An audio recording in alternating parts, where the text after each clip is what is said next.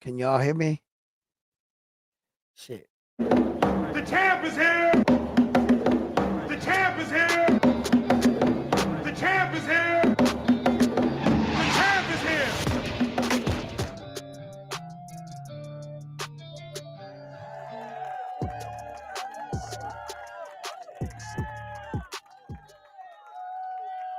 Thank you for tuning in to another edition here at Round One Sports TV. I'm always your host, Edwin, and where do all fights start?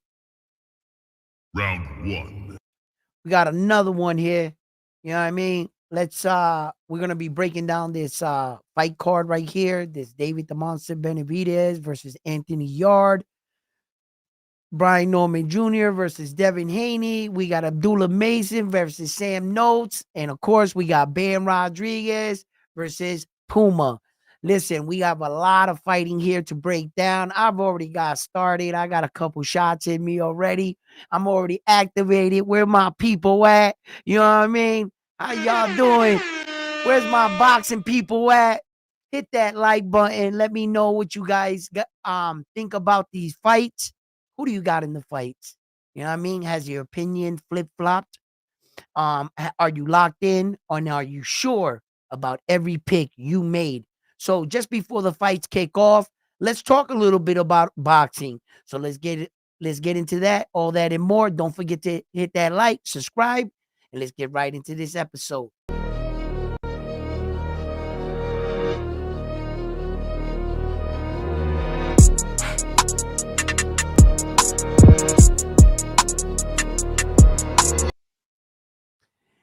Yeah. Oh man, listen, front line. It is cold out here.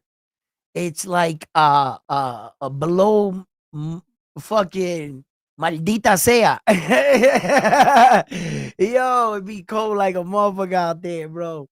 But nah, I'm just getting back inside the house.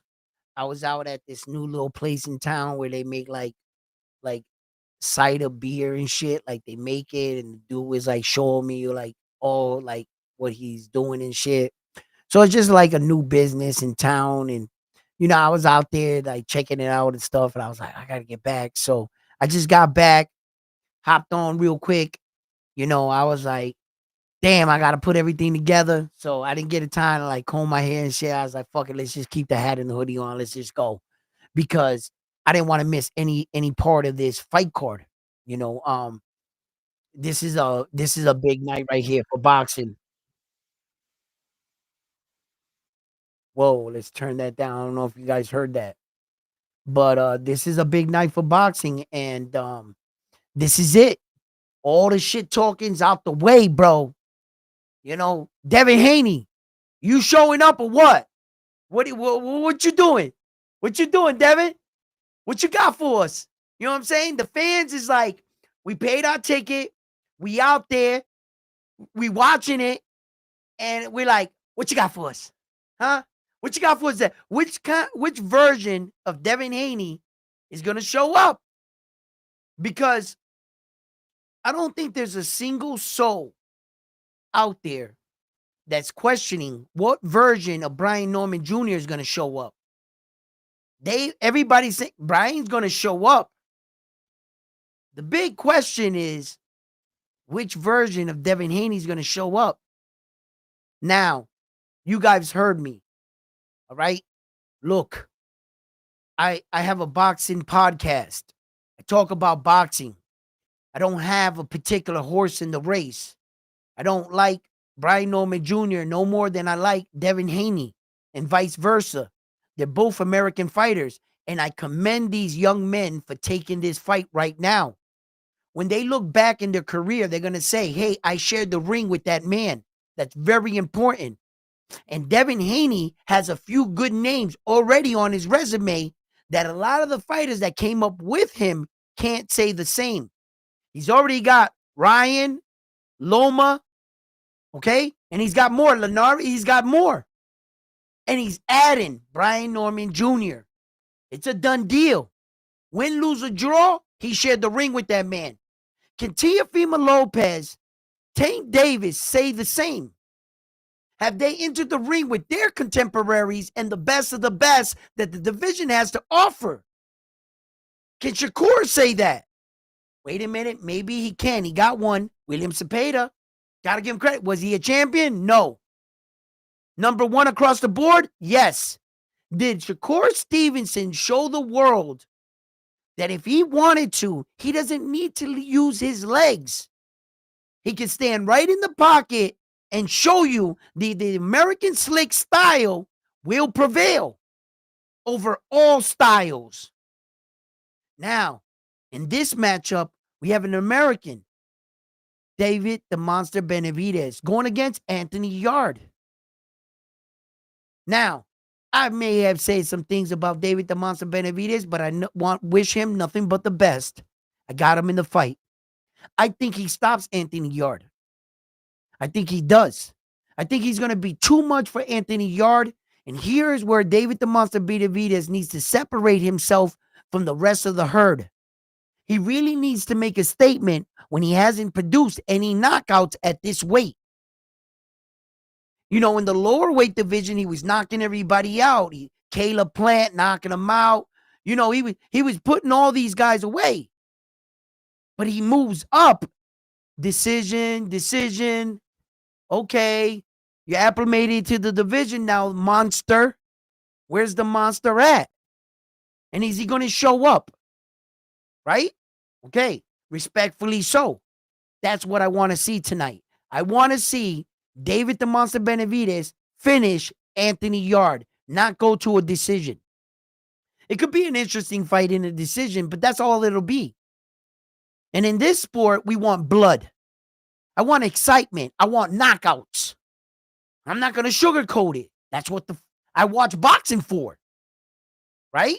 Okay. So I think David the Monster Benavidez needs to produce that to separate himself and to prove that he is who he says he is, a monster. And what does a monster do? A monster destroys. A monster doesn't go to decisions. No. So he needs to really produce now because it's ya es hora. That's it. You got 2 fights to acclimate to the division. That's it. Show up. Show me that you a monster. Let's see. Now, Devin Haney, Brian Norman Jr., in some weird way, they can both come out winners in this fight. Somebody's got to lose. Somebody's got to win. I got the American in the fight. How about that? Whichever guy wins, shouts out to you. Respect. And to the loser, respect. I hope you the best in your career. I hope whoever loses in this fight bounces back, gets another shot at a world title, and continues from there because both of these men are fairly young. The oldest is 27. That's pretty young. You got a lot of time in the sport of boxing. So, but, like I said, when it comes down to it, at the end of the day, you could say what you want. Belts don't matter. But you want to know what does matter? Who you shared the ring with that was around in your era. And how can I be the best in something if there's people saying that someone else out there is the best? We can't live and we can't occupy the same space. We got to find out. So when it's all said and done in your career, how could you look back and say, I was the best at what I did, right? I was the best at what I did, but you didn't fight any of the top guys. You didn't fight anybody we wanted you to fight. You didn't prove you were the best. And in moments like this, in situations like this, let's not, downgrade this. Let's call it for what it is. Let's call it for what it is. These are 2 young men fighting in their prime, man. This is a great fight. If Brian Norman Jr. wasn't doing what he was doing, and Devin wasn't who he was or still is, he's undefeated, right? Okay, then. So We just got to see what happens tonight. Uh, as far as Puma and Bam Rodriguez, right? It's crazy, right? Boxing's like this, right? I know what I have in Bam Rodriguez. I know exactly what I have. I've been watching this young man for quite some time, and I can tell you myself, he's very talented. He's above his his time as a fighter. The way he's developing for as young as he was born to fight. He understands things about boxing and fighting. It'll take years and years to train someone to do, to understand what he already understands. Um, you can see where uh he's he's a bit he gets a bit bored in the ring, right? And he starts to do things he knows he shouldn't be doing. He got caught. Chocolatito, we saw that. We saw what happened. We saw him get up, and how he responded. He knew the mistake he did. And from there on, he tightened up. Sometimes that'll happen to the greatest of fighters, Naoya Inoue. You can get comfortable with winning, knocking people out, and you start to do things because you're so used to getting away with it. Because at some point, these guys are so scared of you that you're getting away with shit. Normally, these guys might have not let you get away with, but the way you're hitting, the way you're moving, you intimidate them, they start to shell up. But sometimes you get that guy that's not scared of you. And he's not intimidated by your speed, your movement, none of that. He will surprise you. Roman Cardenas, when he surprised Naoya Inoue. Shit like that will happen if you're not careful, because sometimes real special fighters, they get bored in the ring. They really do. And they get like, oh, I just want to finish this guy because I know I can. And they forget sometimes that there's a process and that this guy is not scared of you. And it's hard to judge that sometimes. I think Puma is not scared of Bam Rodriguez at all. And if Bam Rodriguez is not careful tonight, he's not on his A game, Puma has a chance, a real chance. You know how they say, I give a boxer a puncher's chance? I give him more than a puncher's chance. Like Anthony Yard, I don't give him a puncher's chance against David the Monster Benavdes. Not that David the Monster Benavdes, I know. He should be able to like wipe that guy down, right? But I give Puma more than a puncher's chance.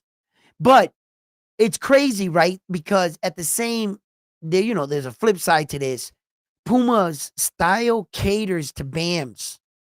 Bam Rodriguez is a good counter puncher. In fact, a real great one. That's where he's made his career, when guys are throwing punches. Puma is not careful. He keeps throwing these punches and Bam gets a beat on him. He's going to hit him in between his punches. He's going to put his lights out with a shot Puma's not going to see. Because his style, it's tailor-made for a fighter like Bam Rodriguez. But I'm always worried. Bam had the kid. He just had his son and everything, and he got a daughter and shit, and like, what he wants to get back home. What his child was born while he was out on this fight. Sometimes that can go another way. Sometimes it could be a positive. He could come out, Bam Rodriguez could come out and act like he got the taxi outside and the meter running. Like he got to the event and told the taxi, yo, listen, keep the meter running. I'll be right back. Yo, I gotta go. You know what I mean? We've seen that. So it's real interesting, like how fighters, because not all fighters receive things the same. We're all different as individuals. So Just because one guy had a baby and he was able to knock the guy out, and another guy, that'll be a distraction. He can't get it out of his head. Ah, my God, I missed it. I wasn't there, but I knew it. I should have had her come with me or whatever. It could be a distraction. So, I don't know. And we got these two gentlemen right now. Barker, he's entering the ring right now. I think this is a 4-round fight. 4-round fight. And these are just to see like the next upcoming guys. These are like amateurs turning into pros, making their debuts or 1 or 2 fights. I didn't really get to see it. This kid right here, is that? Who's that behind him? That's not. No. That looks like David the Monster Benavdes Sr., right? That's not him, right? Of course not.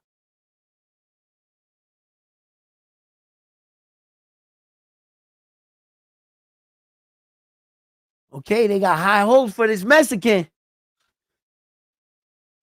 See what happens. That Vito Manelecki. I want to see what happens in that fight. Yo, Samuel, he was all in his head.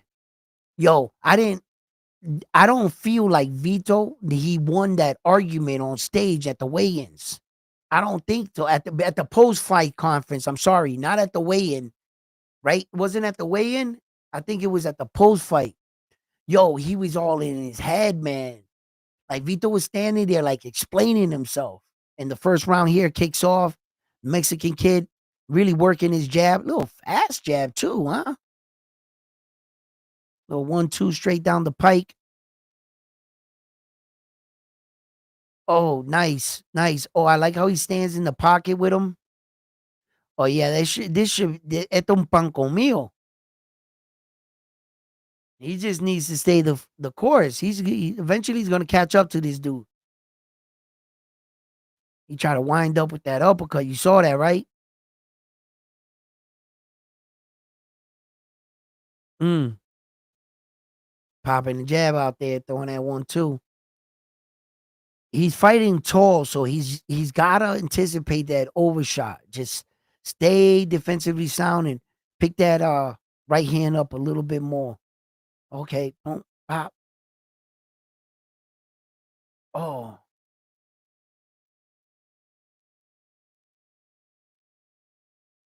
nice.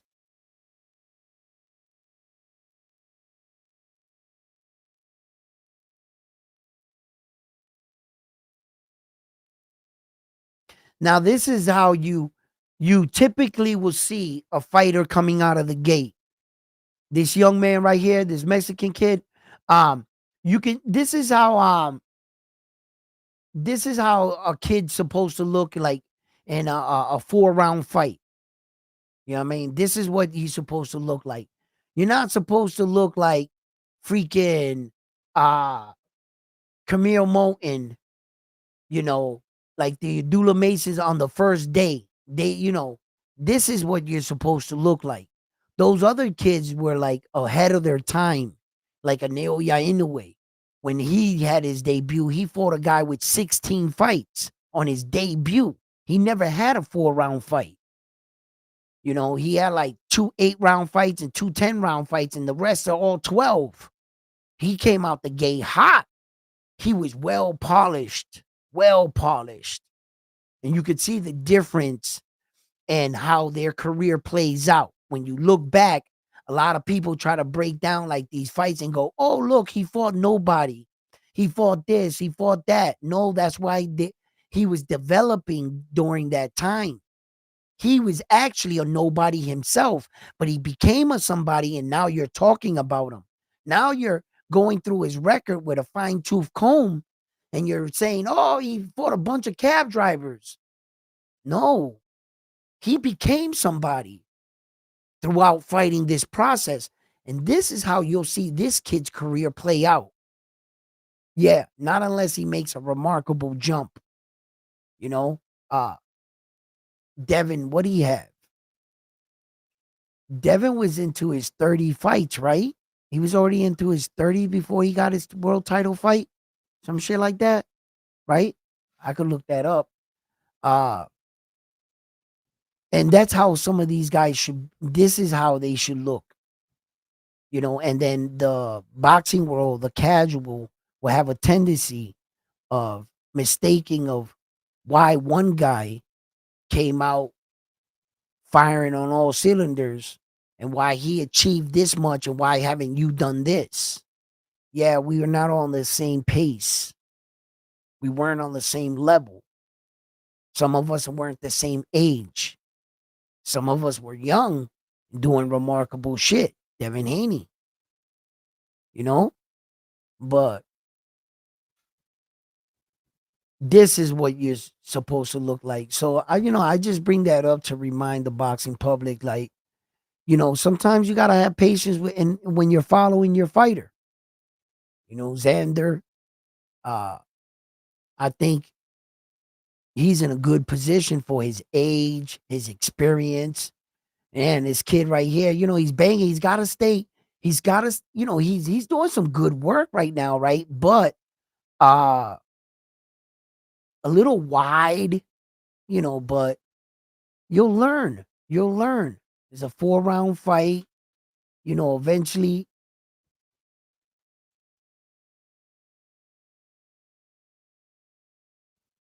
he's gonna learn with all these. This is he's at his job. He's learning on the job.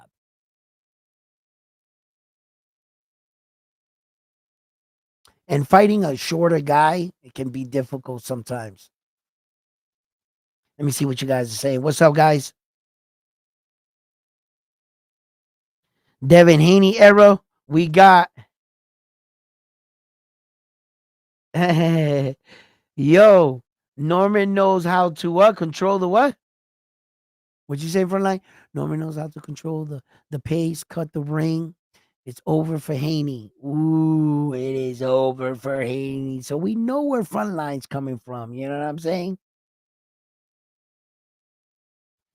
This is one of those nights, John. This is one of those nights. Boxing nights. You know it. Only chance that Haney has is if he can keep Norman outside and have Norman respect his power. If not, see, that's the thing, right? Check this out, right?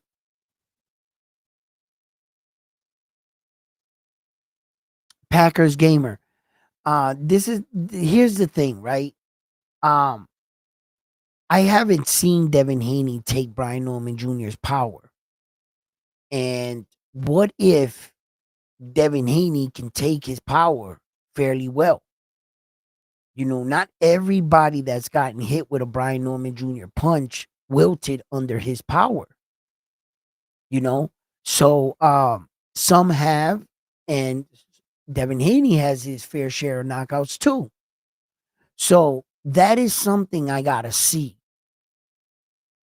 Can Brian Norman Jr. bail him out?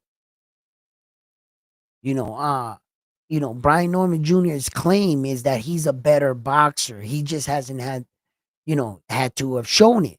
So he's in the ring tonight with a real good boxer, a great one, in fact, Devin Haney.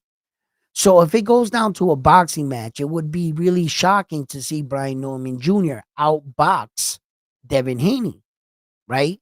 It would also see that it would be shocking to see Devin Haney stop Brian Norman Jr. by what? Punching power. Wouldn't that be shocking? Right? Okay. I think tonight we're going to get some answers. I think you will see a little bit of movement from Devin Haney, but, respectfully so, the boxers move. So, it'll be determined between the action, how far in between and how serious Devin Haney is in attacking Brian Norman Jr. and how Brian Norman Jr. will be attacking and trying to cut off the ring to Devin Haney. Okay. I've seen Devin Haney box boxers, Lomachenko. I've seen that happen. I've seen Loma try to box him, bully him. I've seen Devin Haney respond. Okay. So I know that Devin can fight. I know that Brian can fight. I just haven't seen him fight somebody like the likes of Devin Haney. I feel like I said that I think that Brian Norman Jr., as the fight goes on, late in the fight, 6, 7, 8, he's going to feel like he's down in the fight. He's going to need to sell out and take chances. And that's when I feel like Brian Norman Jr. is going to be at his most dangerous. I think he's going to have his most success there. If Devin Haney can survive that, nullify that, and close out the rest of the fight, he'll walk away with a decision. Whether it's a majority, unanimous, split, I think he'll walk away with the decision, Devin. But I don't think Brian Norman Jr. is gonna knock out Devin Haney. They would be kind of shocking, entertaining. Anything can happen in a fight. It doesn't really matter what I say or what you say. We're about to watch it, aren't we? Yeah, the moment has arrived. All shit talking out the window. All those quotes you try to say from Floyd, respectfully, Devin, I saw what you were doing. You know what I mean? Just, paying homage to a legend and using what he said against, I mean, but nowadays they could try to flip that on you and say you biting his style. Well, also you was paying homage to a legend. I get it. So all that shit to the side, in a few hours or whatever it's gonna be, all that is done, son. We about to find out. Are we gonna have and still or and the new? Imagine if Anthony Yard stops David the Monster Benavidez. Oh my God. Oh my God. Que escándalo. Wow. Imagine that shit. Imagine Puma knocks out Bam Rodriguez tonight. Yo, hey, shit happens in boxing. What was my first year? Remember? Be prepared to see your favorite fighter lose. Listen, I'm gonna tell you. I've watched a lot of boxing in my days. A lot. Very few times have boxing shocked me in a way that it brought me into tears. Into tears. When Mike Tyson got knocked out by Buster Douglas, I cried. I cried that night. Yeah, I did. It was like the world was broken. It didn't make sense. You know, there are only certain fights and moments and fights that fighting has done that to me. Fighting has brought a lot of fucking big, big moments. Watching Terrence Crawford and Errol Spence Jr. fight was shocking. It's the type of fight I didn't expect that. I didn't expect that shit. Watching Mike Tyson bite out Evander Holyfield's ear and spit it out, and they actually picked up the piece. That was crazy to watch. Who was it? Riddick Bowe? And the dude came in with the fan. It was in Las Vegas outside, and some dude in a parachute with a fan landed in the ring. They started beating him up. That was crazy. Boxing has brought a lot of joy, moments I'm never going to forget. And there's those nights in boxing that, for me, even leading into the fight, I'm unsure. This is one of those nights. It's one of those nights, man, that even as I sit here and I talk, I don't know, man. I just don't know who's going to win in this Brian Norman Haney fight. I really don't want to pick against any of them. I'm just going to stay neutral on this one, and respectfully so, I'm just going to ask that may the best man win, and you can pick whoever you want. I'm cool with whoever wins. I really am. I'm just I'm not hating on neither of the guys. I wish them both success after this fight and everything. So, I guess uh Ryan Garcia is going to be fighting Mario Barrio, right? And I could see that the winner of this fight right here will fight the winner of that fight, and it's going to be a unification. I think Turkey Al-Ashi already has plans. He wants Ryan Garcia to beat Mario Barrio. And in a good world, he does beat him. And then Devin Haney beats Brian Norman Jr., and their fight is even that much bigger. Because why? Both of them are world champions in this shot. In the first one, Devin Haney only was. And then Ryan couldn't even compete for the belt because he came in overweight. So it kind of killed the night, right?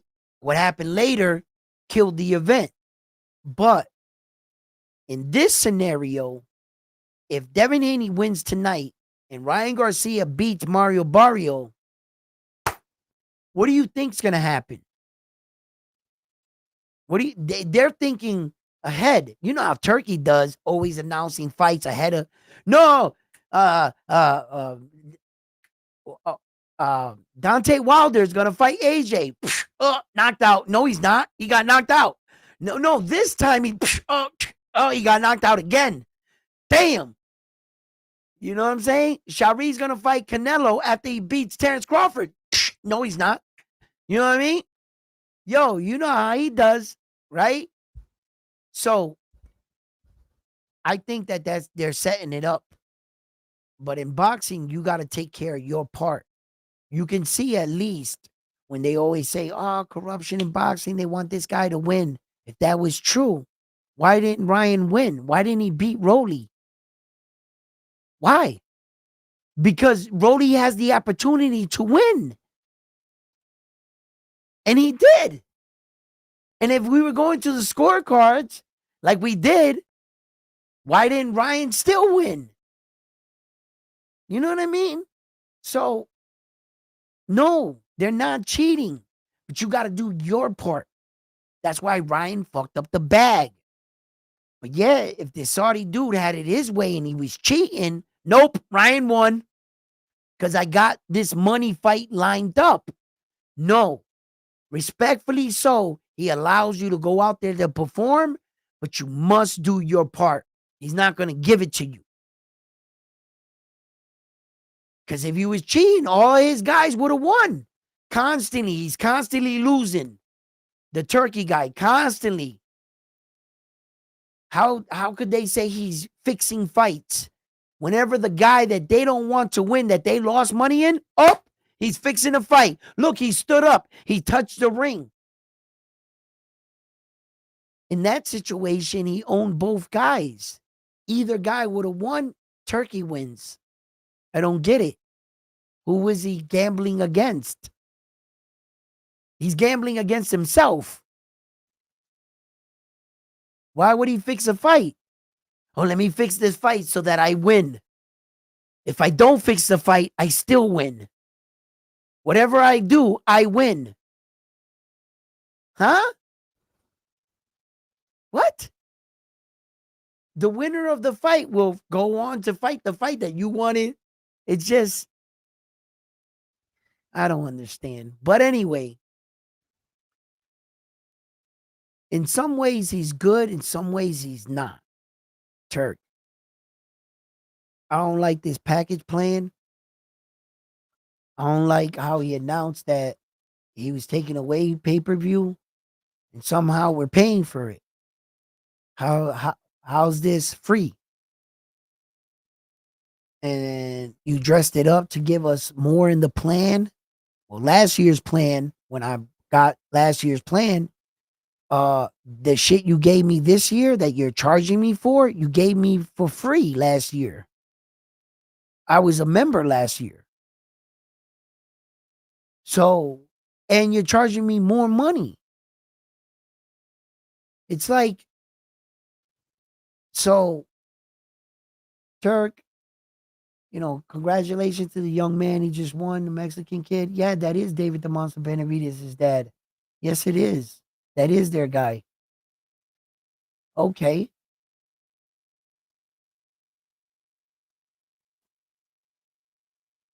Okay. It's gonna be their one of their one in up and coming. Is it? No, it's not.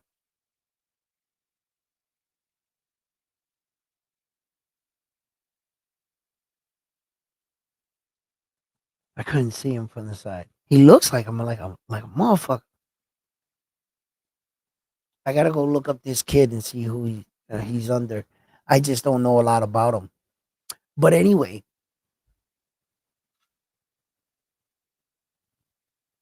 damn, bro.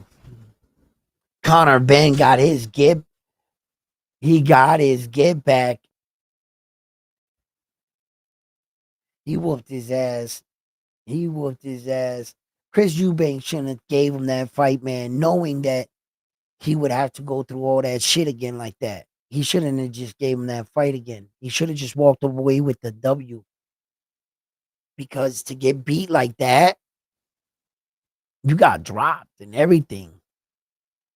And he was like, I'm done. I'm over with. Now, what Connor Ben does from here, like I think his career is ruined. I don't never see him making 147, making that adjustment and then fighting the top guys. I'm not sure how good his body responds. That would be pretty good to see in that his punch resistance doesn't fade. Like his body didn't get adjusted to fighting heavier. And now that you're weakening your body, that's exactly what you're doing. And when you start to dehydrate and cut all that weight, more fluids leave from the brain. And it's harder to get it back up there and to get your body turned back on. You can get knocked out easier. Not everybody develops the same. No. I wish that I could tell you that guys that jumped up crazy weight jumps came back down and it was safe for them to do this. In our experience in boxing, I only go by the history. When men have tried, Roy Jones Jr., when men have tried to do that, what happened to them? It didn't work out good. So I don't think that Conor Ben, I think that those money fights might have cost him his career or his shot at ever becoming a world champion. Not unless, the powers that be out there in Brit, you know what I'm saying? Ed Hearn, uh, they can get some WBA champion we don't really know about. Uh, at the time, which is gonna be like Ryan Garcia. You know what I'm saying? Like, no, that's not. It's Rolly right now, right? Uh, he could probably beat Rolly. That's what I mean. They'll probably get some WBA. I'm right with that. I'm right on point. Um, that's always the easiest route. It always seems to be the easiest route to go. If you want to be a world champion, you got some skills, go to WBA route. You'll get there. So yeah, like I don't know. And then you heard Conor Ben's truth come out. You heard him speak his truth about boxing. They asked him, do you want to do a trilogy? He said, I got money. How much more money do you need? He said, what I don't have is a world title. I want to become a world champion. So if belts didn't mean shit and the bag was of importance, well, there you have the best description you'll ever get with two men that were never world champions that got a decent above average bag, not once but twice, right? Okay. So when you ask them and you ask them, hey, is it, belts don't mean shit. Look at all the money you got. You know what the guy said? He said, yeah, I got all the money, but I want a belt. That spoke louder than words. That should end the debate right there. Whether belts mean shit or not. Yes, they do. Because Conor Ben has all the money, But yet, all that money can't buy him a world championship, and he cannot be called a world champion in the sport he dedicated his life to amongst champions. Because no matter how many belts your father got, and no matter how you and your dancing partner represented for your country, it still doesn't make you a world champion. He has all the money, he said. He wants a belt. Belts matter. Belts matter. It's everything. How the fuck are you gonna say that you're the NFL Super Bowl champion, but you never won the Vince Lombardi trophy? Talk is cheap, huh?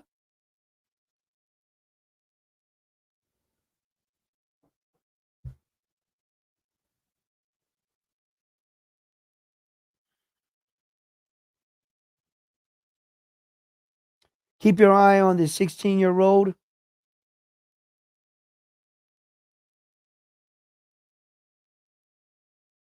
17-year-old.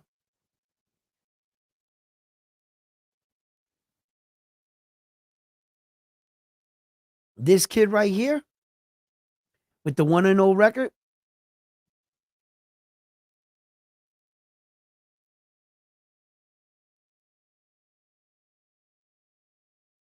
Let's see if he's more polished than the other kid that just started his, career. He's 1-0 right now.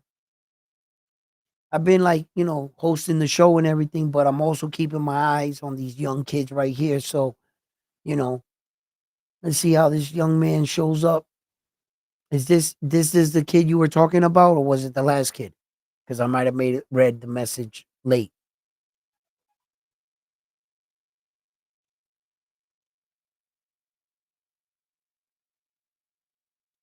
Hmm. He's working this jab right now. Muhammad.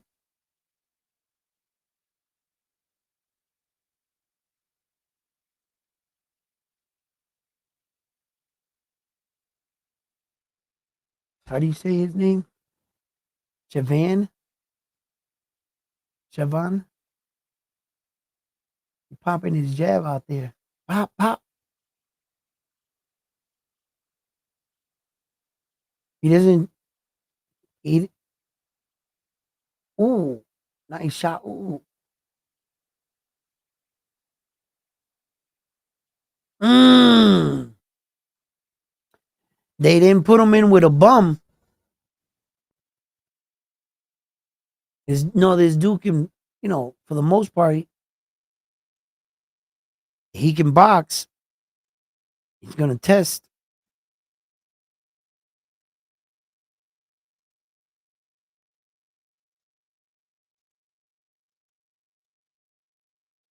Mm. And one thing about this kid right here, right now in the gold, right? Ooh,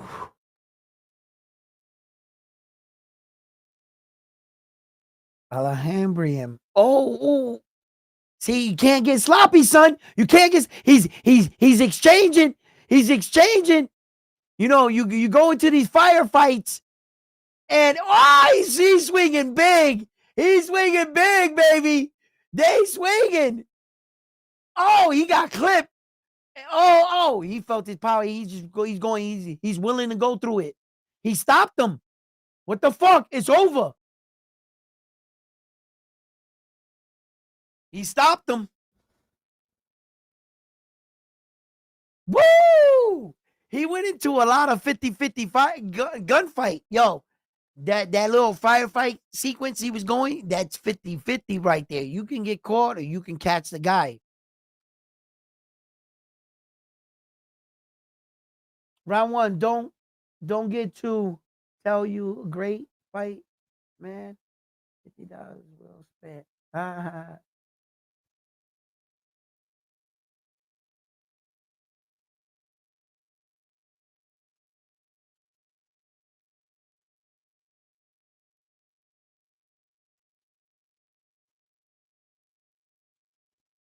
This kid, yeah.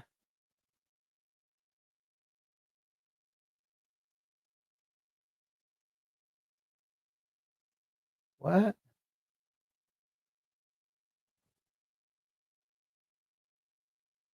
Oh, the Notre Dame's world title is on the line tonight?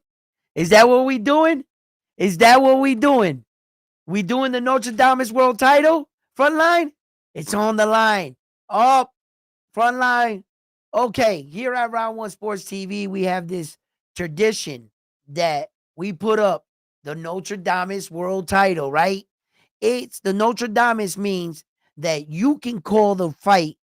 Not only can you call the fight, you can call the fighter and the round. It's very hard to win this belt. I am currently the champion because by default, we haven't ran it. So we're just going to start over because we have no idea or no present record of who was the last champion. So why don't we just start it off? I'm the Notre Dame's world champion, and you got to come here and beat me. The way this works is the only fight we call is the main event, right? But today we're going to do all four. Today we're going to have a Notre Dame's world title in all four matches. That's right. We're getting crazy with it. We're getting crazy right now. Shit's crazy. Frontline, we throwing shit into the game. This is the way it has to be, Frontline. Bam Bam Boogie is the champion? What? We have no record of that. We have no we don't know we don't know about that right there, right? But since it's a new dawn, new era, what we do you have to call the fighter and the round. You can't say round 6, 7, 8. That doesn't work. You got to pick the fighter and the exact round. By stoppage, knockout, TKO. And if you do what Bang Bang Boogie does, and he always goes to the decision, you have to call unanimous, split, or majority. You have to say it. You got to put it in the text. And if you win, your name will go up and you will get recognition at Notre Dame's. You have won a Notre Dame's World Championship here at Round One Sports Talk. Las Vegas needs to be calling you because obviously you know how to call these fights. So let's see where your boxing skills are at. Let's see how your boxing mind is at. And let's see if you can really call these fights. And most importantly, can you take this belt away from me? I don't think so. I don't think so. Oh, and the main event is the big belt. The main event is the big boy. All right? Just in case I lose a couple fights, I want to make some rules up. Hey, whoa, listen, what are you talking about? This is my show, all right? we don't, listen, don't let Edwin cheat you. Don't let him cheat you. Don't let the host cheat you, all right? Speak up, all right? We're running a fair game here. Whose side are you on? Are you on our side? Like, what yo, like, hey, listen, let's call these fights. So the first fight on the card is probably going to be Puma. It's going to be the first one we're going to go kick off. Let me know in the chat. I'm going to bust out the pen and the paper. We're going to keep track. We're going to have it in the chat anyway. It's going to be typed up there. You tell me who you got in the fight, exactly what round. Of course, me, I'm always going for the knockout. Always. I don't want to go to decision. I don't want to go to the, how they say, speak it into the air and it becomes, we're going to try to talk up knockouts. I want to see excitement tonight. I want to see no boring ass fights. I've seen plenty of boxing this year. Plenty of boxing clinics. I saw Naoya Inoue go 12 rounds with MJ. I already seen boxing clinics. Right? I don't want to see no more of that. I want to see blood. I want to see knockouts. I want to see face plant. Boom. Boom. Yeah. Yo, Tiger Johnson gave us some knockout, a little excitement we never really got to talk about. That was a big knockout, man. I didn't think, shouts out to both fighters, man. I love both fighters, man. And there had to be a winner. There had to be a winner. Shouts out to Tiger Johnson. That's all I can say. Beautiful stoppage, good knockout, good power. You know, when you see a man like that transition to another weight division and he's in a much bigger weight division, you see fight after fight, his power shows up. In fact, his power's gotten stronger. You know, we talk about David DeMonte Benavidez. You're up at 175, but once it's 168, bro, to tell you the truth, you haven't knocked out anybody. Is your power going to show up? You know? We see Teofimo Lopez move up. His power hasn't translated well. Tiger Johnson's power, just fine. If not better. He seems to be stronger.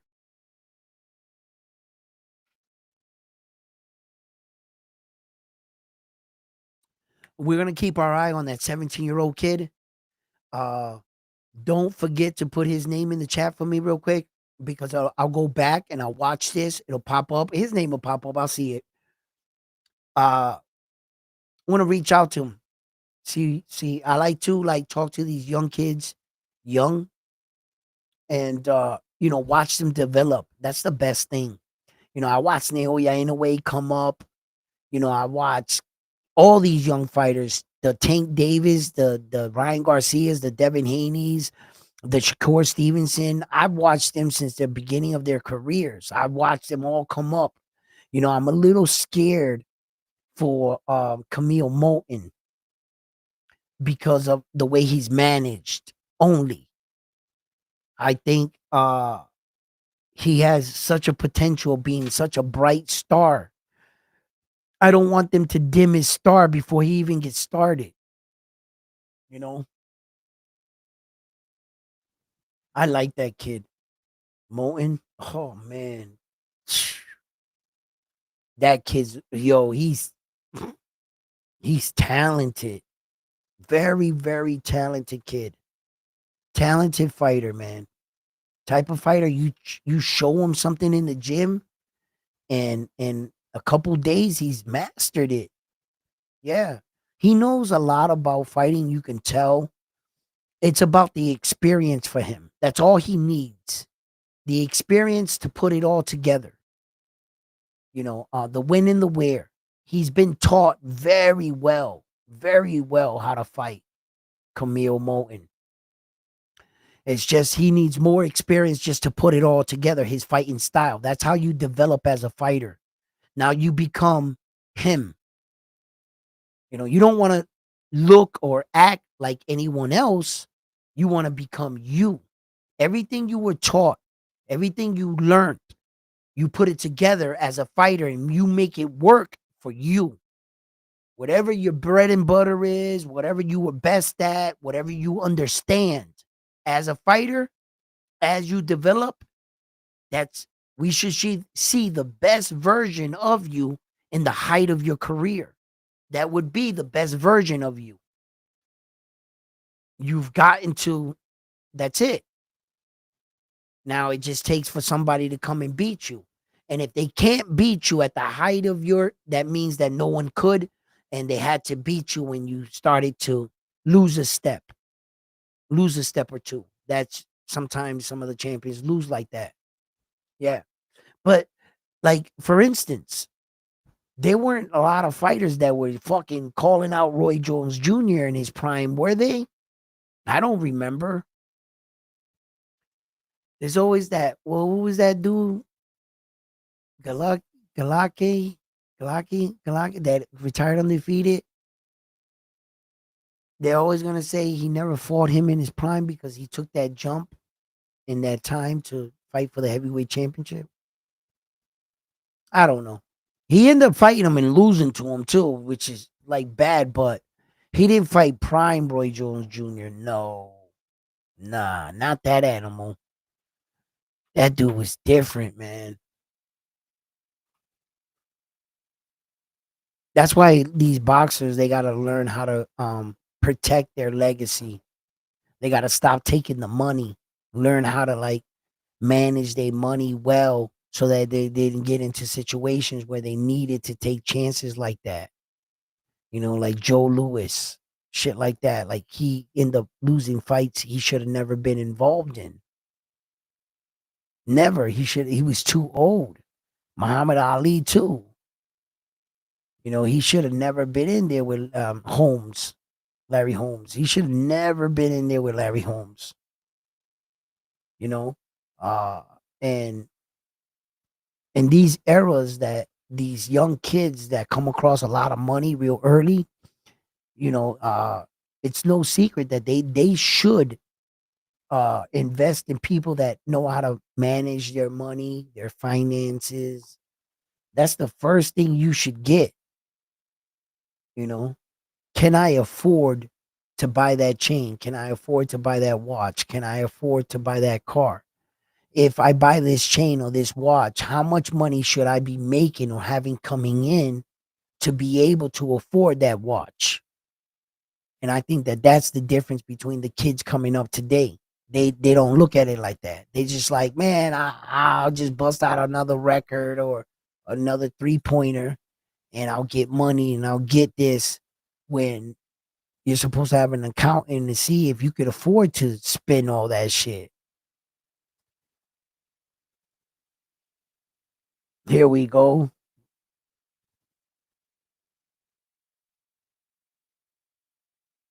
This is a 6 round bout right here.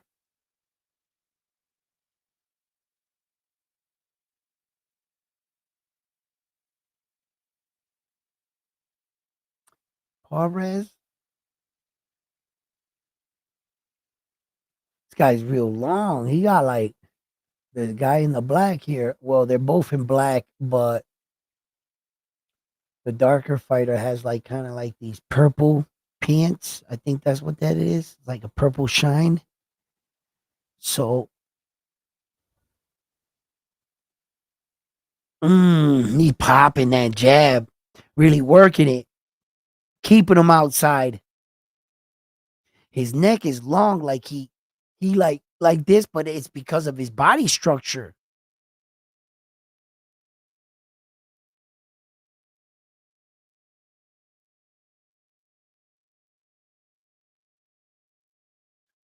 Well, actually, he's doing the right thing. He's not over his foot. His chin is not over his foot. Like, he's just skinny. That's it. Long and skinny. Those kind of like length, like tall, skinny frames, like your Tower Inferno and Espinoza. He's like one of those kind of guys.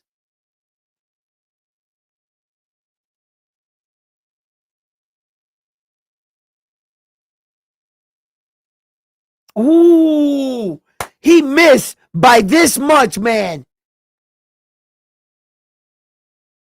The the dark dude, the black dude, he missed his chin. He shot for the fences. I should put on there a little bit of voice. I want to hear how he pronounced this guy's name. I have no idea how to say.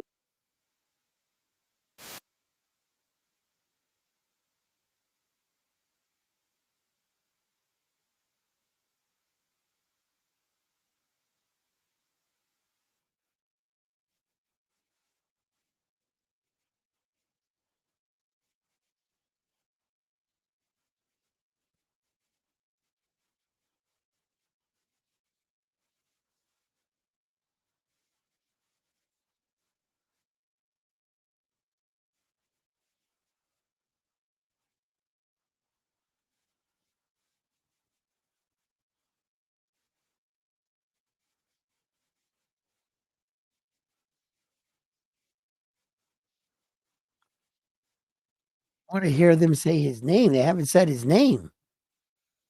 Mm.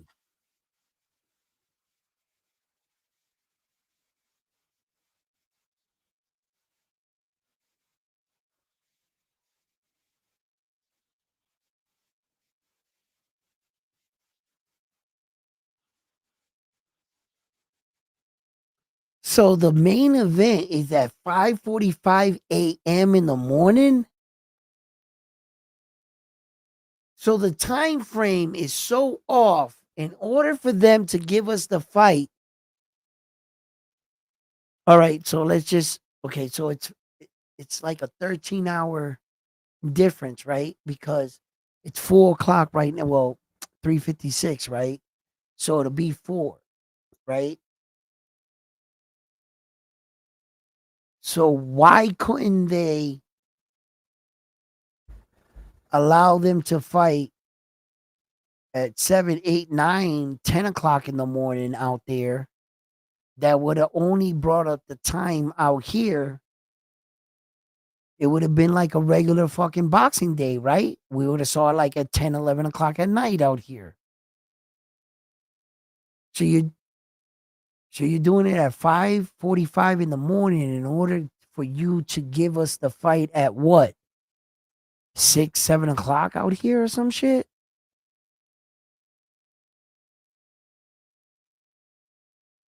See, that's what I mean, right? There's a lot of things you gotta take into account when you fight in Riyadh. Remember that boring ass fight that's once upon a time. Let's turn back the clock. Saul Canelo Alvarez fought William Skull out there at like 6 o'clock in the morning. It's not typically when a boxer gets in a ring, it's 6 in the morning, you're getting in a fight. No wonder he didn't want to move. Like, damn, like the time frame is like way off, but I don't get it. Like you could have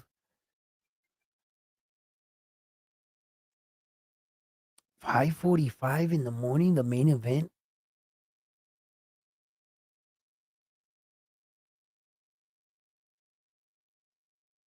Is it because it interferes with their prayer as a Muslim, you think? Like the sun will crack or something at 7 in the morning. Everybody gotta pray. I know that they all like point in one direction and then pray, right? And that they don't mess around with that. Could it be for that? That they won't? I think so. It has something to do with that. Cause at 5:45 in the morning, the sun ain't broke out yet. So the fight will be over before the crack of like the first light. And they all gotta I'm not a Muslim. I don't know if anybody is. Enlighten me. Maybe that has something to do with it.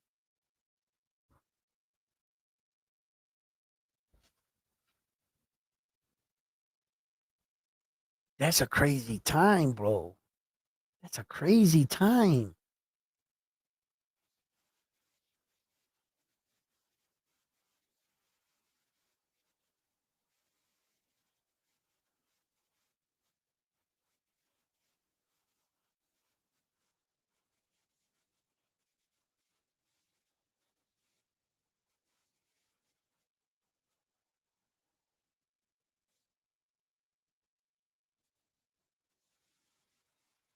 Mm, it's hard to get to this tall guy. Ooh. The first fight of the main card is Sam Knowles versus Abdullah Mason. So it's not Bam Rodriguez. So the first fight of the main card is Abdullah Notes versus Abdullah Notes. What the fuck? Abdullah Mason versus Sam Notes. Get your fight prediction in right now. Who do you got in the fight?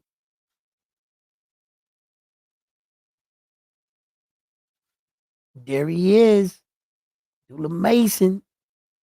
Got the leather shirt on. Ooh, what's up, Georgie? What's up, baby? How you doing? Salute.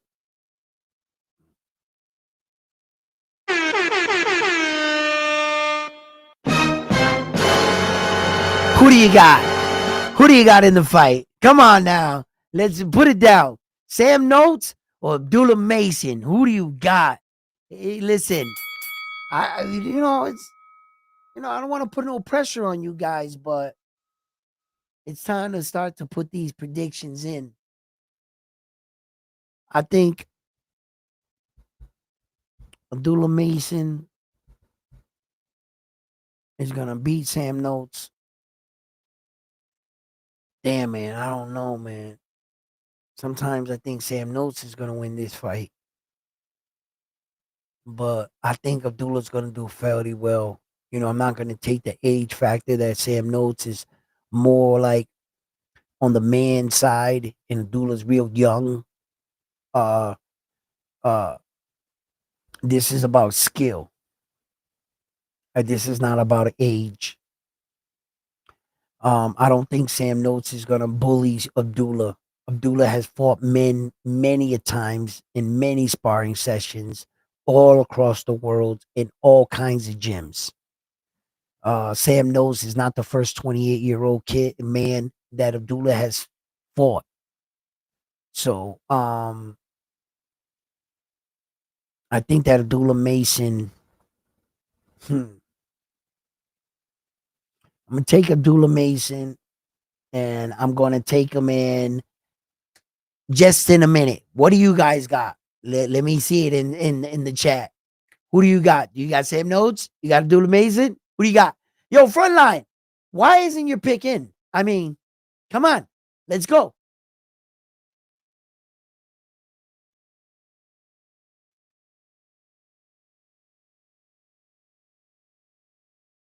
It's subject to change. Yo, listen, you can't be subject to change, man. Oh my God. Teal doesn't believe in himself anymore. He's on his way out. That's why he doesn't want to fight and get beaten by Matias. He was going to get embarrassed. Look, that's not an easy fight for anybody by all stretch, no matter what you see on the news today about Subriya Matias, which is going to get cleared, right? Which, you go to see these assholes try to smear boxers' names, and until you start to like dig up what really happened. And you start to see what VADA put out themselves. It was 0.1%, meaning that VADA, WADA, whatever, put out just a week prior to that, Subriya Matias tested negative. He tested negative, and Dalton Smith tested negative. Then the following week, he tested 0.1, meaning that can be a false positive for anything. It could come from food that you ate. That can come from a vitamin you took. It can come from anything. Yo, that shit can come from anywhere, bro. That spike 0.1, it's so minute that if the following week you tested negative, that means that you're not cycling off of something. Because had you been cycling off of something, you would have popped the week prior. That means that they know that this was like a tainted substance, something that he could have done. It could have been a different in toothpaste. It could have been anything. Absolutely. Yo, when you look up the things that can give a false positive for Ostring, bro, there's like 1,000 things that comes up on a list. There's so many fucking things that could give you a 0.1 reading, and that's what he has. And the following week, Suleiman congratulated both fighters for testing negative, and then the next week, he's 0.1, which tells you, you're not cycling off something that you just took gave you that. And since VADA is not on the boxer's side, they're just going to report what they find. You got to figure it out like that. Because all his tests and all Dalton Smith's tests is on record. Every time they tested him. And the test before that on record was 7 days, 8 days from that, or 6. from the from the from the last test that he tests negative. So you're not cycling off of anything. And as far as anyone ever saying Subriel Matias was cheating and that he took Ostring and that he fought against someone that died in the ring, don't allow those other people to feed you that narrative or that even was a possibility. Once someone loses their life in competition, there's launched an investigation. A tube of Subriel Matias's blood must be taken.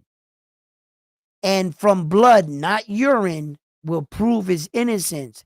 If he was never charged with anything, then they determined there was never foul play. Because from your blood, they'll be able to determine if years ago, months ago, he was even cycling off anything leading into his fight. It would have to definitively acquit him because someone lost their life in a professional sport. This is not amateurs. This is not back room in somebody's house or yard fighting. This is pro boxing. Someone lost their son in the ring. Do you really think that a tube of blood was not taken from the other guy? What if your son lost his life? Would you just say, oh, yeah, I believe him. I believe what he says. Why do you think that Subriel Matias, right after there, fell apart? And the one thing he did test positive for was marijuana after the Dervichek fight, where he even suffered a loss because his life was going out of control because he couldn't stop thinking about that night. He talked about it in interviews. So for anyone out there ignorant enough to even think that any of those stories that they said, oh, look, he was doing, no wonder he killed the guy in the ring. Don't do that. Remember one thing first, that those people, that man has a family and they're listening. Okay? For one. For two, everything that they needed to take care of in that fight was settled. And Subriel was allowed to continue his career. Why? Because he passed. In fact, Subriel Matias has never failed a drug test. And it's going to soon show how ridiculous this really was. Because the same people that just a week ago said you were clean with the same testing equipment, the next week said 0.000.1. That could be anything. That could be anything. How could you be cycling off something? What it took 4 days for the Austrian to get the hell out of here. What benefit did you get in it if it didn't absorb in your system? Ostring's not the type of drug you have that you take it in instantly. No, it's the type of drug you need to take for 7 days to allow it to build. And in the second week, you get the maximum benefit of it. You need to be on Ostring for 14 days to get the highest level of it. Everybody knows that after the Ryan Garcia because we all looked it up. We wanted to know how long you was on it and how long you would have to cycle off of it to get like a level count. Everybody became fucking Austrian scientists. So because of Ryan Garcia, we all know this. So if the week prior, your same company tested Subriel and said negative, less than 6 days later, 0.000.1, come on, bro. What the fuck was that? It was he ate, it was a spike that could give you no benefit. The WBC is not going to strip Subriel over that. They shouldn't. No. And the fight should not be in jeopardy over that. No.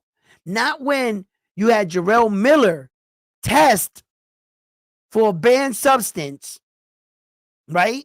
You had Oscar Sauk for Austrian, right? You had Jarrell Miller, right? Yo, with Anthony Joshua, when that fight was scheduled, he popped dirty. They said the fight will still continue. Just lower your levels. You were never in the ring with him. It was before it. Just lower the levels. They tested him again. The levels went up. They said, yo, dummy, we can tell if you're still on the shit. Cut the shit, bro. Levels that the second time he popped, the fight was still scheduled to go. To pop, and he wasn't denying it. It wasn't like they were trying to figure out where it came from. No, you were dirty. And not only was he dirty, his levels was off the chart. That means he was taking a hell of a amount. They gave him a third shot. What happened? He popped positive again. Until they said, yo, we done with you, bro. You didn't you didn't for one drug test, not two, but three. He just wouldn't get off. He really thought that he could play the system. You know, there's some people that think they're smarter. Like, oh, I'm going to test positive anyway. So let me just finish this up and I'll get down. They don't understand that in the urine, there's these things called levels. And if they're not going down and they're going up, that means you're still taking it. Like, I don't know, man. So don't give me this shit that they're going to strip Subriel over 0.1. That's just, when I went to look it up to see how much the amount was, Ryan's was 60 milligrams or whatever over the legal limit. He's 0.1 under. They just reported the finding. He's not even over like an illegal limit. Subriel. What they did was report the finding. Vada. They just reported what they found. They didn't say that the amount was enough for him to be considered a cheat. They didn't care about that. They're just doing their job. That's it. They're just reporting what they found. And the Athletic Boxing Committee and the WBC got to decide on it. That's it. That's where we're at.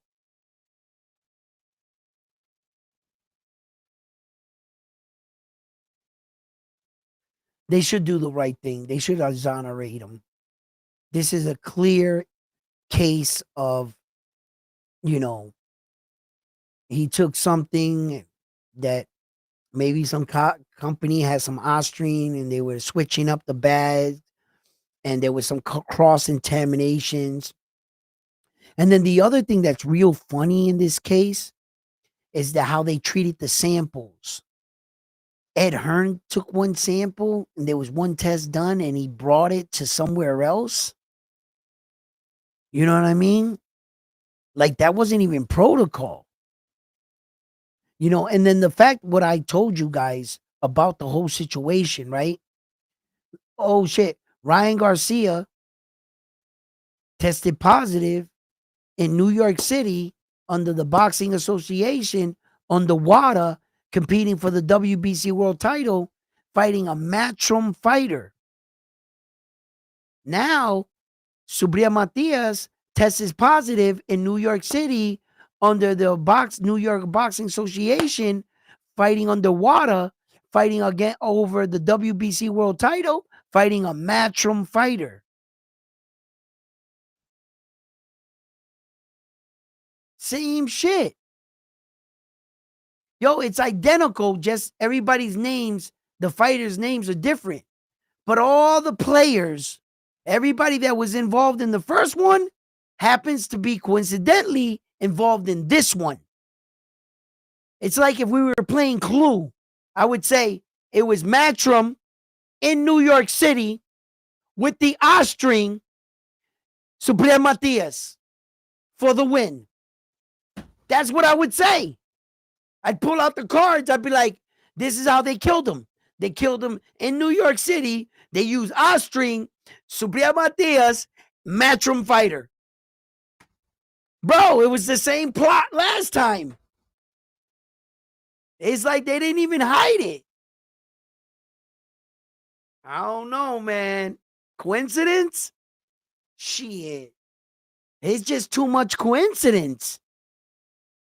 It's just way too much coincidence. Like, I'm just like, I'm sitting here like, wait a minute. New York City, Austrian, a boxer, Ed Hearn Matchroom, and fucking the WBC? Where have I seen this movie before? Oh shit. Yeah, I've seen this movie before. What is this, part 2? Come on, man. I've seen the setup before. Stop it. When they trying to fucking smear campaign of boxer's name, I don't think Subriel Matias has ever cheated and used anything a day in his life.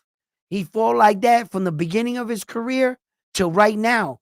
And he's had the IBF world title that them motherfuckers are anal about what you put in your system.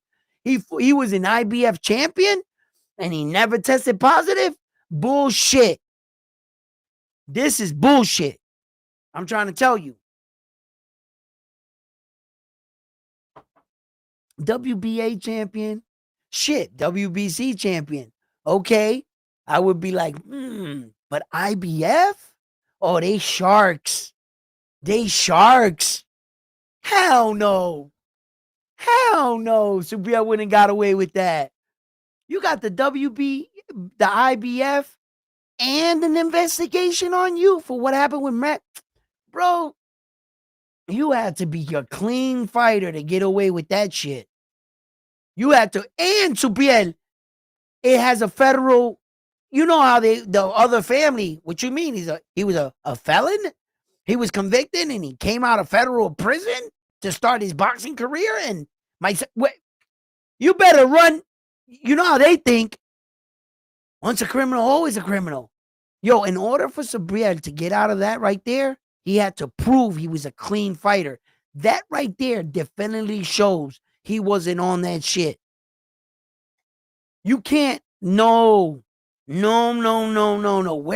in the world do they do that? That the other family just, oh yeah, we're going to believe what he says. What, like I said, what if you lost your son? What would you have done to get definitive results that this is what it was? Right? My son gave his life for doing something he loved to do. And in fair competition, he lost his life. Unfortunate? Yes. But was there any foul play? No. And I can go to sleep with that. This is what my son chose to do. And he loved this sport. He wouldn't have had it no other way. And as a father, I can go to sleep at night like that. Okay? And I know they ran through Subriel Matias through the ringer. And for anybody to bring up Mad Max and his family is real distasteful. And to try to use that and to say that Subriel Matias is a dirty fighter.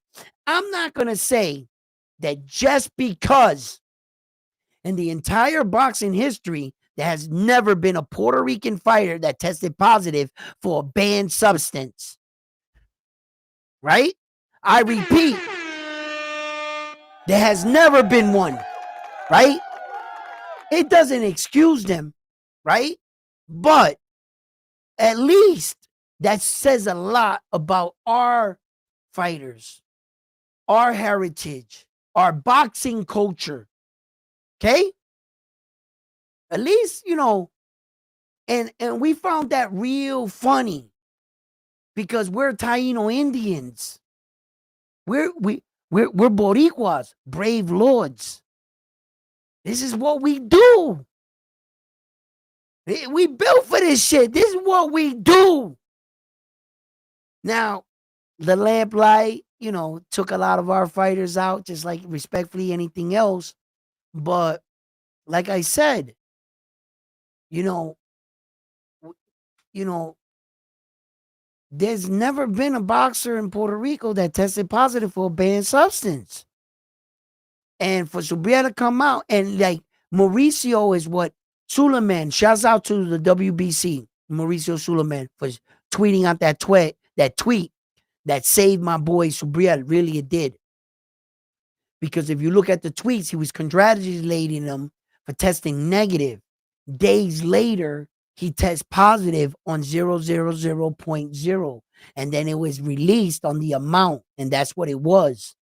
So when you're doing your investigation, see, the Nevada world doesn't give a fuck.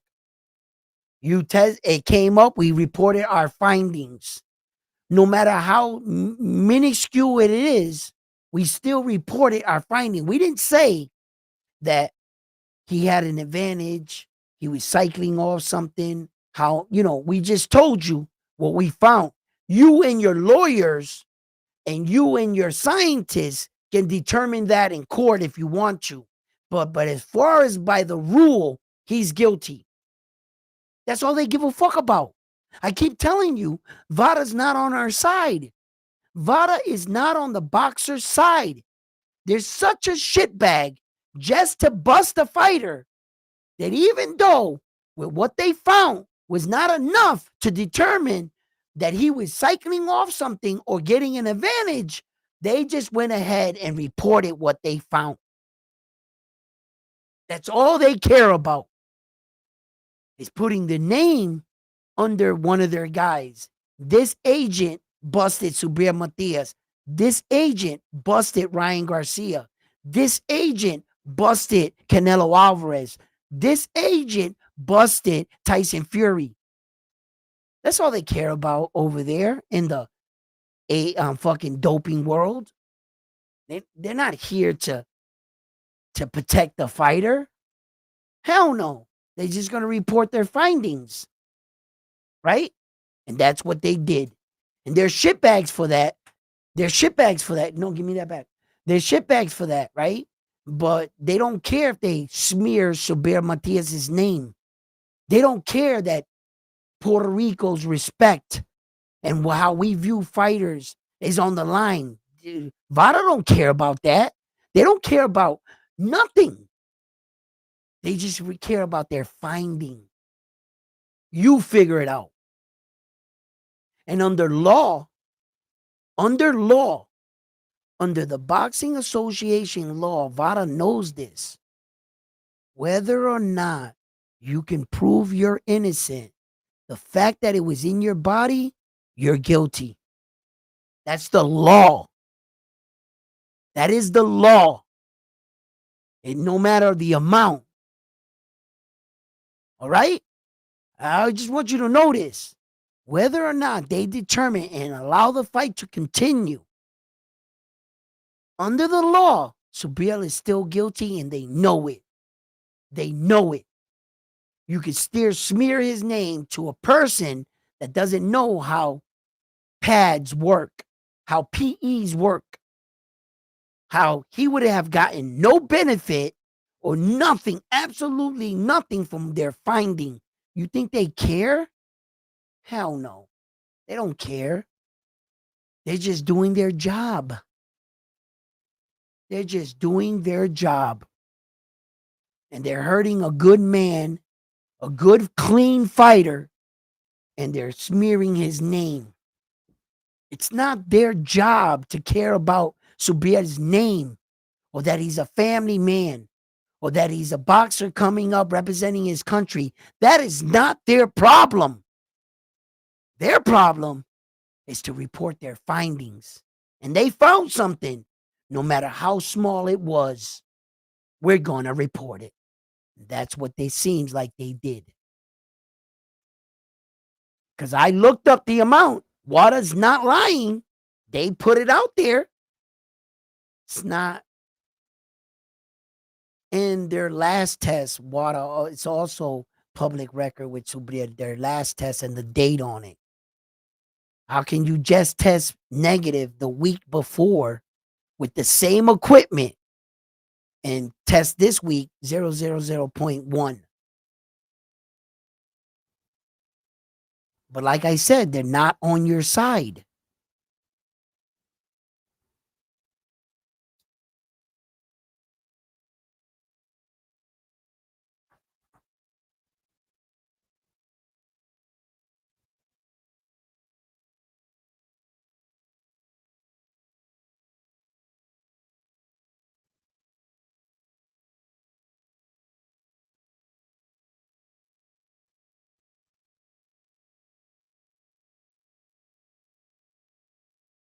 Who owns Ring Magazine? George? Turkey Al Sheikh. We all know that. He bought it off Oscar De La Hoya.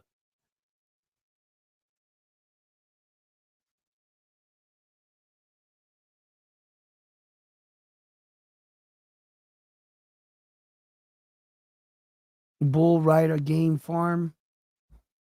Listen, you must have no like you're the type of person that believes every story you hear.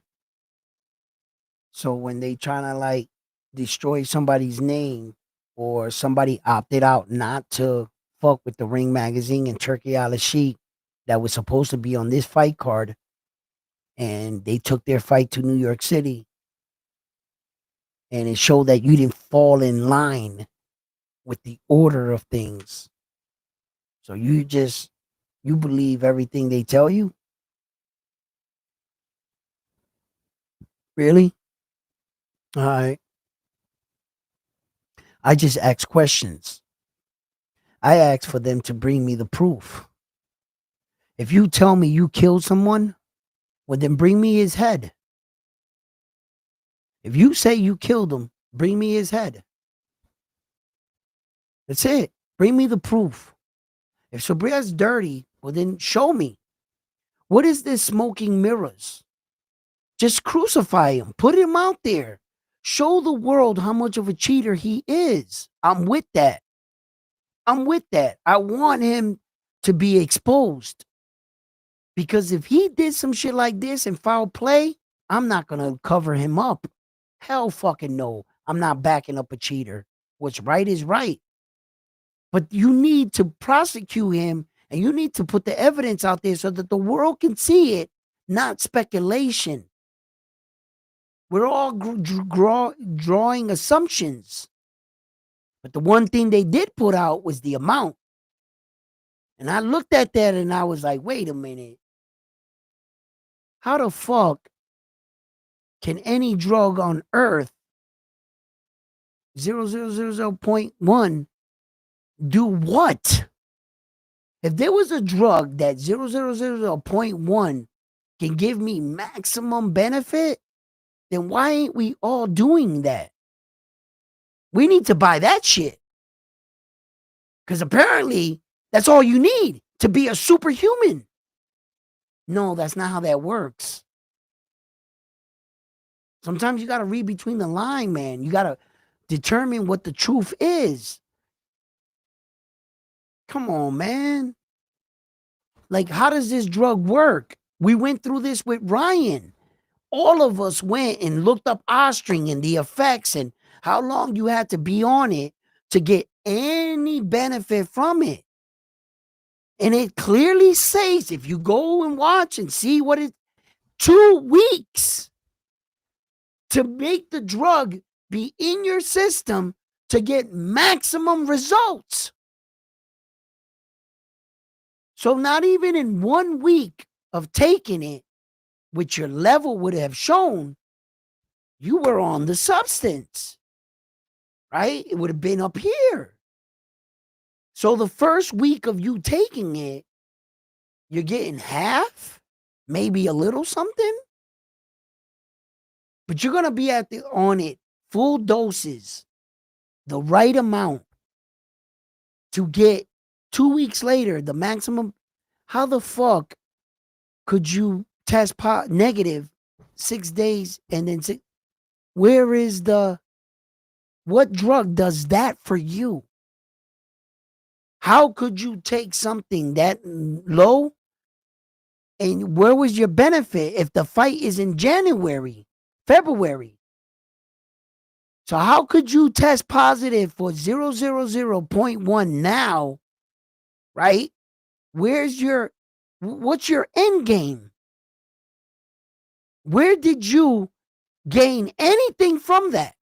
See, that's where shit don't make sense. That's where shit, you lose me. You miss me with the lie. Nah, that's crazy. You see what, look, like, you're too far out from your fight, first of all. You're way far out. And like, what? Yo, when shit don't make sense, you gotta question it. You have to question it. You can't just allow them to keep telling you.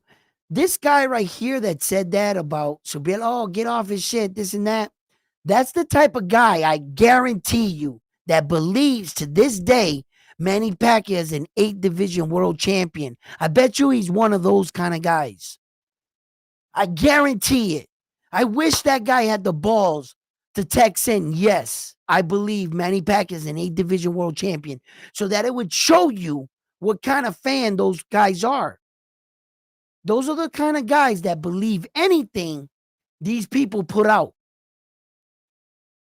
Anything. ESPN put it out, must be true. Really? Really? Go look it up. Go pull up his entire. You'll never connect 8. You'll be there all day. Bro, we've done this 1,000 times. But it goes to show you that's what kind of people these guys are.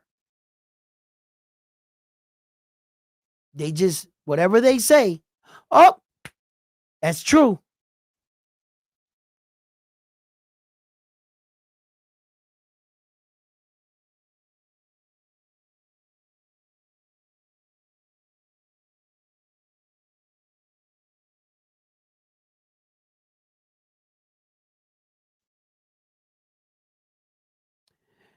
Mattia can sue if it's not true. The problem in this situation is that he can try to sue, but Wada can argue they still reported their finding. Wada is not arguing that what they found gave him an advantage. What they found was him coming off of something. They don't got to explain that.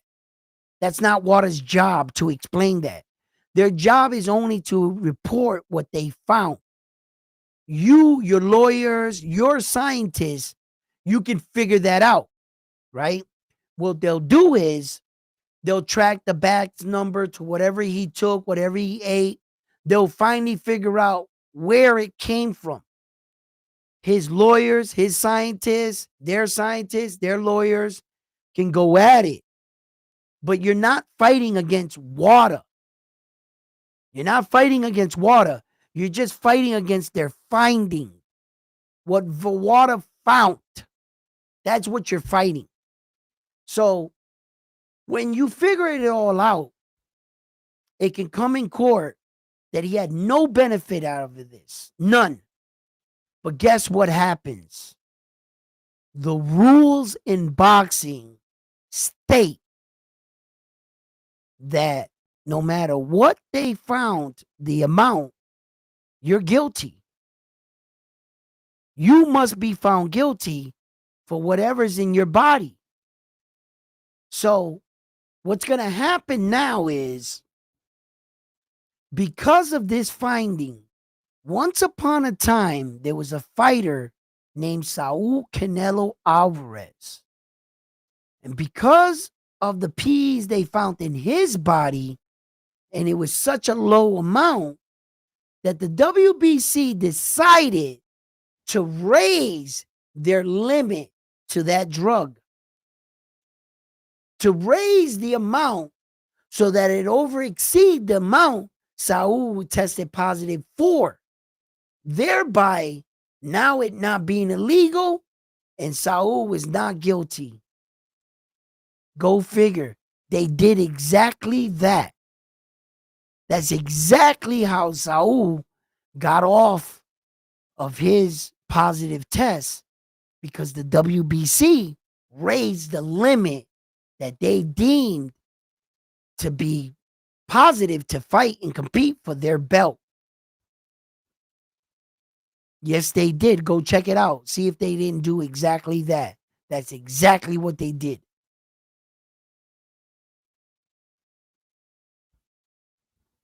All right. So here we are again. They're going to have to deem the people that have the say in this. Unfortunately, the strongest people in the room right now, once it's passed down, is the New York Boxing Athletic Committee. Whatever they say is what's going to happen. The WBC is probably talking with them behind the scenes right now about the situation. It's kind of like they're in that situation where you get like caught with like a pocket knife and the cop is like, do I want to make a fucking paperwork on a pocket knife, or do I really want to charge you? Who are you? Are you an asshole in the community? Like, all right, buddy, it's not enough to charge you with. I'm gonna let you go. That's where we're at with Subriel. Whether or not the New York Athletic Committee wants to go along with it, whether they deem it not to be enough. Once they say that the WBC will go along with it, they kind of contact the WBC, and WBC says, no, we're good. We believe them. And they go, okay, we don't got enough.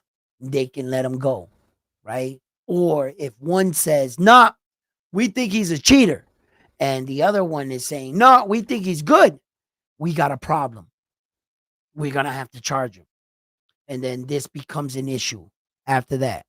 So it's pretty much up to the New York Boxing Athletic Committee, and they should the WBC should wait to see.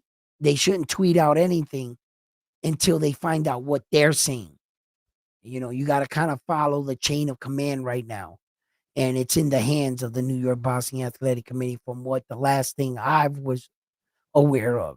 I haven't seen anything else about it, but yeah, that's like that. So, and I would like to see what they say, but according to Nesta Gibbs, Subriel Matias is guilty as fuck.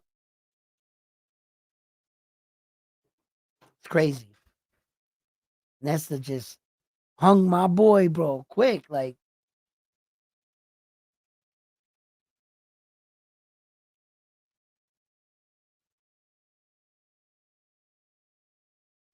Puerto Ricans don't pop dirty? Nah, we don't. Subriel is the first in boxing history. He would be the first if it was true. And I don't think it's true. We don't have a history of that. We're not, we beat you, just we're good enough to beat you. That's it. Hector Camacho was, he was good enough to beat you. Edwin Rosario, good enough to beat you. Cotto's good enough to beat you. Like, they were the same fighter throughout their whole career. Just, I'm not saying that they're all fucking innocent. Maybe none of them got caught. I don't know. But whatever they're doing, they don't got a history of it. No. If you look back in American fighters, they got a history of that shit. Russians, history of it. Japanese history. Fucking, every country got a history. Mexican fighter, history of it. Of PEUs. How many fighters, man? Shit. UK fighters, there's a history. They always using fucking drugs. Not Puerto Ricans. Nah, we don't. We good. We don't need that shit, bro. We don't need that shit to beat you. You could be all hocked up on that shit. Good luck, because we're gonna kick your ass. That's how it is. That's how I saw it. And the first one in history was a 0.1. Fuck out of here, man. Get the fuck out of here. They reaching. Oh, I don't know, man. They just want us to go down with it or with the rest of them. Make them equal like all of us. All of us cheaters. Yeah, I guess so, right? Can't beat us in the ring. What you got to do? Try to bring us down with you? I don't know what the fuck they doing. Come on, man. A blind man can see that's not what it is. But yet, why are we here? What's with all the drama? If a blind man can see what Vada reported, That's not a fuck. Get the hell out of here, man. That could be anything. When you, man, listen, there is literally like 1,000 things that could have sparked a 0.0 when you compare it to an Austrian. Yo, literally, this motherfucker could have ate a spicy hamburger. Yo, the shit it was saying back, yo, it was just too much that can detect a 0.0. It was fucking crazy, bro. Get the fuck out of here, man. That shit is stupid.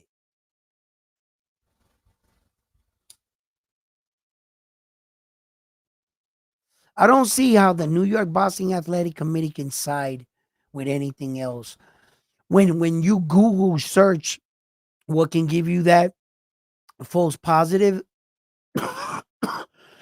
the list is endless. So how can you definitively say that he was looking to? Nah, man. It's, I don't know. I want to see what happens, but I would love for them to exonerate his name.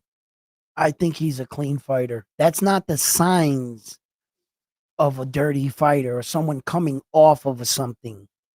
It's not the signs of it. There's, follow the breadcrumbs.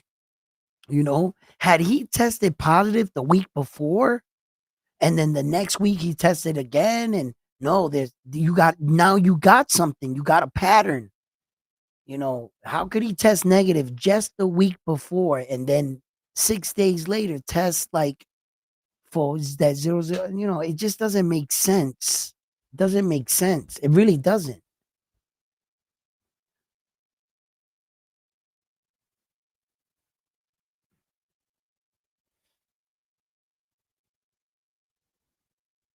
Ain't this kid right here that just fought on that Saudi card? The Terrence Crawford card. He fought on the Terrence Crawford card with when Terrence Crawford was fighting Saul Canelo Alvarez, right? This kid right here, I remember him. He's like um he's from out there, from the Saudi Prince. Remember the Saudi Prince put him on the card, like opening the card or something, and we were all like, "How the fuck did this guy get on the card?" Because he's connected to the Saudi Prince. That's his fighter, right? This kid right here, right? That's that dude. Like I said, I don't got no audio. I'm not listening to them, so I don't. But yeah, that's him. That's him.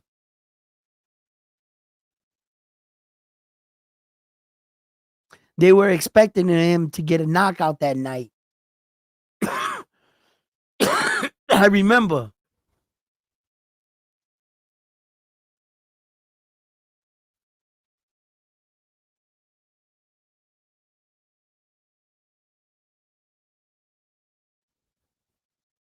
Elegant.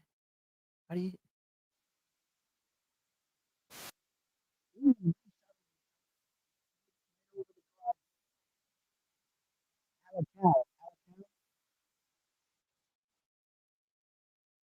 He's got a punch out of the clinch like that. It's good distance though. He's got a good distance. You know, it's you're gonna either pick one on the outside or on the inside. And all that mid-range shit, right? Woo! Nice shot. Drops him. Glove touched the ground. That's a knockdown.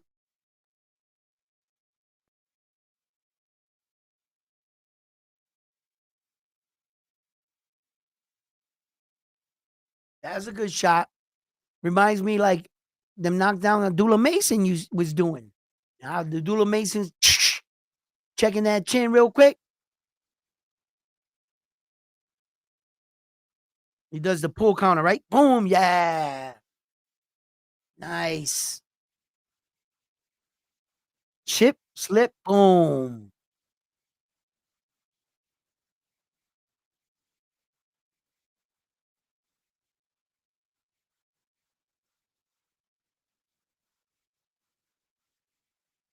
Wow. That's a good timing. That was good timing right there. He read Lee very well. In order to do that, you had to have, kind of like guessed, his next punch in order to do that. That was sharp.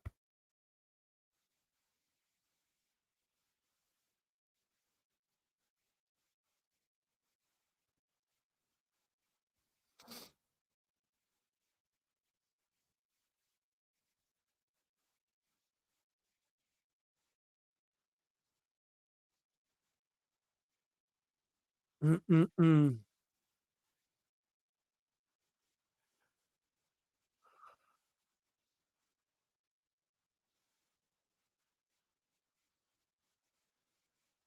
Yeah, this is the last round, right? Yeah, Alakel, I know he really wants to like, get a knockdown here in front of everybody in his country right there out there like that. I know that they got like high hopes for this kid. They're bringing him along well. It's a good test right here. This Lee dude looks very durable. I don't know anything about this Lee guy. I've never seen him fight.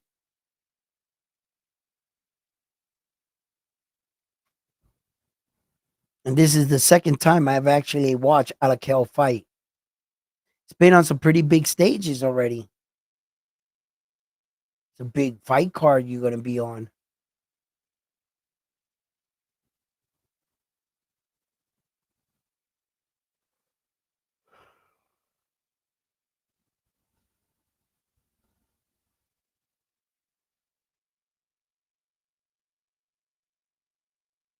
So it's got to be like 5 in the morning right now. It's got to be like 4:30 or some shit.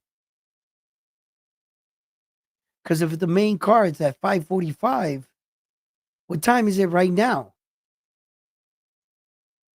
This is fucking crazy, bro.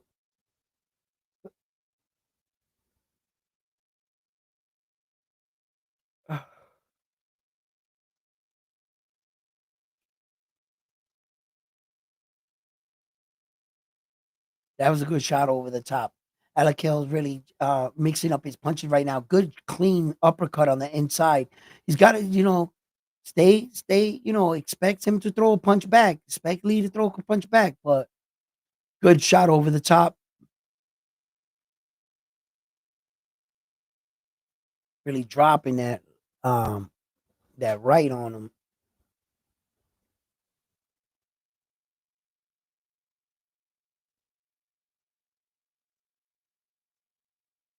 He's not just rushing in there. That's good. Because Lee's waiting for a shot. You could see Lee wants it back, and he's decided to be more patient and try to catch the young kid coming in. There it was. He threw it. He caught Alacal, but he took the punch well. Lee right now, he's swinging a little wild, a little tied up right now. But yeah, that was the fight. Yeah, I think he won this fight. Yeah, he won this fight on, hands down.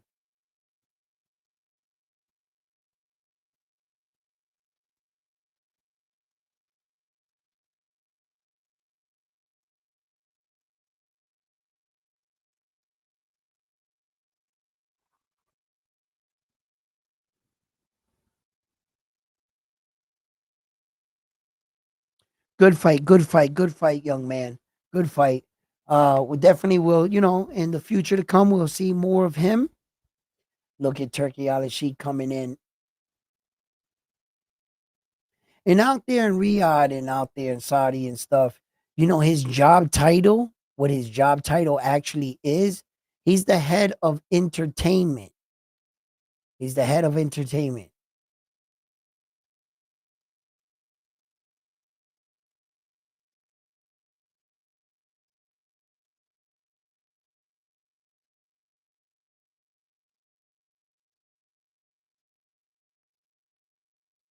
Imagine like every day being in those long, like their traditional clothing, all the way from like their neck to their feet. Like even as men, you can't show like you're buffed. There's no flash and buffness. Nah. You be a Saudi buffed covered dude. Covered from head to toe. Ain't nobody like my man. And you see how he wears his flopped over? Like he's got like the Saudi style on it. Look at him, look at him, look at him. Look, the other dude's got it like draped down. His is like,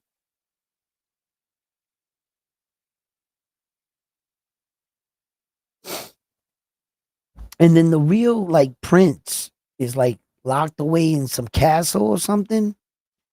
And what it is Turkey is like whenever he speaks in the behalf of the prince. So they say, watch what you say to him because it's kind of like if you're talking to the prince, it's like they hold it in like that high regards. So like Turk is like sometimes you wonder, when is it that he's talking or when is it that the prince is talking? I would say like in big meetings, the prince would be talking because everything that would, you know. So look at him. Look at Connor Ben's there too right now. So Turk is like the head of entertainment. So that's the job title the prince gave him. I guess, I heard a little bit of their story. I guess they were friends coming up. Turkey was like, I don't know, like fucking what's his name there? The magic carpet kid there, fucking Aladdin.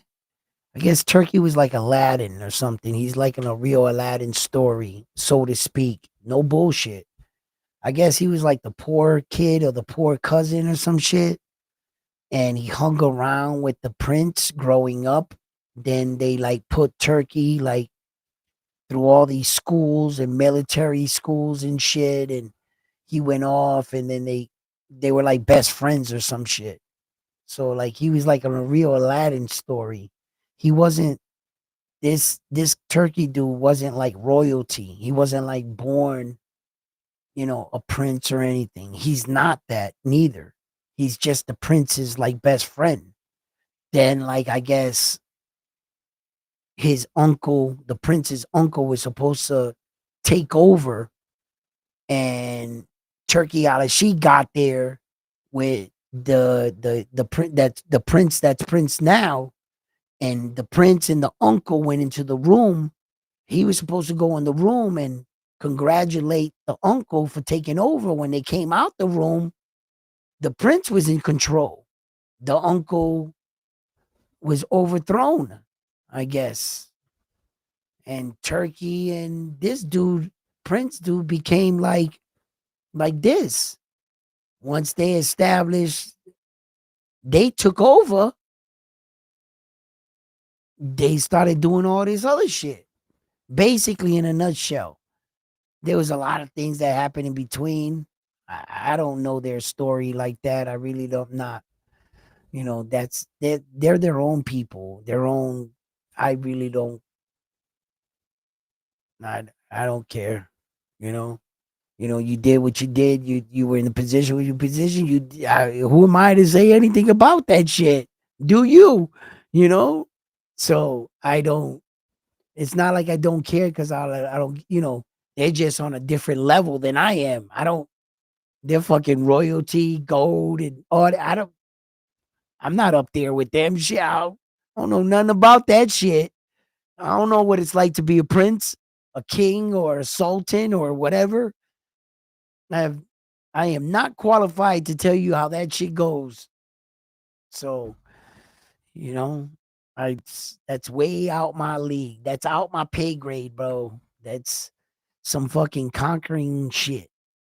Yeah, but I guess that turkey dude, I guess it's kind of like how he came in power. They said his story on some shit. I saw a little bit of it. That's all I know. Oh, here it is, right here. Yeah. So now we moving on to the main card. So Dula Mason. I got a Dula Mason. We're gonna run the Notre Dame's World Championship right now. We gotta run it. We gotta run it. Let's go. Let's go. Let's go. Listen. Get your picks in. Because the fight's about to start. Who do you got? Abdullah Mason, Sam Notes. Vacant world title is on the line, as we all know. Do you think that the young Abdullah Mason can pull it off? Or the much older Sam Notes? They both kind of got like the same experience. It's a very, very tough fight, I think, to call. If you want, if I'm being honest, it's a very tough fight to call. So what do you guys got? You know, oh yeah, hold on. We still got to do Veliki Sam Maniki there. Maliki. How do you say his name? Yeah, we got to do that fight too. So there's a couple other fights before the main card kicks off. There's a couple fights in between that. So, but yeah,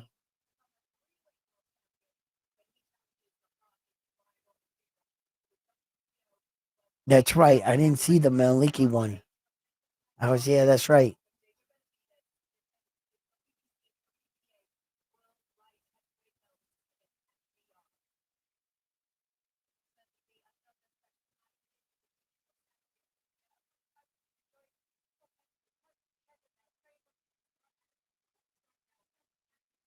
Yeah, Vito is next. Yup. You mean to ask me? You actually asked me who do I got versus Neil? Yeah, in a way versus.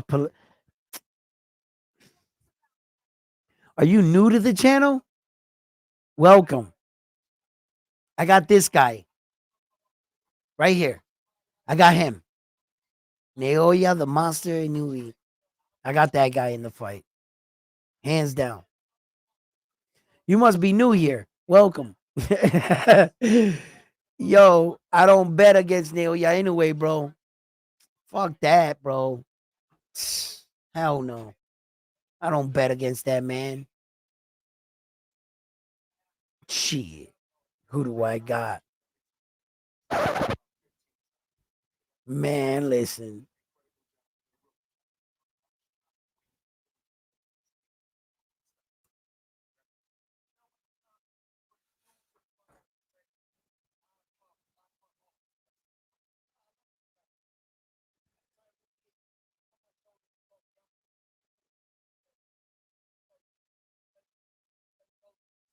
Yep.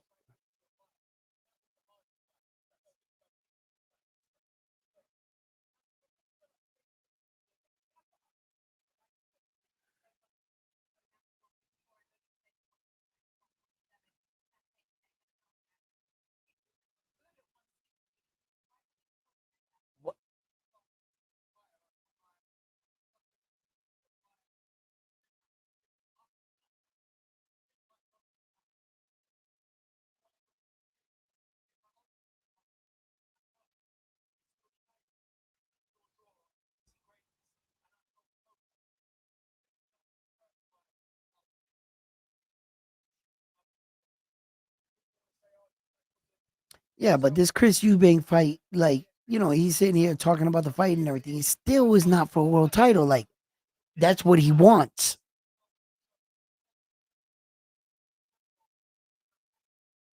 And the reason why he's not going down like to like 154, 160, those guys are too powerful for him. His only shot is at 147 attacking Rolly for that WBA, just like I was saying. Nah, he ain't beating Jenner back. None of them dudes. Get the hell out of here. Not Connor Ben. He had a game plan and he beat one dehydrated dude. So I'm not gonna say that Chris Eubank Jr. is, nah. And what are you gonna do at 154? What are you gonna do? You're gonna fight Jerron Butenis? What are you gonna fight? The Tower Inferno? Hey, Bakram, what are you gonna do at 154? He doesn't want that smoke. He ain't stopping at 154. Hell no.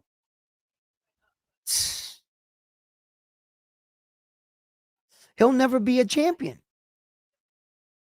He got all the money, but what he really wanted, he might have just sacrificed. No, there's still a chance Conor Ben can be a champion. He can fight.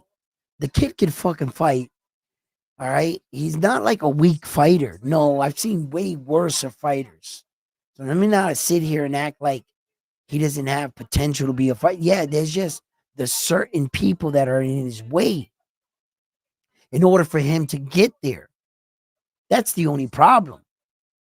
You know, get the hell out of here if he's gonna fucking fight the 160-pound champion there, fucking Jaya. Yeah, nah, that's not gonna happen. Janabek, like Carlos Adames. Wow. I forget Laura's still around sometimes.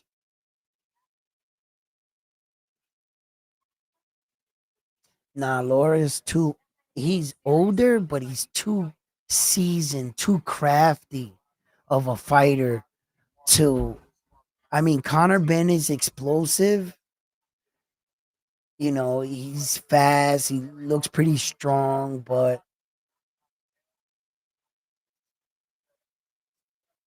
Laura might be able to outsmart that. He'll shut that down like Garcia.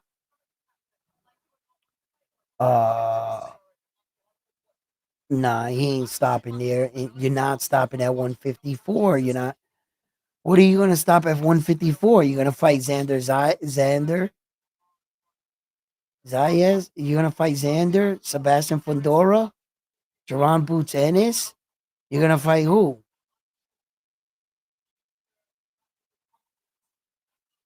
Mm-mm.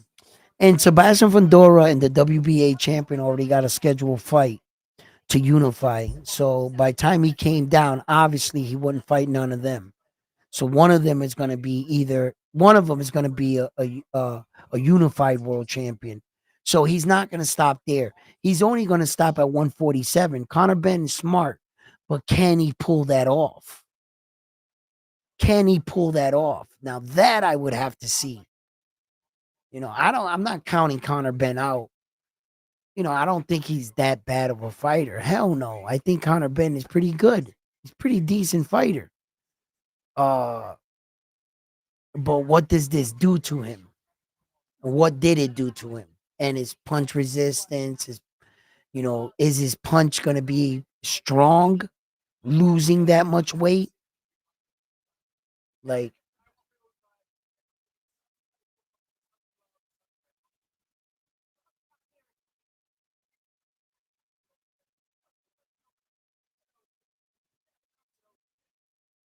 look at Devin Haney.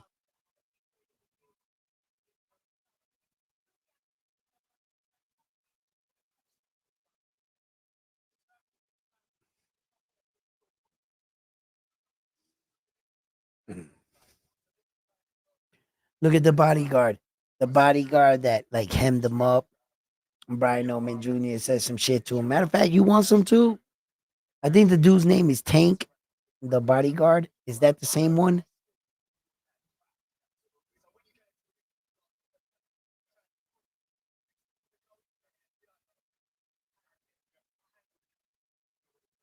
What do you think?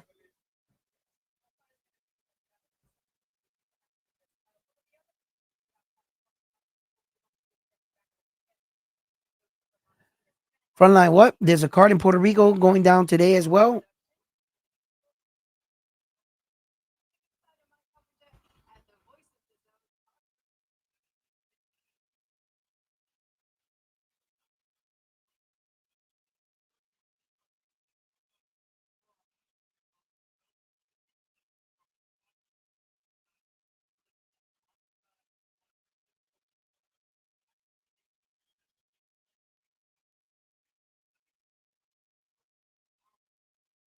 Thank you very much. White. Ooh, Michael White, did you just see that?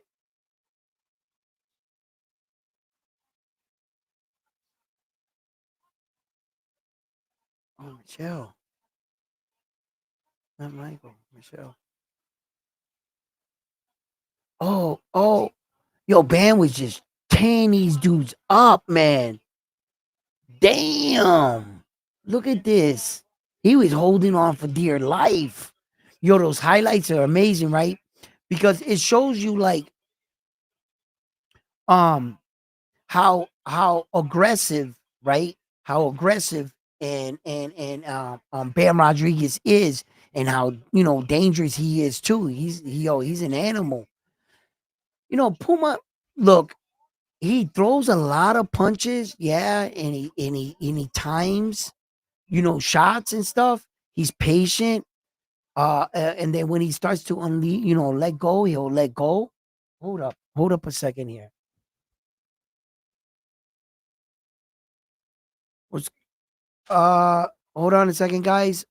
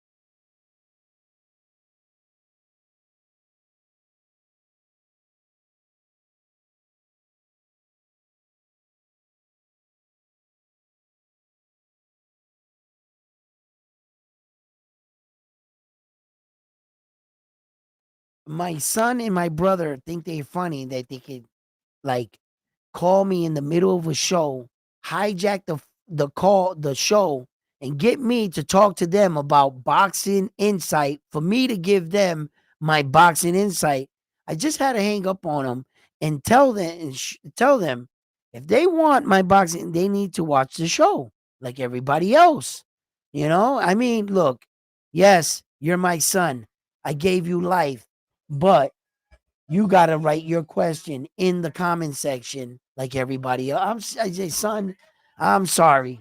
And my brother, my brother might have a bit of a gambling problem. He wants to, let it ride. I don't know. I don't know. He wants me to give him my picks now. No, you can't get that. You got to watch the show. That's how it goes. You know what I mean?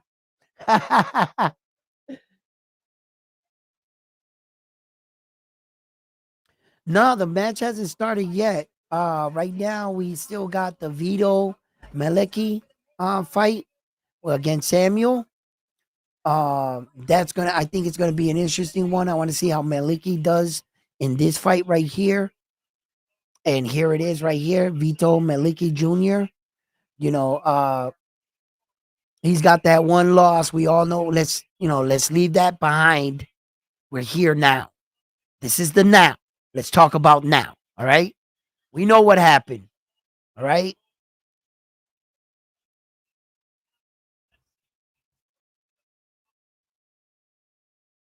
He's got an undefeated record though, Samuel. Maliki's got the one loss. We know about, like I just said. Uh so and then in the face off at the post fight, I thought that Samuel was getting into Maliki's head. I thought that he was like, his confidence, Samuel's confidence was spewing. He was just like, yo, I told you, I'm about to steal the night. I'm gonna for him. The Nigerian, right? And he was like, yo, Bob, you don't know about me. You about to find out. And it seemed like Miliki was on the back foot in the argument. It looked like it. It really did. And I thought that Samuel was getting into his head. And it looked like Maliki was like standing there, like, because he was trying not to like get out punked. But I gave Samuel that. So that's what boosted up this fight for me right here. I want to see this fight right here. I want to see how, how it goes down. Who you guys got in this fight right here? And don't forget, we're doing the Notre Dame's world title here to test your boxing knowledge. Could you guess? You know how hard it is to pick the fighter and the round? That's like top gambling fucking knowledge right there. You know what I'm saying? Let's see if we can pull it off here tonight. Let's see how many of these fight we can guess right.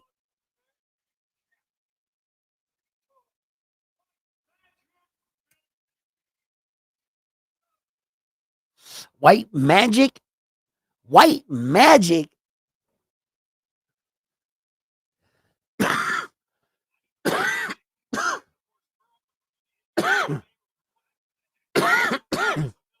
Look at him. He fights in a good weight division.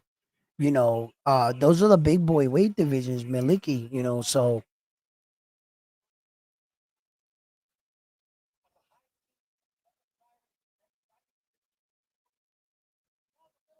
wow, man, that's not a big odd. The Samuel dude, I gotta admit, I don't know a lot about him. Now, I've been watching the Miliki kid, right? I saw the fight he lost, okay? I saw, a good part of his career, not like the first, no, I never saw those. I went back later and checked them out in the highlights, yeah, but I never like live. When I say I saw a fight, I usually watched it live. That's what I mean. Let me clear that up, okay?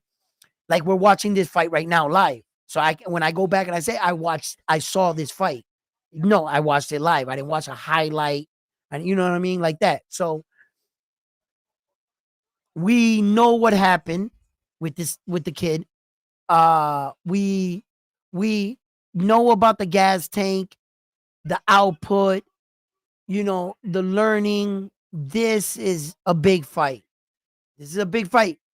And according to the polls, 47% are thinking Samuel, but slightly above 50% is picking Maliki in this fight. But it's interesting for me how close the odds are between these guys. So the boxing world hardcore fans know who this guy is. And let's see. Let's see right now. You know what I mean? These are these fights we talk about that you start to separate yourself from everybody else in the division to make that claim that you're potentially ready for that title shot. Usually before this will come like a title eliminator or the much bigger title, the interim, which is a little bit bigger than what Maliki has, and that's a step closer to the actual title.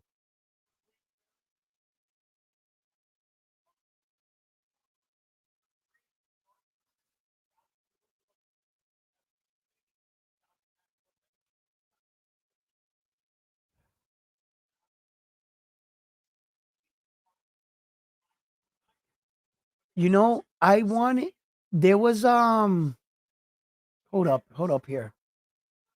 I wanted to look up Samuel. I just wanted to look him up again. I remember earlier I looked him up, his record. He's undefeated, right? So I was looking him up. I wanted to just see some of the guys he shared the ring with and stuff like that. I remember looking that up and stuff, but now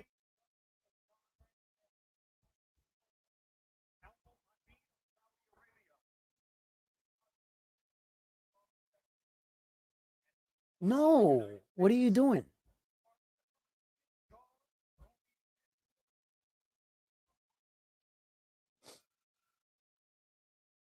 All right, this is the first just for starting. From here on in, I have all the American fighters. If you're going to ask me who am I picking and all the fights from here on in, I got all the American fighters. I'm picking all the American fighters. Yes. Miliki is an American fighter. I'm taking him in this fight. As a matter of fact, he has a record of 21-12 with one loss. Okay. It's never been, knocked out. He suffered the loss. Uh James Martin, he lost to Samuel, the Black Panther. Oh. So Maliki loses to James Martin. You know what I'm saying? It was fairly early in his career. It was an 8-round fight, majority decision. So we all know how that occurred and what happened. Since then, he's been on a tear. Uh, you know, he's been winning. He's been uh it's been kind of up and down. His last fight, Miliki's last fight was a 10-round unanimous decision, right?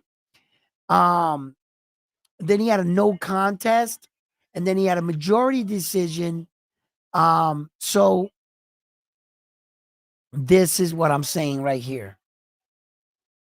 That's why I'm saying this is the fight that you need to win, and you need to win convincingly to separate yourself for that next step, that next, like, either fight for like an interim or a world title eliminator type thing. And you start to go in that direction of a world title. It's not that you're ready for a world title. No, you're not. But start making steps towards it. This fighting this guy, the Black Panther here, he's an undefeated fighter, would be a good feather in your cap, good scalp at this level in the game. You definitely want to win this kind of fight right here. Here we go, round one.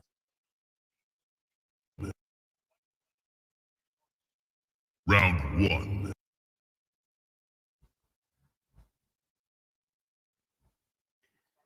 one. Battle of the jabs right now.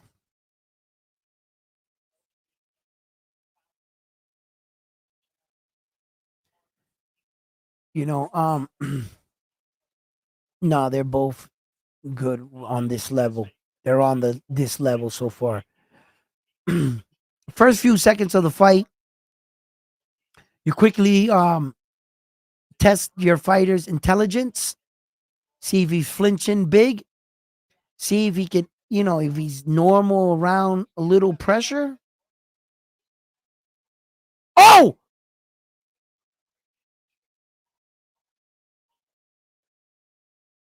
they both swung for the fences right there. Bro, Samuel with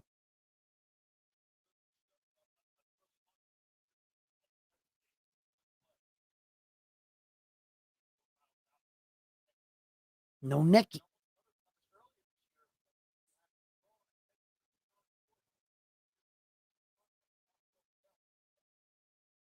Oh, Connor Quayle failed a drug test and it was a no contest.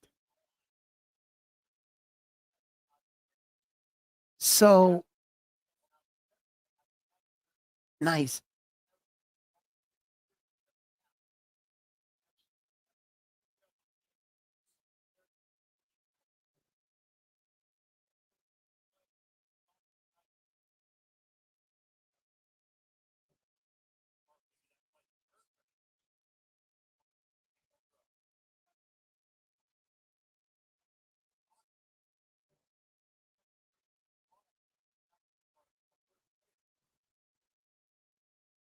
Hmm.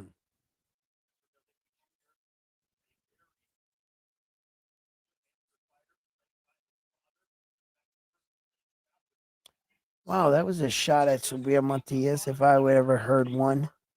And we're being hosted by a Ring Magazine event that the announcers are hired by Ring Magazine. That Ring Magazine was the one that put out the story. Ring Magazine is the one that's salty that Subiel is not on this card. That okay, I understand.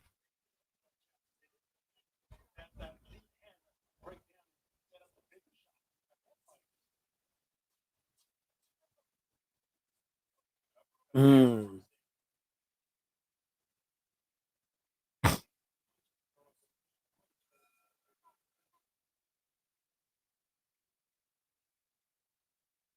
mm. Tough little fight already, huh?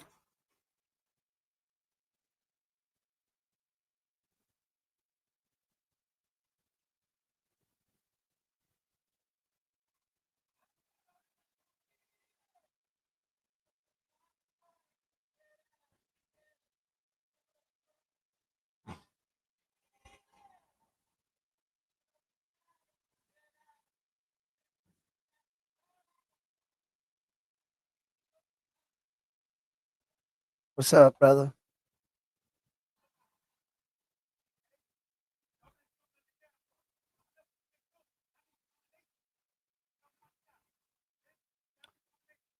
Richard.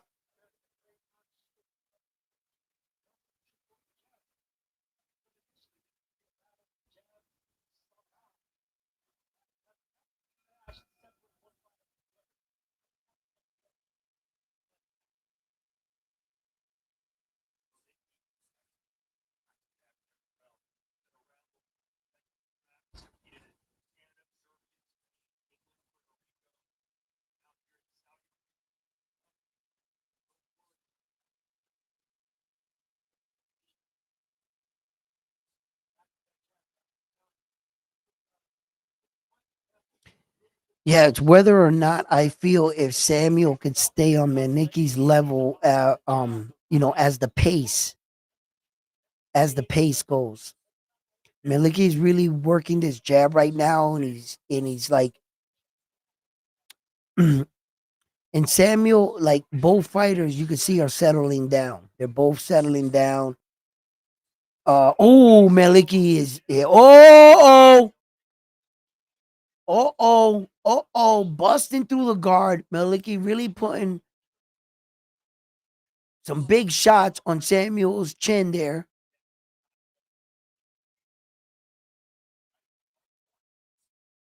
Oh, Maliki's coming forward. Samuel hasn't thrown a punch. There we go.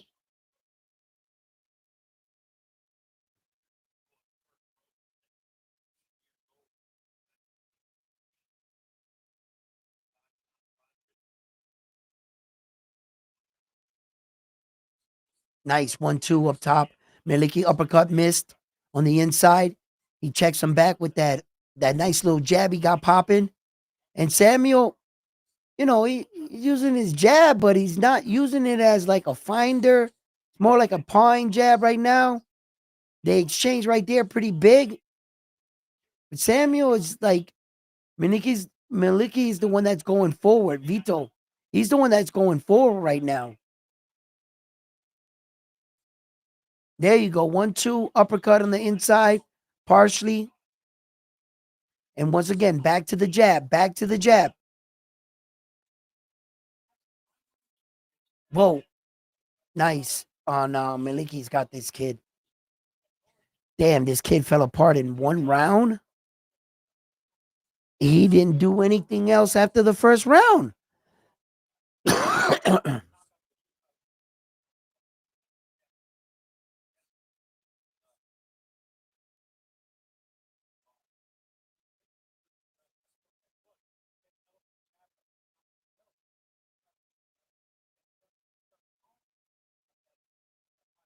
Mm,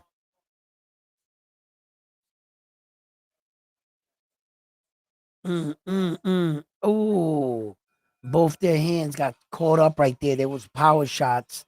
Samuel blocked that power shot, and well, I don't know. This Samuel dude did a lot of talking. I thought he was gonna do a way better account of himself right now, like better than what he's doing right now. Like with this, uh he fell apart in one round.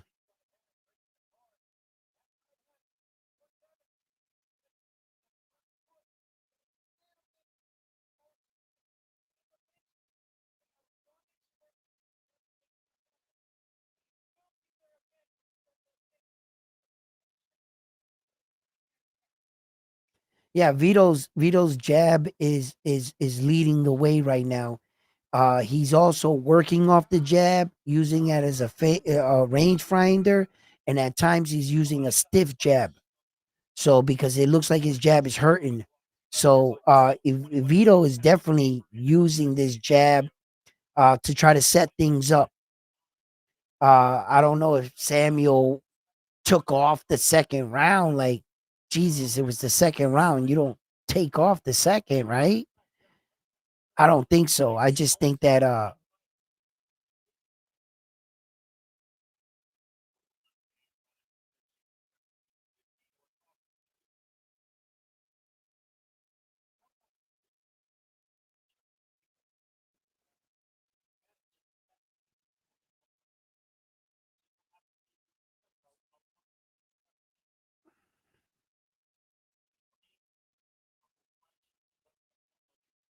And Momo is like waiting now for a big shot. I don't count him out of the fight as punch power, no. But Vito is a lot more active, hitting a lot more shots, going upstairs, downstairs right now. And Samuel is like a bit more hesitant than when he came out. Look, he's not using his jab. He's just like waiting. He's got that right hand ready to go. I think Vito sees that and he's trying to like throw that right hand. But you mean to tell me like Vito got you out of your fight game plan? Your game plan wasn't to sit back on your back foot to try to hit this right, and Vito's teeing off on him now. Oh yeah.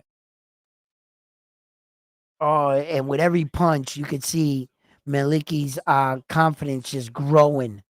You could see it. You could see like with every punch.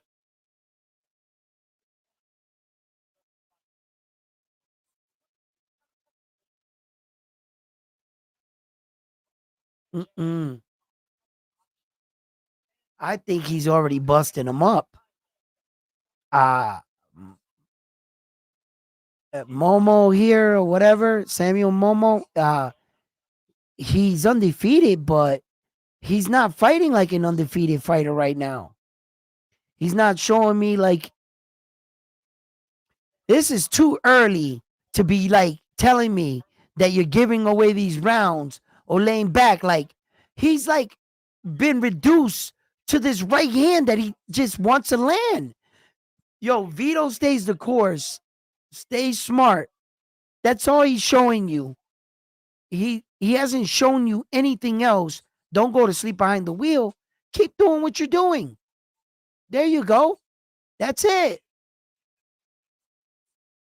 He keeps throwing that. Vito throws that right hand up top. He hasn't landed it yet. He's trying to set that up, but yeah, that right hand over the top, the jab keeps him busy, keeps him backing up. He's not throwing any punches. You're the forward aggressor. You're taking these rounds. Take the rounds until he opens up a little bit more, and then he's forced to take a chance. Miliki's gonna put him away. For an undefeated fighter, man, having a record that big, I thought he would have gave him a better.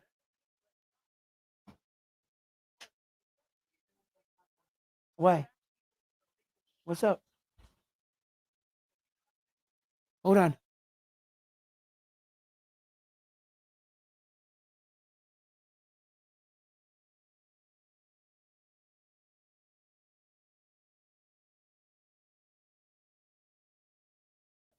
UPS driver came up on my thing. Oh.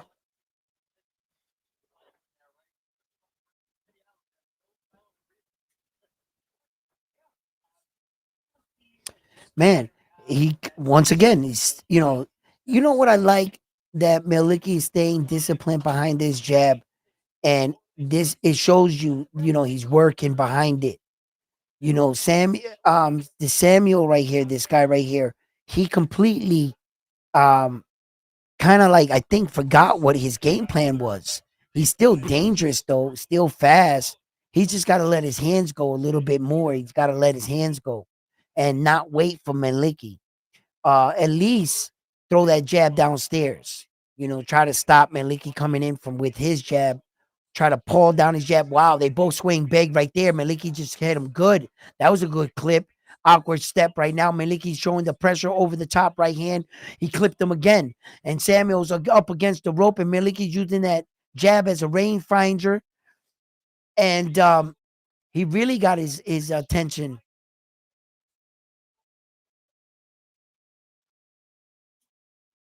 Nice.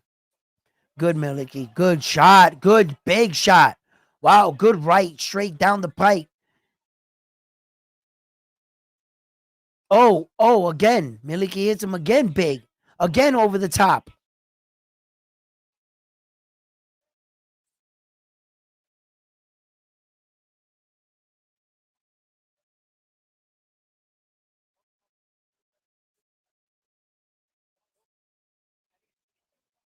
Yeah.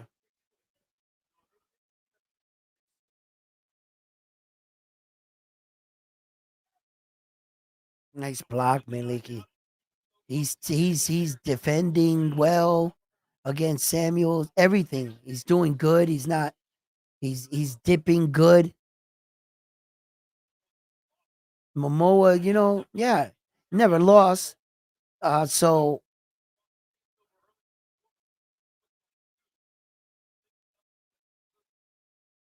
yeah, I think he's a little outpowered right now, Momoa. Not so much outclassed, but I think he's more hesitant to throw punches because he doesn't want to get caught in between. Because he doesn't look slow. He just doesn't look as confident. Samuel, he doesn't look confident. Because I think he's in shape.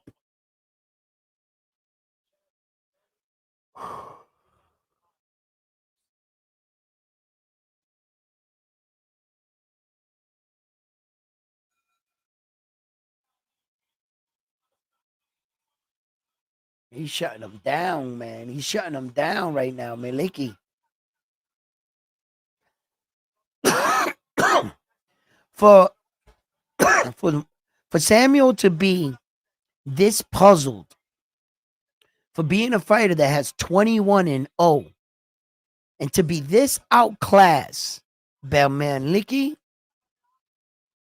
And remember, Maliki only has 3 fights at 160. Remember that. So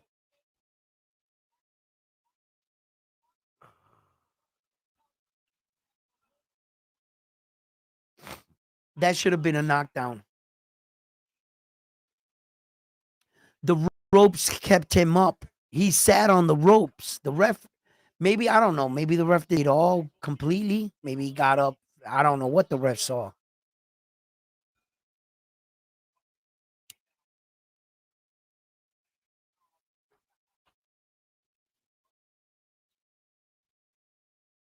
Yeah, yeah, yeah.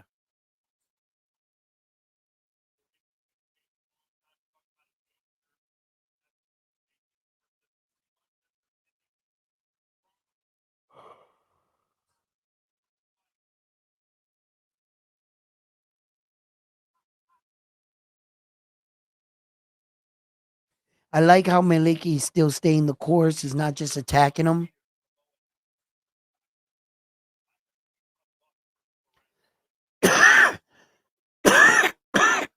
I like that because he knows he's outclassing him. He knows he's the better fighter. Staying the course, breaking him down. Your moment will come.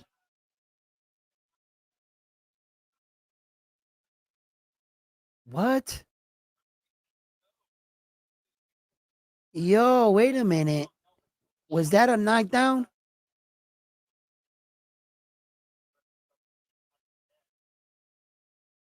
He did put his arm down though to like,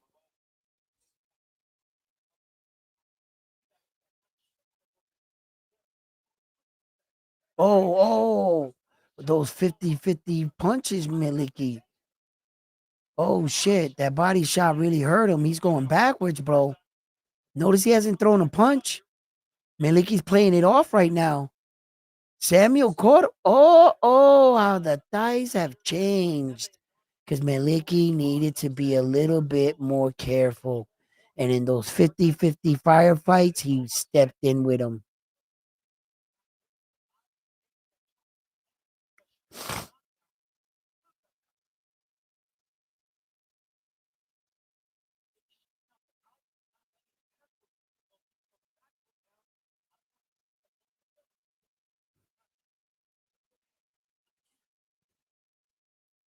Yeah, he might have let Maliki off the hook. He might have been a lot more hurt than what he thought. But shout out to Maliki, man, Vito, for having a good poker face. Whatever he was seeing, he didn't allow him to see that he was hurt like that to come in the front door.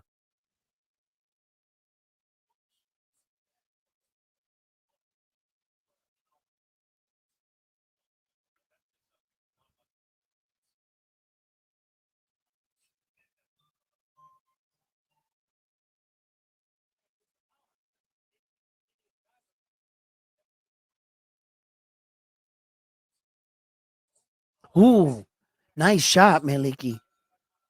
He might have let him out of that round, though. I think Samuel had him way more hurt than what he thought.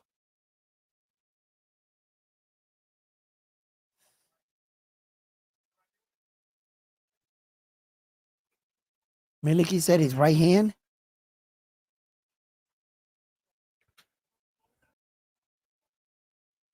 His right hand hurts. Uh-oh.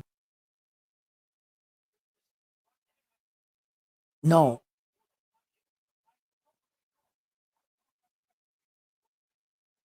Right. Cuffed him in the back. I told you.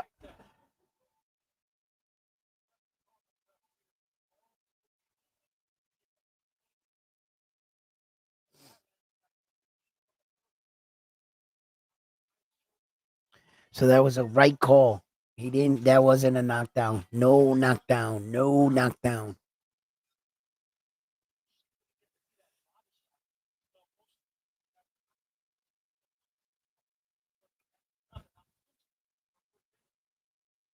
Whoa. Ronnie Shields told him keep jabbing, right? Is that what Ronnie Shields said? Keep jabbing, right?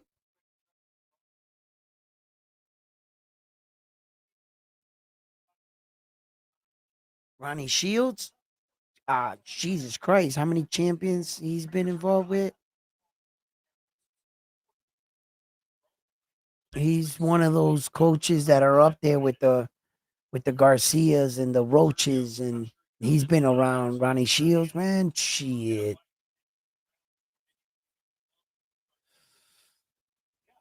Fuck. He's been in way too many corners, you know?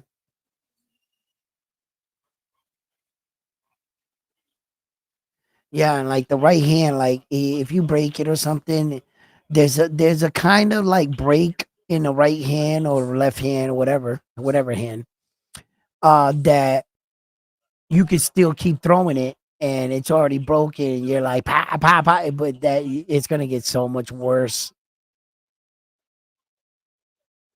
Yeah, he doesn't know that.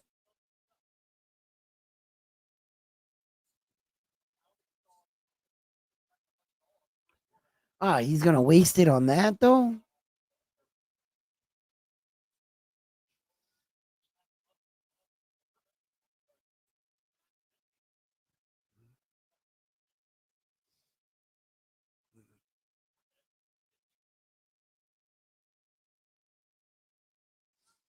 Maliki's jab can win this fight right now. He's just got to stay with it. Don't, you know, and sell the right hand too, though, Miliki. Like, act like you're gonna throw it. Don't give him a tail that, yo, your right hand's hurt.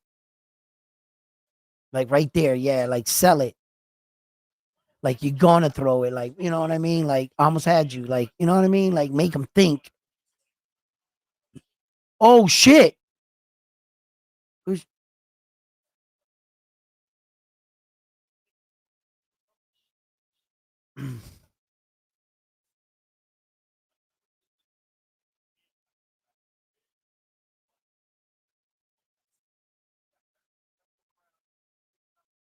Mm. Oh, nice shot, Miliki. Nice chopping right hook right there. You seen it? He just snapped his.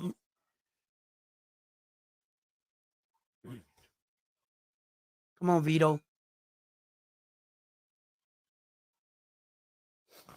He can win the rest of this fight with that jab. He just got to stay, disciplined with the jab. Pop, pop, pop, pop, pop, pop. That's it. Just, just stay behind the jab, Miliki, and you can win the rest of this fight because I haven't seen Samuel win one round all the way up into this point.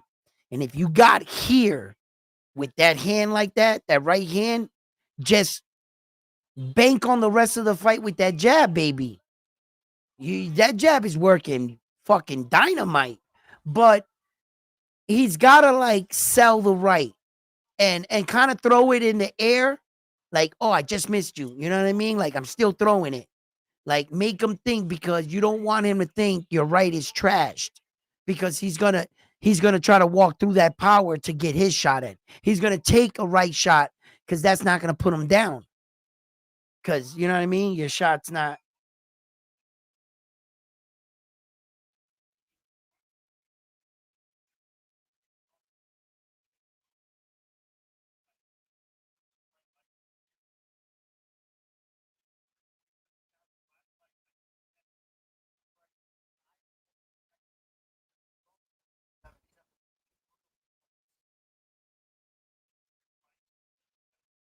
What did Devin weigh in at? 146, right? It was 146.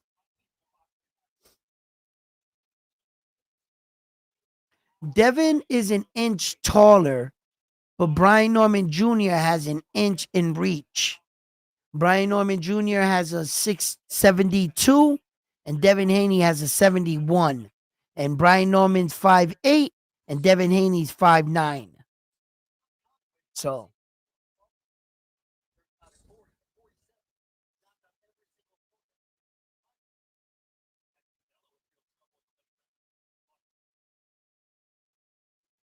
actually, I think Devin Haney might be more like 5'10", right around there. Brian Norman Jr. might be like around 5'8", 5'8"-ish. Yeah, right around there. Yeah.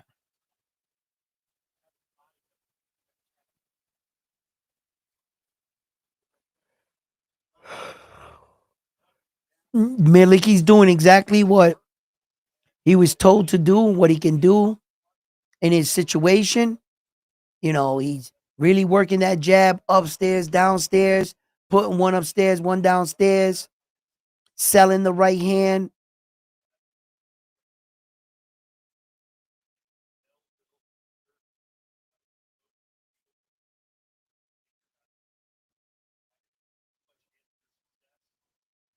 Mm,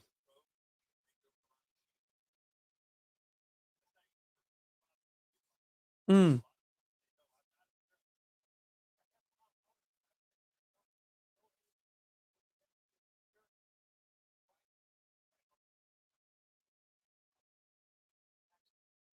mm. Miliki's really like, um, he's really like working this jab nicely, man. He really is. He's selling it. He's got Samuel like back there looking, and then he'll throw the right in like in a situation like I was gonna like clock you, but you know, and he's doing a pretty good job of selling it. I don't think he knows that Maliki has his right hand's damaged, Samuel, at all. Oh, Maliki, he's gotta watch it. While you throw the shot, you can't. While it's extended, you can't defend yourself. If he times you and he comes over your left because you keep throwing it, he's gonna hit you, Miliki. Like he knows you're working the jab. Whether or not he knows that you're right, something's wrong with your right, but he's also picking up on the fact that you're using the jab a lot and you're using it at a certain way. So he's gonna try to come over your jab.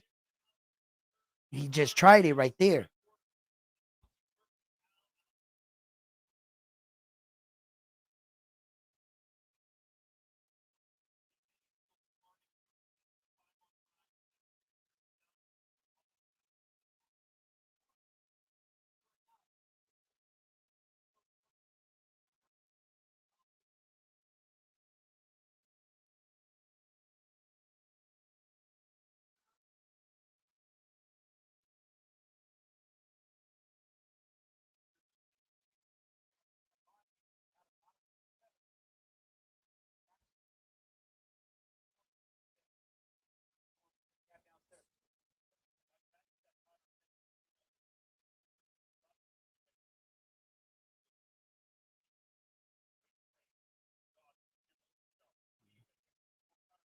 Let's go, George Martinez. Let's go.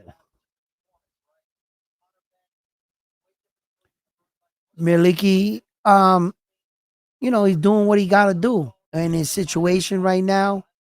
Um, I guess he'll throw it in certain situations, but Samuel is really not doing anything to, like, it's even though, you notice that all the action is coming off Miliki's forward aggression, him stepping in with the jab, him Samuel's just staying on the back foot and waiting. He's got that right hand cocked. Oh, Miliki just threw the right hand and let it go. But he didn't really put down a lot of power behind it.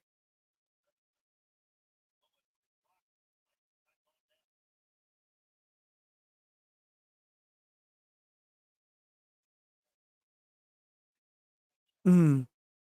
Let's see how long it takes him to throw that right after he kind of like clipped him with it. Oh, right there. No sooner that I said it.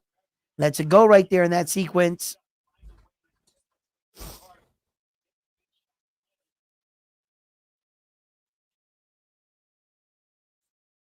Oh,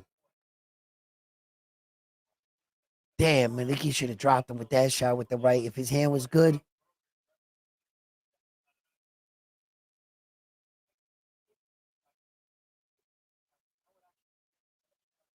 Oh, can Miliki be in that situation? He's starting to let that right hand go.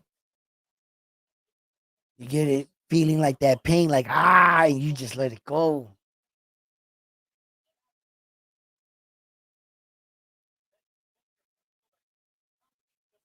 Mm. There you go. Right over the top right there.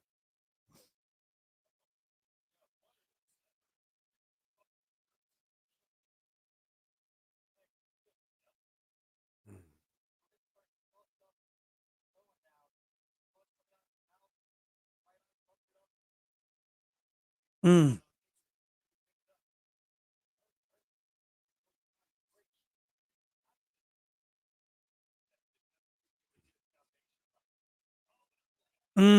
Deep in.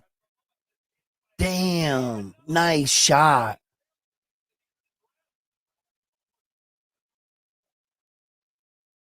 Damn.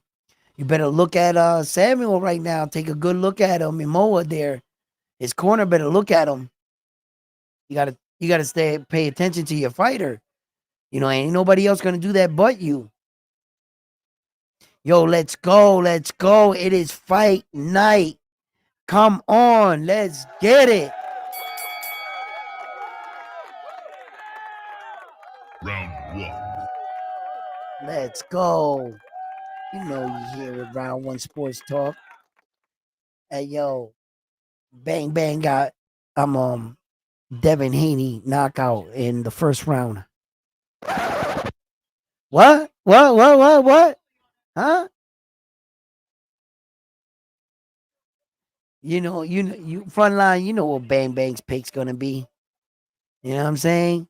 It ain't gonna be no mystery.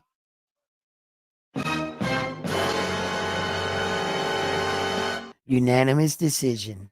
That's all he's gonna say. You know it. You know it. That's it. Stop it. I think that Vito's going to end up winning this fight. It's going to go to the scorecards due to the fact that he's addressed that his money shot, the right hand, is hurt. So I think that he's going to ride out the rest of this fight. If nothing stupid happens, if he doesn't, get clipped by Samuel, he should ride out the rest of this, and we should be on to the beginning of the main event card, like the real main event. And I believe it's gonna be Abdullah Mason. I'm gonna take Abdullah Mason in this fight. I'm gonna take Abdullah Mason in the 8th round. I think Abdullah Mason is gonna stop Sam Notes in the 8th round. So I'm gonna write that down. I'm gonna lock that in right now. I'm gonna be the first one to jump out there. I'm gonna take Abdullah Mason 8th round knockout. I got Mason. Hold up. I got a better pen. I got a better pen. I got a better pen. All right. All right. Round one. That's me. Round one got Mason, 8th round. KO. It's in the books. It's in the books. I got Mason. I'm the first pick. You know why? Because I know I'm going to win. I already got this. What do you guys got? Salute, brother.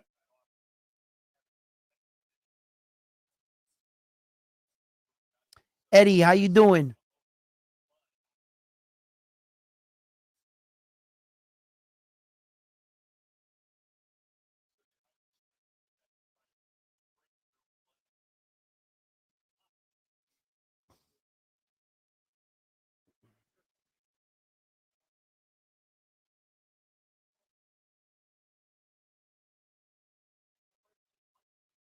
Yeah, Samuel's not fighting like he wants to win this fight, and he's not showing me that he at least is trying to like sell out and go for a knockout and make some things happen.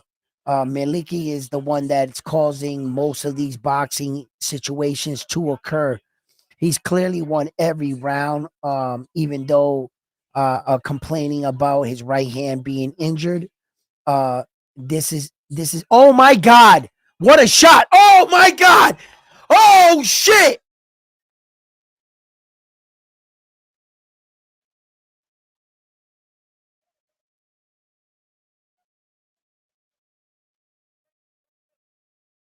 It's over. It's over. There you go. Stop. Do the right thing. He hit him too clean. He hit him too clean, bro.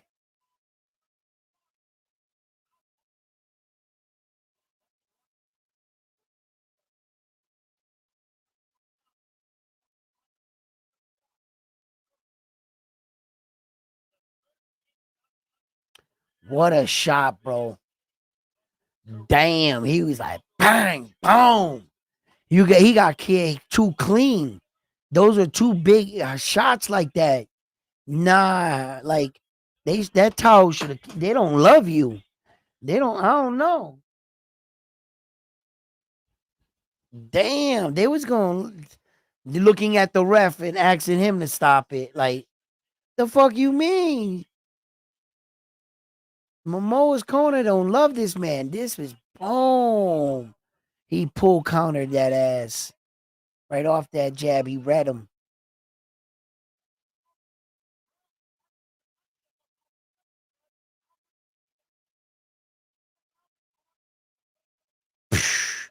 He snapped him right off the side of the head, bro. Boom. Damn, and his head just snapped back on the ground. Missed that one. Wow. Look at that one hurt. And then he chases him. He chases him right here. And then boom.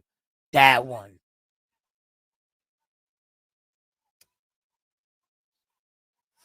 And you know what the thing was is that he hit him with his left, with that left hook.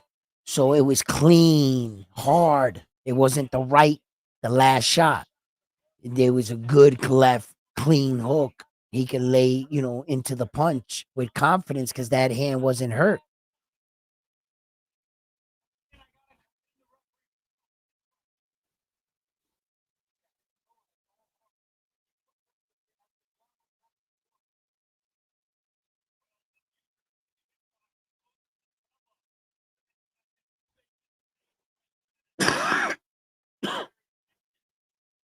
Congratulations on the win, Vito.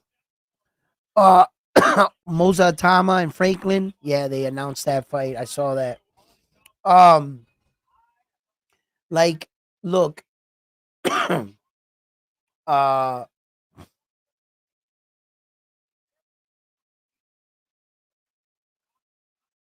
I was just listening to a little bit of him talk about some of the heavyweights and stuff. But congratulations, Maliki, Vito Maliki. Great win. I hope to see him back in action. Take care of that hand, young man. These are your bread and butter. So without these, you got nothing. So take care of those hands first. Um, so he's the WBO Global champion right now. The WBO Global. Um, so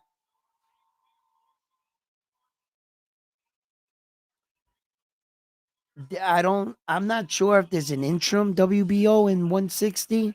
You know, Jenner Beck has the 160 WBO, and also he has the IBF. So, you know, yeah, I'm not sure if there's an interim one or whatever, if he can move up from there, or if it's vacated, might be vacated. Who knows? But here we go. Look at my boy Abdullah Mason, Sam Notes.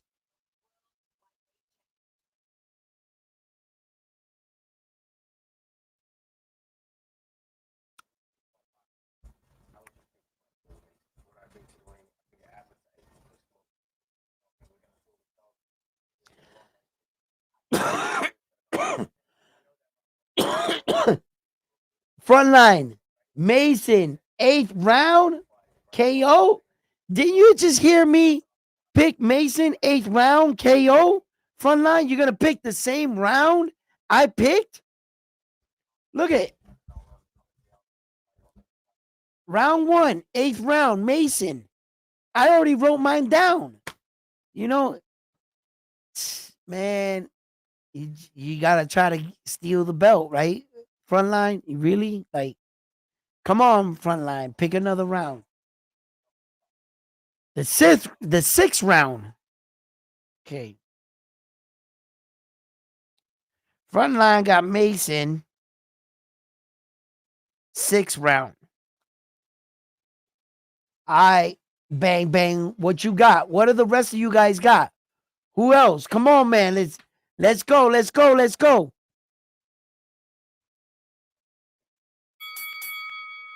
Come on, man. A few moments later. Round 1, Sports Talks wins the championship. You know what I'm saying? Yo, yeah. All of a sudden, it's gonna be like, The champ is here. The champ is here. The champ is here. The champ is here. you guys know who I am. Come on, man. Stop it. Stop it. Stop it. You know? Guess Bam Bam pick. Unanimous decision.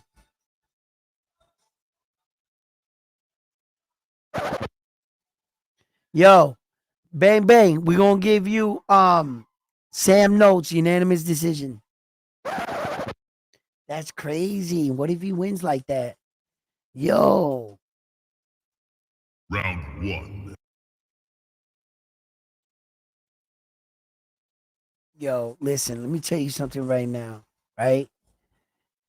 Sam Notes is not winning this fight, man. He is not winning this fight. What does this button do? You need to Uh-oh. What does this button do? Oh, okay. I forget sometimes what I put there. surprise, motherfucker. Whoa. That was a surprise.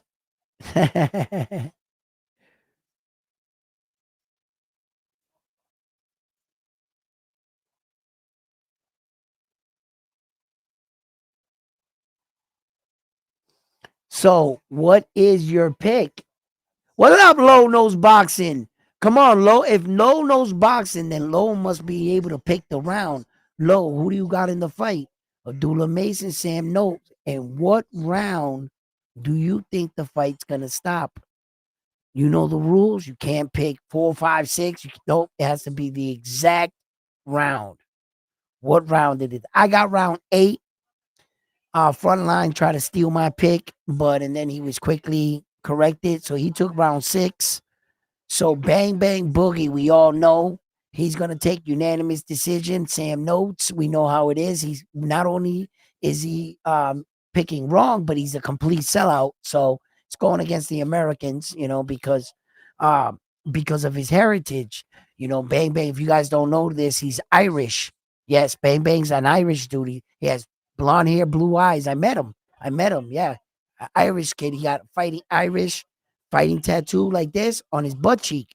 How do I know that? I should not know that. But he told me. He told me about it. So anyway, listen.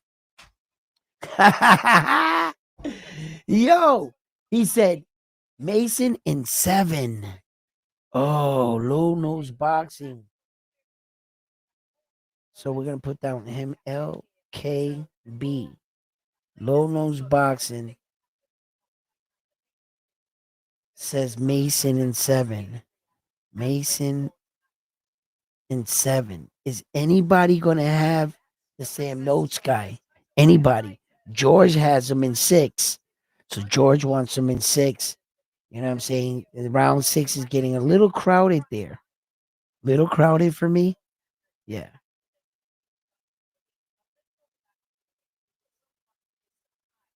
So that's George, and he has Mason 7.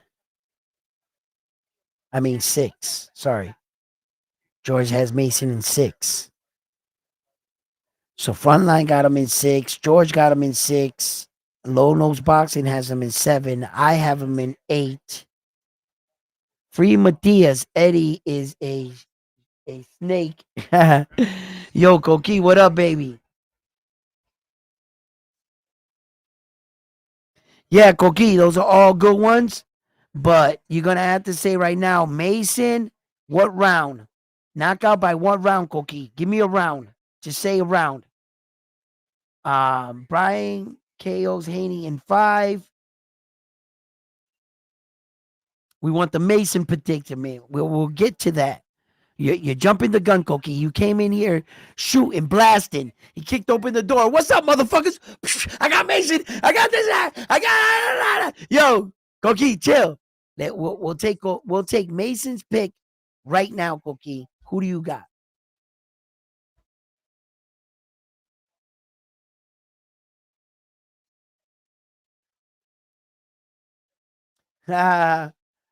Mason in 3. Yo, Koki's crazy. Or 6. Nope. We can't play that.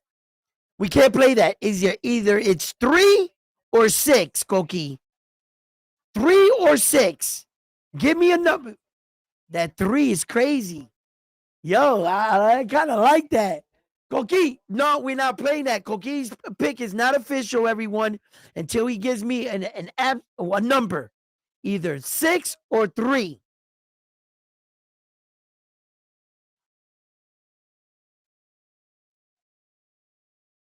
Come on. Let's go. This is the warm-up. Can you call this? Oh, this is crazy right here. Here we go, guys. Here we go. Koki gets no pick right now. Mason at 6. I got you.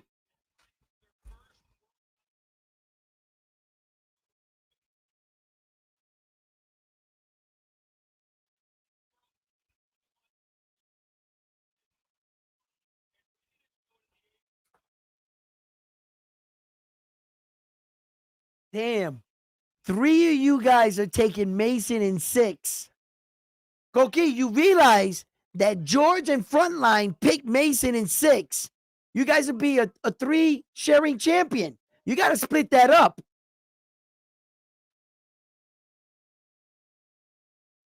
Forget about Bang. Forget about David DeMont. You still want him in 6? I don't know.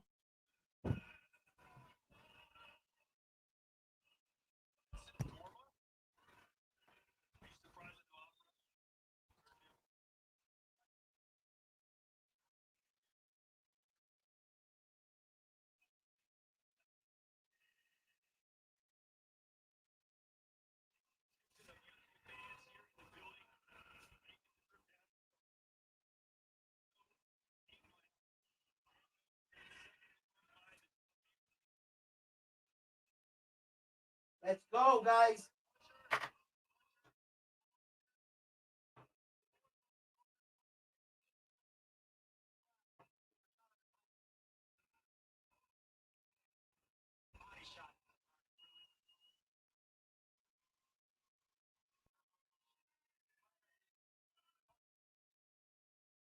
Yo, they stopped doing that. No, Sam Notes is still coming down. All right.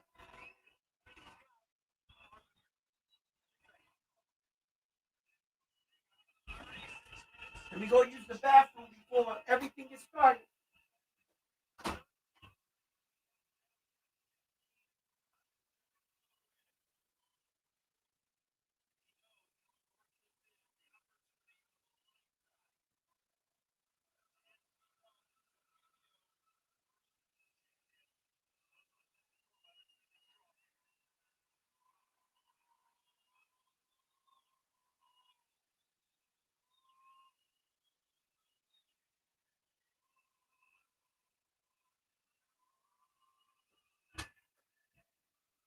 All right.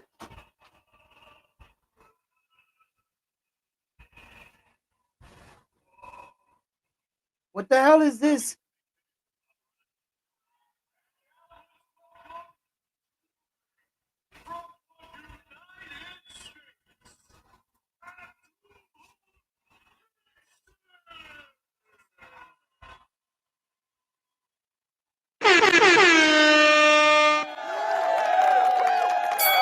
Let's go. Let's go. Let's go. Let's get it, baby.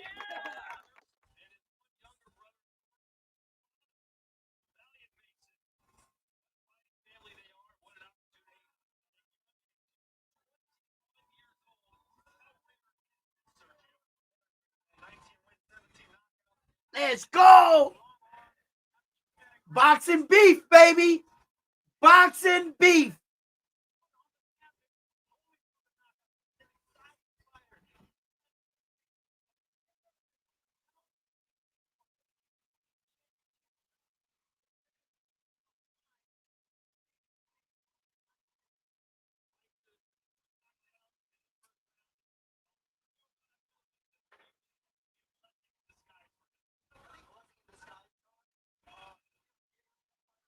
I'm nervous for this fight right here, man.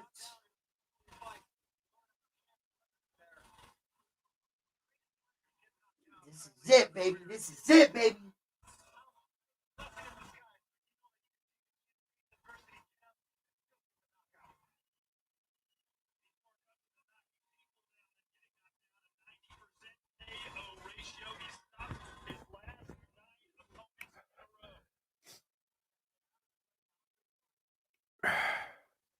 He stopped his last 9 opponents in a row.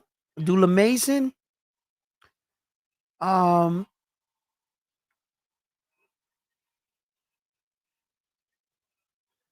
this is it, young man. This is your night. This is what dreams are made of. Your entire life has built and worked up to this moment right here. You're gonna have to seize the moment, young man. I wish you the best, Abdullah Mason. Um, I'm excited and nervous right now. I know how this. Man, wow, that's a real world title right there, ladies and gentlemen. That's you will be called champion in a few minutes, 36 minutes, or however long it lasts. Is you know, win, lose, or draw, young man. You know, you did enough to get yourself here. Let's see how the night plays out. We are here now. All the talking is done with. The butterflies are in my stomach right now. And we about to get ready to lock horns right here in Riyadh season, man. Come on, Dula, baby. Come on, baby. Let's go. Let's go. Let's go.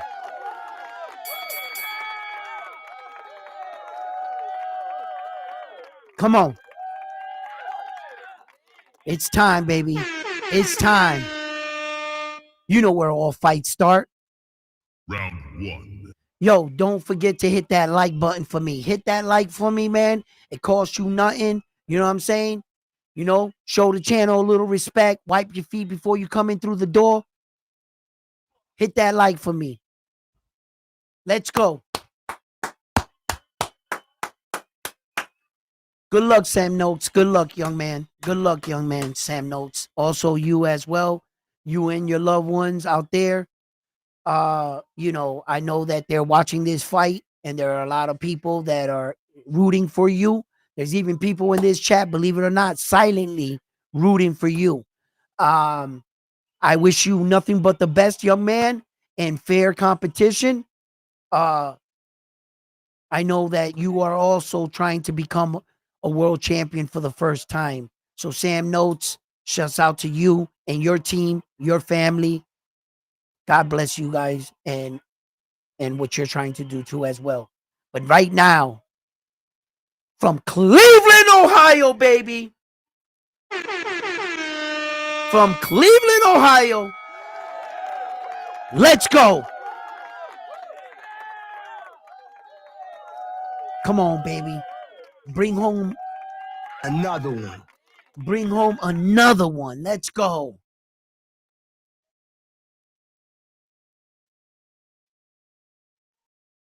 Come on, Abdullah. Whew. Yeah, baby. Yeah. Talking about seizing the moment. Remember, whose old belt is that WBO world title? Keyshawn Davis. We saw that meltdown. Keyshawn Davis should be fighting for fights like this right now. And Abdullah Mason stepped up. Let's go, baby. Let's go. It's go time.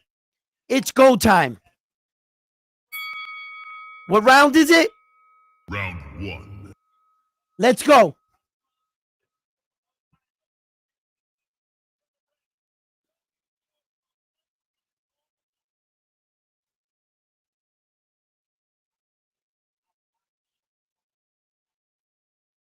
Sam Note stabbing down to the body. Abdullah coming up top with that jab. Really like pawing out, circling out. Sam Notes is really trying to target that body of young Abdullah Mason. They tie up. Referee, get in there. Breaks him up right now. Abdullah Mason, moving well. Both fighters trying to really feel out each other. And Abdullah's testing out his speed, it seems like. And while Sam Notes is stabbing downstairs to the body, Abdullah answers back with a body shot of his own. Abdullah Mason firing on a straight right shot. Using a couple of his feints right now. Snapping the jab outside. Sam Notes being very poised. Trying to chase Abdullah back into the corner. Brings him back. Ties up. Abdullah circles out. Abdullah back on the back foot. Snapping the jab right now. At Sam's Notes. Sam's Notes defending well. Being very measured. Abdullah snaps a left check hook. Gets an awkward steps out of Sam Notes. They tie up at the center of the ring right now. And the referees let them fight out. Good defense. Sam Notes pops one upstairs, downstairs, and Abdullah stays defensively sound.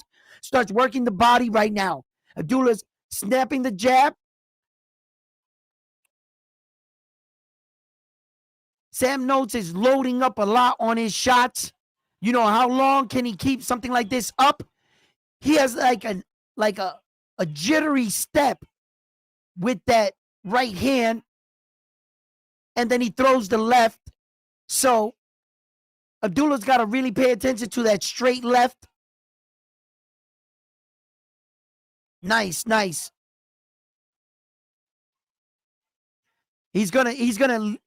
When he throws that left like that, he tries to follow it with the straight right? So Abdullah, keep your head off the center line. Stay the course. It doesn't look like he's fast enough to catch up to you. He's got these two stutter steps and he tries to close the distance. But it's like he's waiting for Abdullah to do something. Sam Notes he doesn't just open up. He's studying Abdullah before he opens up. He's trying to see his reaction, I think. What Abdullah do if he does this pressure?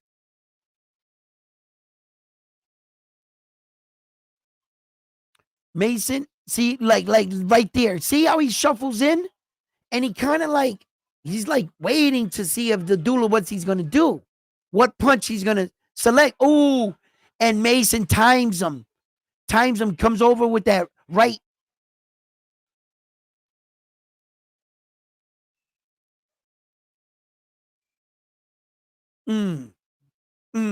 Good round. I think Mason did better of the work.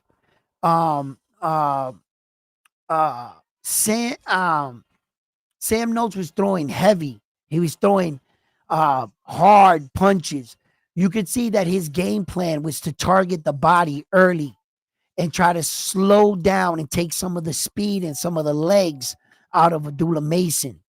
So most of his attack was downstairs to the body. Mason, he was mixing his punches up pretty good. Yes, he was. Um, but he was also taking what Sam gave him. Now Sam was quickly like he would do that two shuffle thing and edge up. I want to see what his intentions are with that move.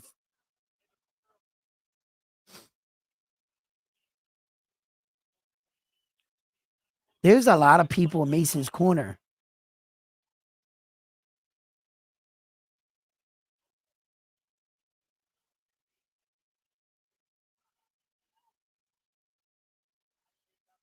Good.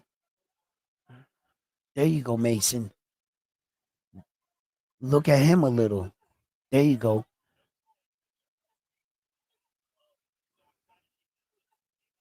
Mm,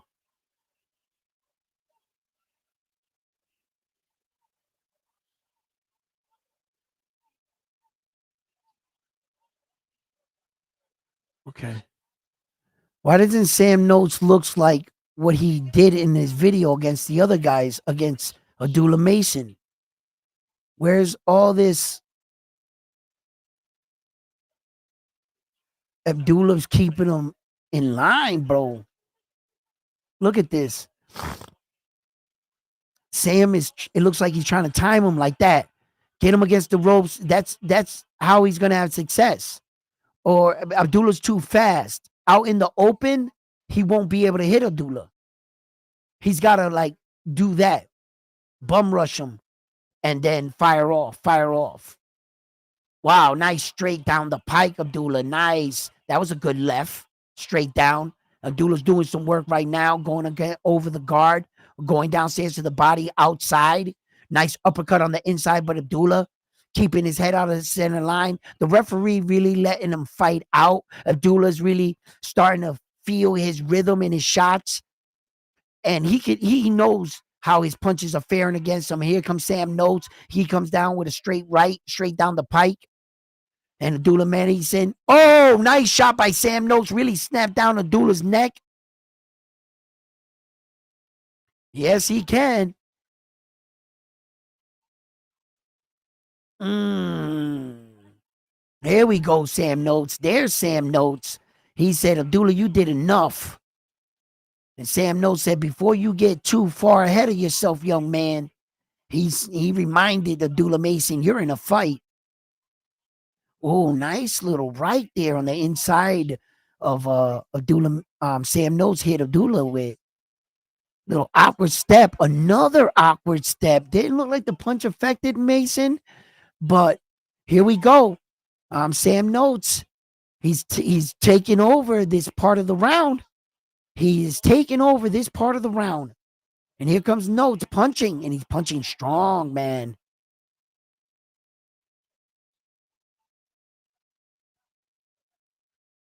Here we go. Come on, Abdullah. There you go. Work that jab again. Okay, and the round ends. Interesting round right there. Because I seen Abdullah do a lot of good stuff in that round. Then I seen Sam Notes kind of in the round strong. So that round could flip flop. You know, the bigger punches. I think that was a Sam Notes round. I saw Abdullah Mason's head snap back violently coming off those ropes. The more cleaner, stronger punchers came from Sam Notes in that round. So I'm going to put it 1-1 right now. I got it 1-1.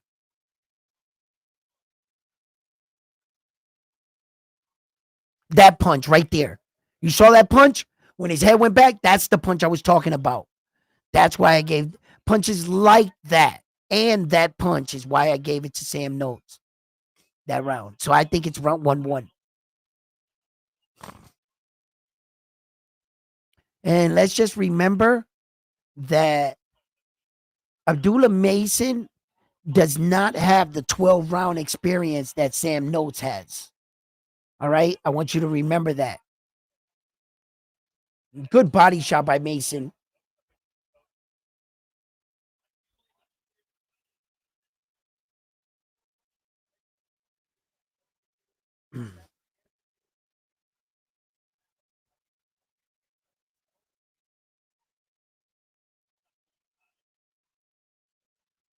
Nice. Oh, good shot by Abdullah Mason. Good check hook on the inside.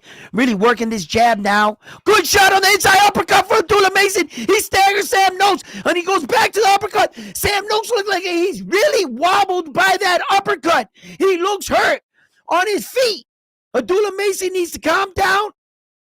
Boom, boom. Oh, nice body shot. Nice. Abdullah Mason got him hurt.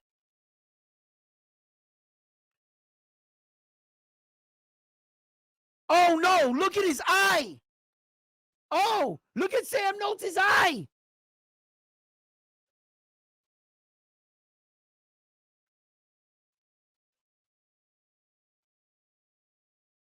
Sam Notes got caught hard. Abdullah cracked him. He notes his feet is wobbly. He's wobbled. Oh, they're going to look at the eye. Uh-oh.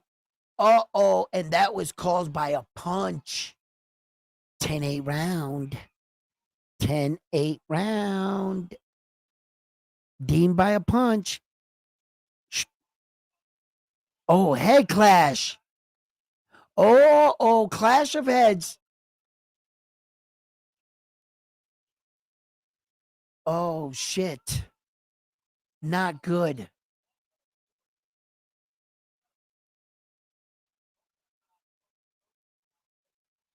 But that uppercut did land, though. That uppercut that wobbled him, besides the cut, that uppercut that wobbled him was real. That uppercut that wobbled him was real. Oh, shit. On the inside, Mason got caught twice. 3 times.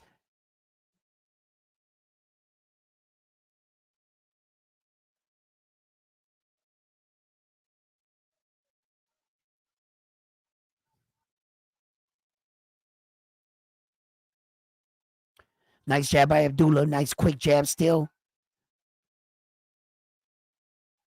What round is this? Oh, shit. We're not past the 4th. Damn, bro. I'm not sure if they stop this fight.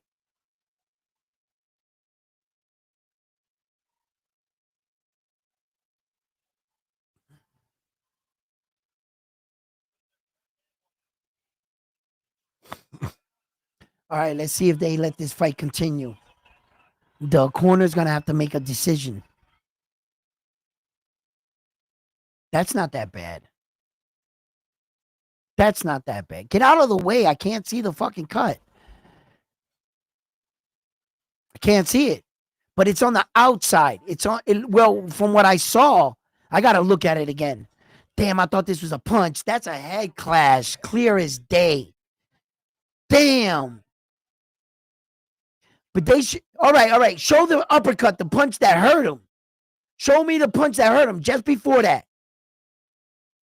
Right there. That's the punch that hurt him. That's the punch that hurt him.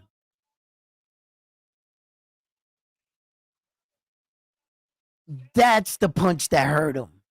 I told you. And that uppercut was serious. There, they let it go.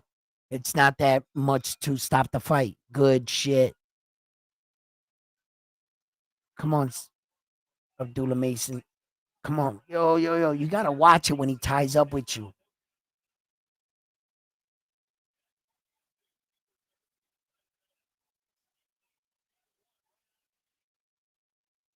Nice. There you go, Abdullah. Stays. Abdullah, watch it.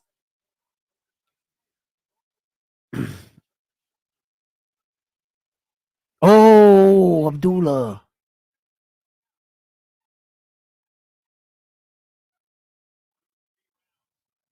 Nice. Abdullah, yup. Good. Abdullah is like, you could see he's feeling himself, but Sam Notes reminds him quick. You're in a fight, kid. You better stay on your A game. Right now, the referee needs to get in there and break that up. Yeah. Now Sam Notes is just trying to pressure Abdullah to fighting in on the inside. It's crazy because he got caught with a big uppercut on the inside. But I guess he feels like that's where he's. Oh shit! Nice shot, a straight right onto the left. That's the a southpaw killer, straight right. Sam Notes hit Abdullah with that straight right. Abdullah Mason circling out right now, pawing out the jab. Needs to. Oh, and Sam Notes fires the right and a check hook on the inside. Misses with the right. Abdullah Mason circling out right now, circling out, circling out, and they meet each other at the center of the ring. He resets himself. Sam Notes comes in, tries to tie up, throws a 1-2, misses, nothing but air. Abdullah Mason back on his jab, back on his jab. Lets the straight left go down the pike. Sam Notes is pressuring. Abdullah snaps the check hook, and they exchange in the middle of the ring. And Abdullah Mason right now is pawing out the jab again. Sam going downstairs to the body. And that's what he's trying to do. He's still trying to work that body shot. And Sam Notes hits Abdullah Mason with a big right now. Abdullah took an awkward step. I don't think it was due to the punch. But Mason is coming forward, attacking Abdullah's body. Abdullah circling out. Abdullah doing some body work of his own.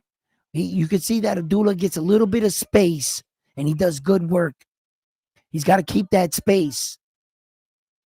And Sam Notes again with the pressure. Oh, that body shot looks like it hurt it. He lifted up his foot. And it looks like another clash of heads. Abdullah Mason like pulls out at his eye. Might have been. Let's see what happened. What round are we in? Because most of you are getting kicked out of here in the 6th round.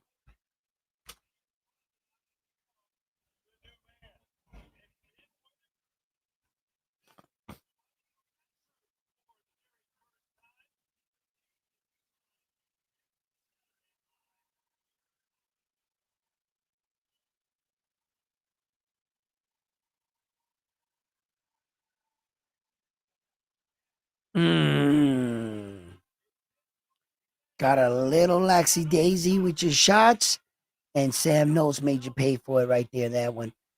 Oh. I don't think he won that round, Sam Notes. He had a couple good moments, but I don't think he won the round.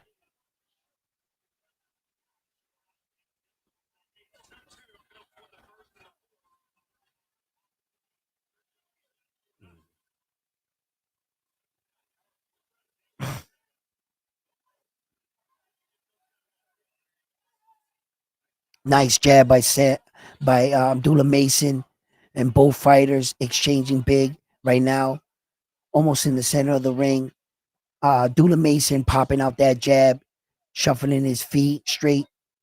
Oh, nice straight left by Abdullah Mason. Sam Notes is trying to meet him with that right, that power shot. And Sam Notes is really trying to sit down on his punches to discourage Abdullah Mason. Abdullah Mason comes in with a flurry of punches right now, working around the guard, got a nifty body shot in on the inside. Referee breaks them up, and Abdullah Mason goes back to work with the jab. They're in close right now. Sam Notes is applying a lot of pressure on Abdullah Mason. The referee splits them up right now.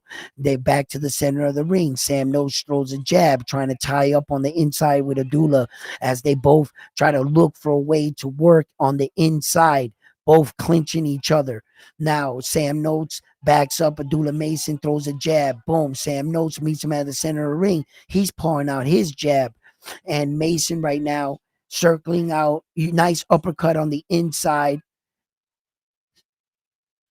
They're both standing in front of each other. Mason using feints, throws the jab. Sam Notes tries to press forward. He shoots a shot over the top of himself, hits Abdullah. They tie up, clinching on the inside.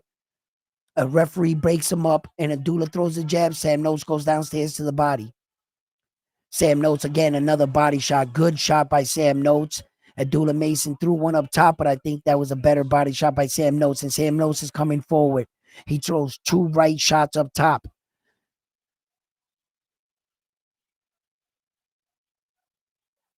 Mm.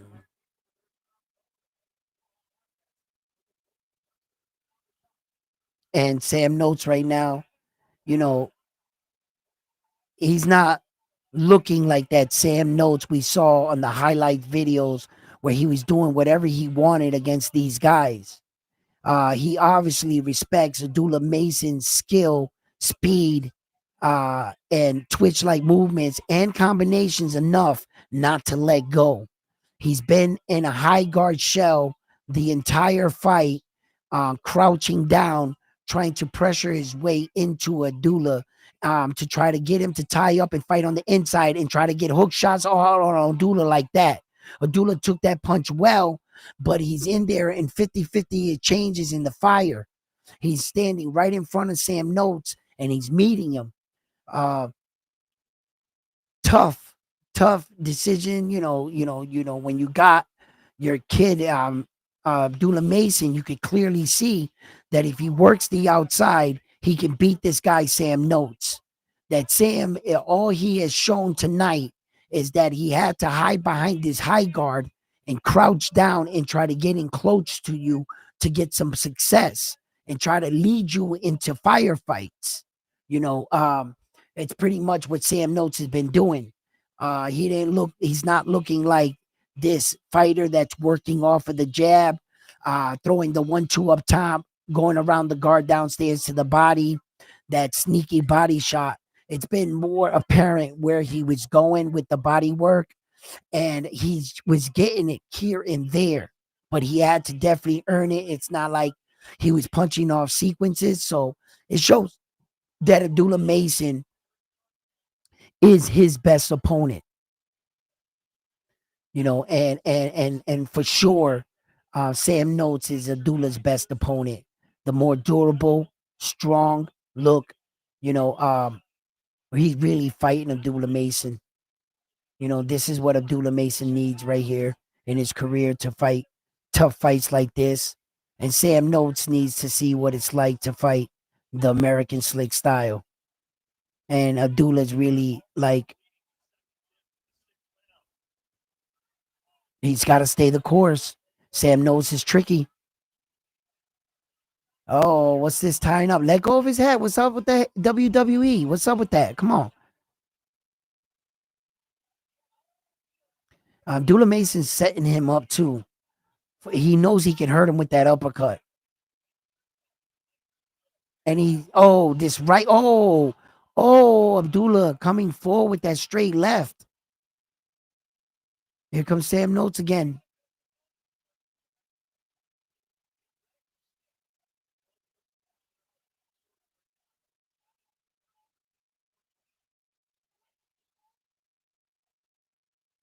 Yeah, his nose legs don't look good. He's not taking good steps. His legs look stiff. Look, if Mason hits him good, Mason just calm down a little. Yeah, he doesn't have any bounce, Sam. He doesn't have any bounce to his feet. Look. Look, he doesn't have none. Do you see that little like?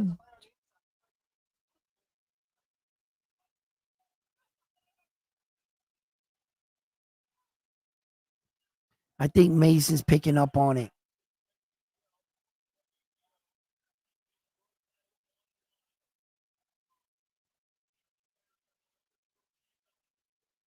Oh,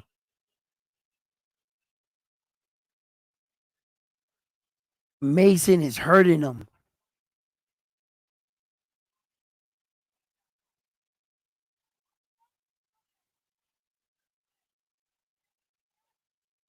Mm-mm-mm.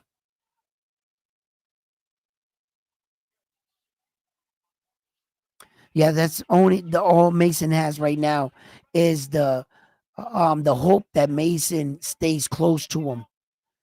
Because staying far away with him would expose how hurt he really is.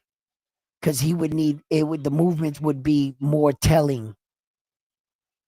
If he's in close, he can disguise it well. I think Sam Notes is a lot more hurt than what he's giving on. I think he is. I think he's a lot more hurt. So that was the 6th round. So there goes three of you knocked out.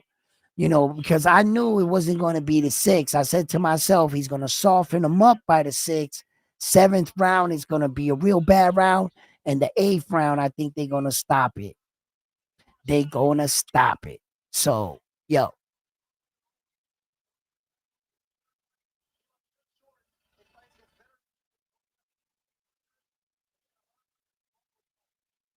Anthony Yar, man, that's a tough situation. You guys heard of his story and everything? How both his parents passed away during COVID? Yeah, that's crazy. You lost not one, but both your parents. That's tough, man. Look at he was busting him up here. Uh Abdullah Mason is getting his confidence every round right here. He's got to stay the course right now. Once again, Sam Notes meets him at the center of the ring, ties up quick. He's trying to stay close to Abdullah Mason, stay to him. And Mason's working this jab right now. He's trying to create a little bit of distance because he does better work at when he keeps him at the end of his punches, snapping him.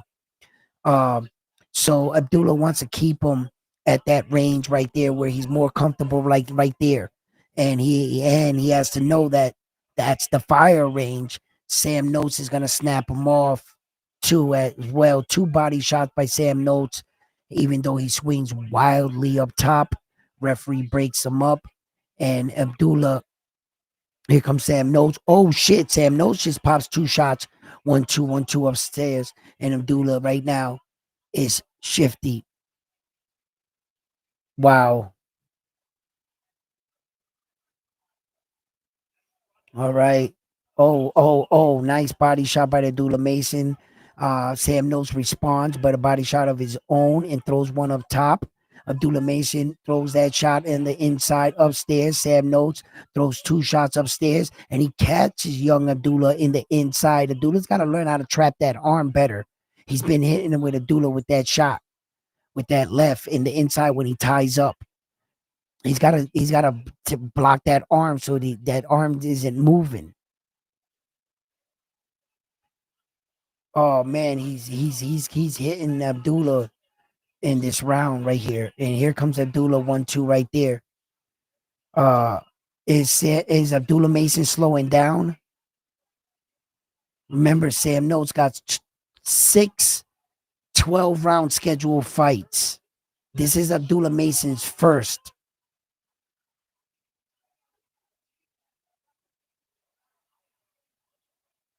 Wow, Sam Notes is pouring it on, man. And here comes Abdullah. There was a good shots by Abdullah right there. Abdullah coming on strong, showing he's strong.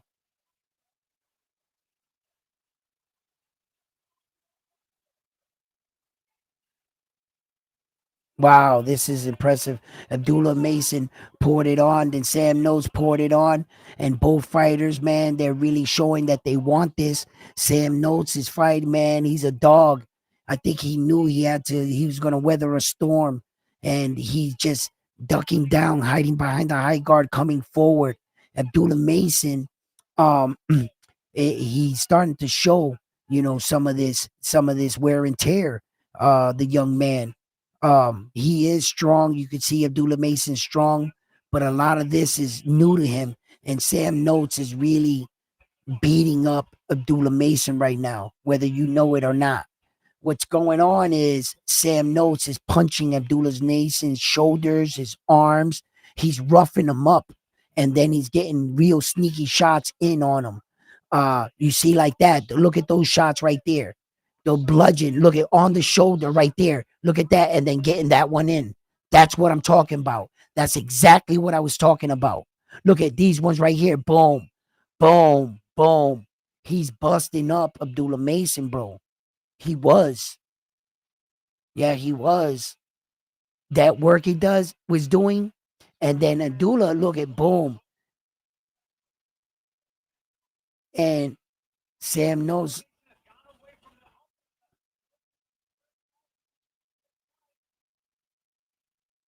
Damn, that uppercut hit the bottom of the punch, hit the bottom of this. You could break your hand on that.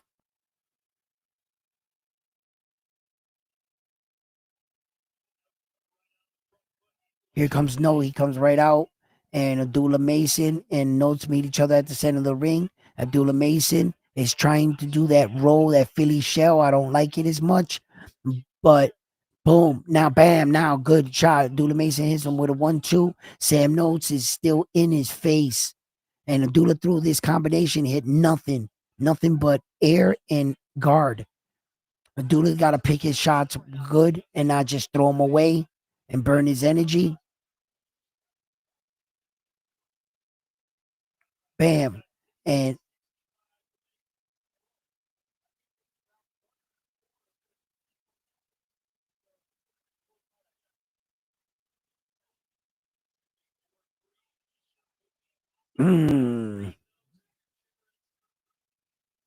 wow, Notes is really like pouring it on right now. And Abdullah Mason hits him with a body shot downstairs. Another one, Sam Notes, 2 shots upstairs. And Sam Notes is throwing his punches straight now. He's trying to, and Abdullah just got to get back into the fight, controlling the fight again. He's got to take control of this fight again. Do what you could do, son. Abdullah, fight from the outside. Good shot on the bottom. There you go. There you go. Nice check hook by Abdullah. And no sooner did I say it, and Abdullah Mason starts doing exactly that, taking the fight back over. You know, and Abdullah, yup, keep your hands up, son. Boom, nice straight left, straight down the pike. Another one, straight down the pike. Both men exchange the jab. 1-2 by Sam Notes. He swings, nothing. Abdullah, nice. Sam Notes gets hit to the body again. Abdullah hits him a check hook, partially blocked. Sam Notes throws that right straight down, connects on Abdullah, hits him in the body. Abdullah fires off on the uppercut, not sure if it connected. Straight for Abdullah right down the pike. Sam Note meets him with a 1-2 of his own. And Abdullah starts to work the jab again. Beautiful. Snaps his head back twice. 1 jab, 2 jabs right up top. Nice body shot by Abdullah in the inside. Another body shot. Sam Note has not thrown a punch yet. I think that body shot hurt him. And Abdullah got him in the corner. I think that Sam Notes is doing his best impression of not being hurt. And Abdullah hits him with a clean shot on the inside. And Sam Notes' legs don't look strong at all for me. Abdullah Mason needs to let his hands go right now. Good, another body shot by Abdullah Mason on the inside. I think he's sapping Sam Notes' power away too as well. Good end of the round for Abdullah Mason. I think he might have stole that round back. He might have stole that round right back. Yeah.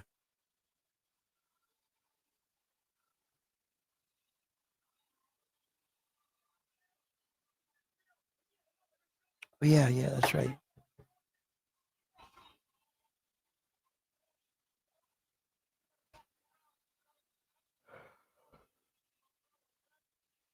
Good fight. Good fight, man. So no champion? Hold on.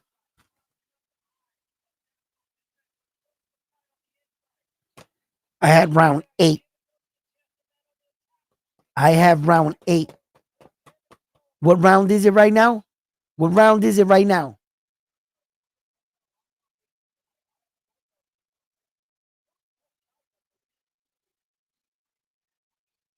Oh, nice jab. Meets him real quick. Oh, ninth round? What's this, the ninth? Yeah, I'm out.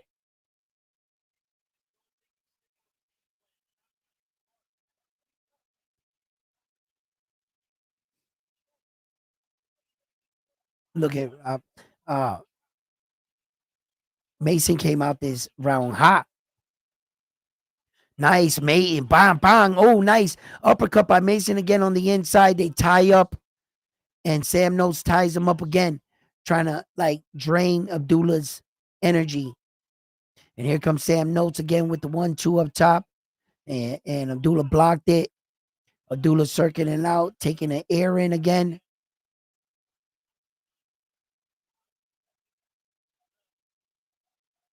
And then here comes Sam Notes.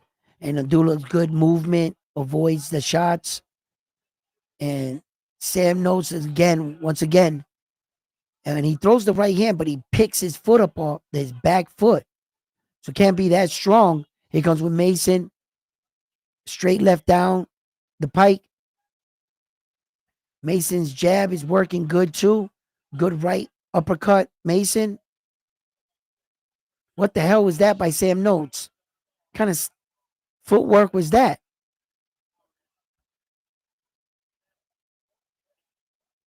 I don't think Sam Notes has any legs. He's fighting off sheer will and toughness, but I don't think his legs are with him. That's all.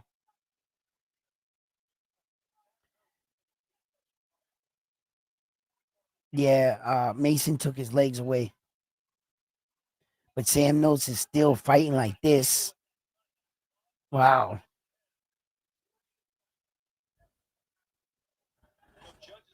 Yeah, he ain't moving.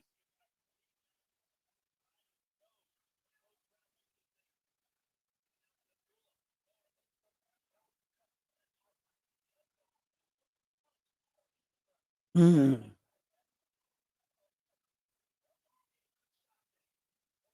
Nice. Abdullah doing some good work on the inside, but I think he needs to just keep working this jab and stay on the outside and keep him on the end of his punches. Keep doing some work from right there because his feet, he's got to come into you. Make him make an awkward step and catch him in between. Let him make his own mistakes. Yeah.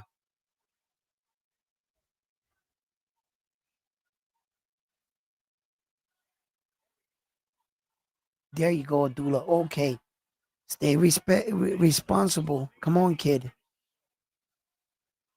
Nice. Good, good, good, good.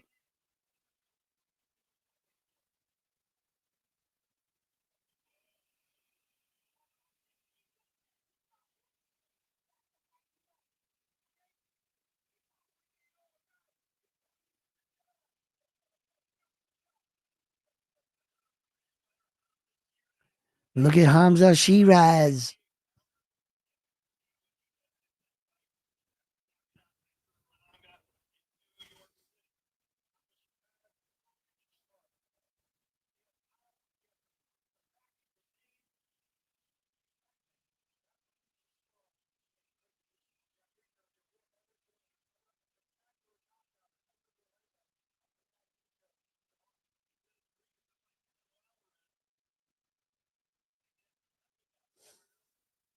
Why would you fight Canelo Alvarez for nothing? No belt. Well, probably a big payday. Yeah, yeah. His dollar worth is probably still up there. So yeah, I guess so.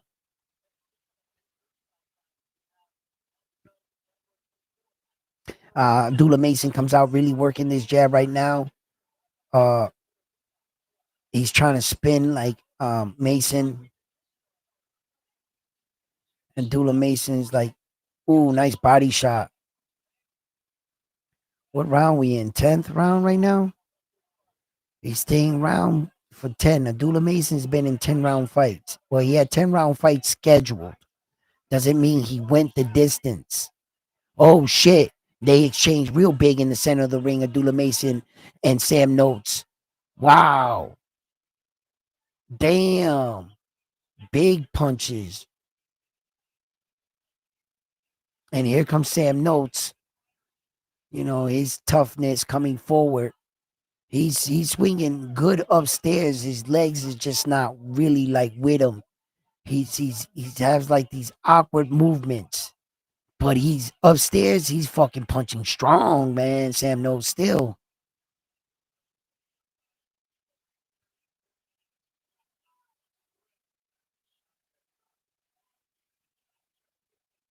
Mason swinging, hitting him big. Oh, that body shot backed him up.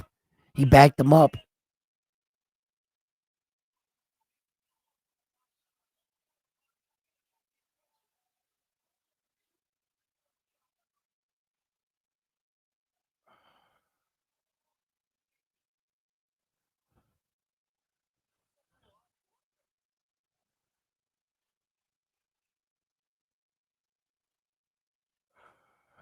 No. Mason hurt his hand. Mason hurt his left hand. No, he threw it right there.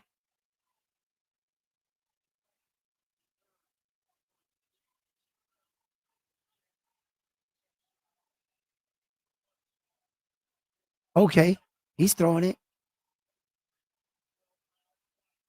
Ooh, body shot. That hurt him.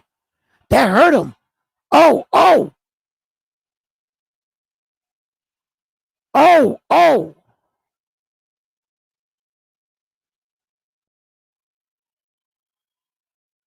Wow, Mason is teeing off on him. He hit him with a big shot. He got Sam Notes on the rope right now, and Mason's just teeing off on him.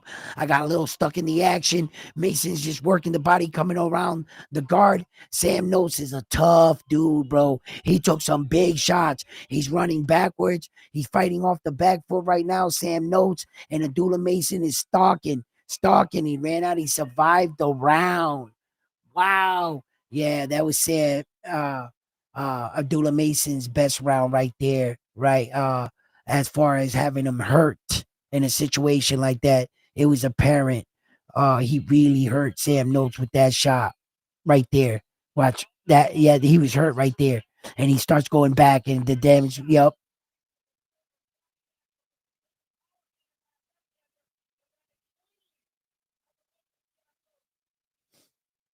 Damn, that pressure was relentless. Yo, Sam Notes is a dog, bro. Yo, Abdullah would have folded most of these guys. Boom, that shot right there.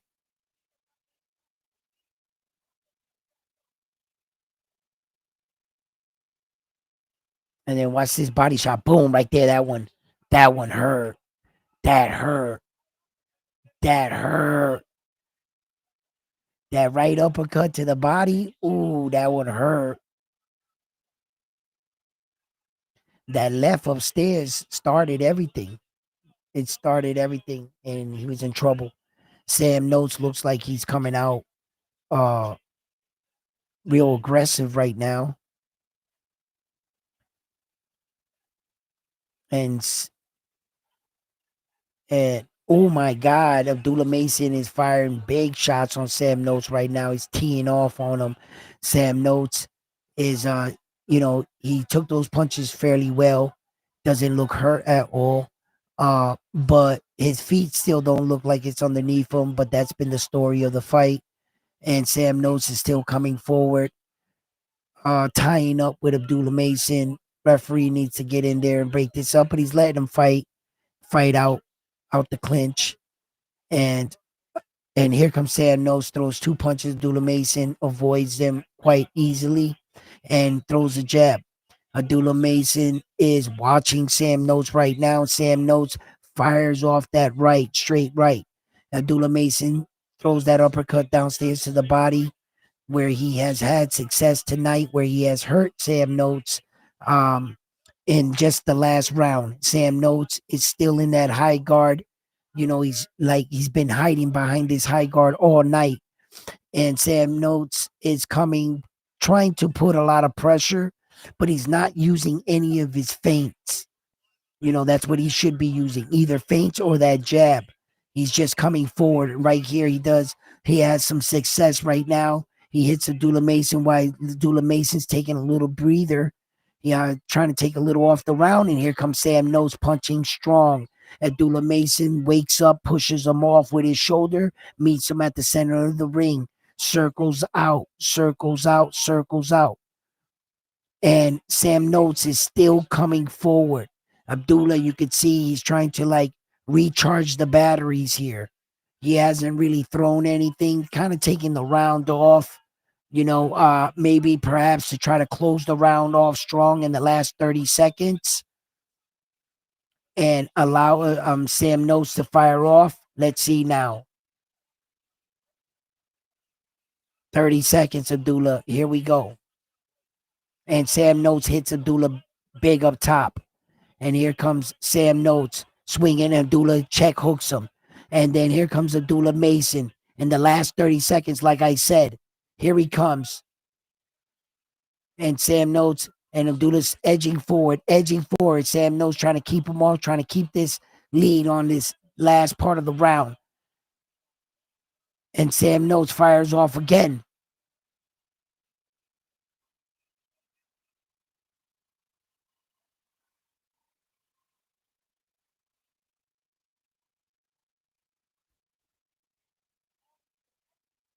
What a fight. What a fight, man. 7-3 Mason, you got it so far? Okay. Whoa. This is a fight.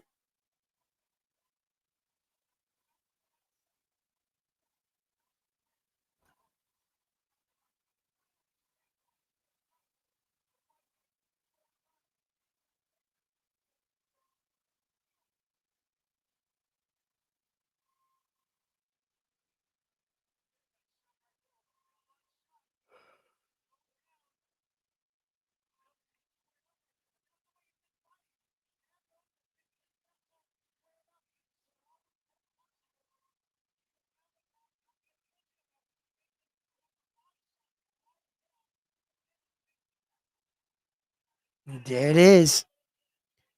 There's 3 minutes from being a world champion.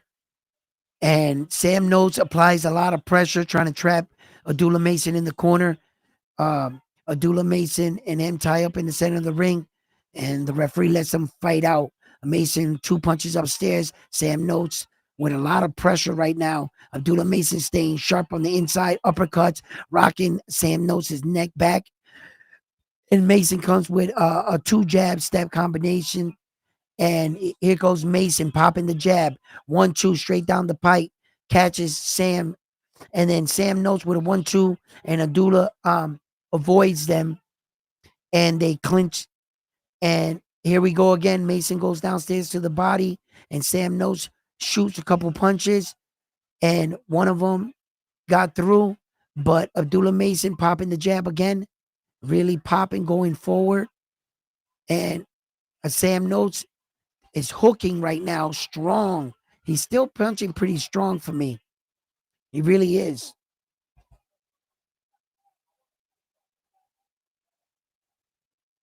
Nice shot by Sam Notes. And Abdullah Mason does not seem to be fazed by it. He's pushing him forward, swinging, throwing punches big right now, going forward. And Sam Notes fires 2 shots off. Abdullah Mason tries the uppercut, doesn't connect. Sam Notes goes forward with a 1-2. Abdullah Mason hits the body again. Sam Notes throw 2 punches upstairs. Abdullah Mason upstairs, pop out. No Tom and Jerry fight here. Nobody running away. Each man wants to win this. No man wants to take a step forward, backwards.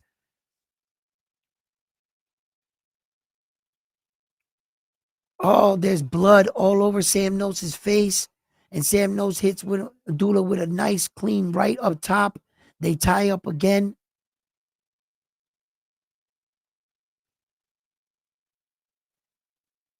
And Notes throws a 1-2. They tie up again. This referee has been letting them fight out of these clinches all night. And Sam Notes hits with a right hand, a good right hand on Abdullah Mason.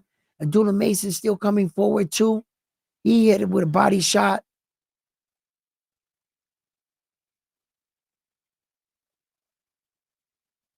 Wow.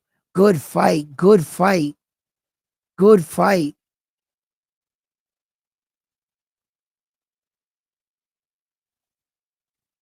Wow.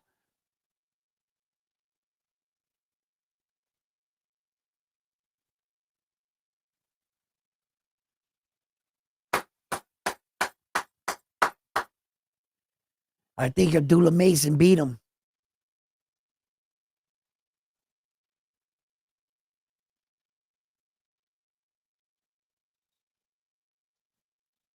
Unanimous decision.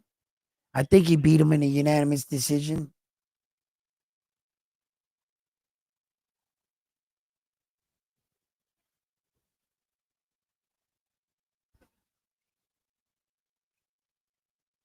I think he got a unanimous decision fight victory. I don't think that there's no split decision here or none of that shit.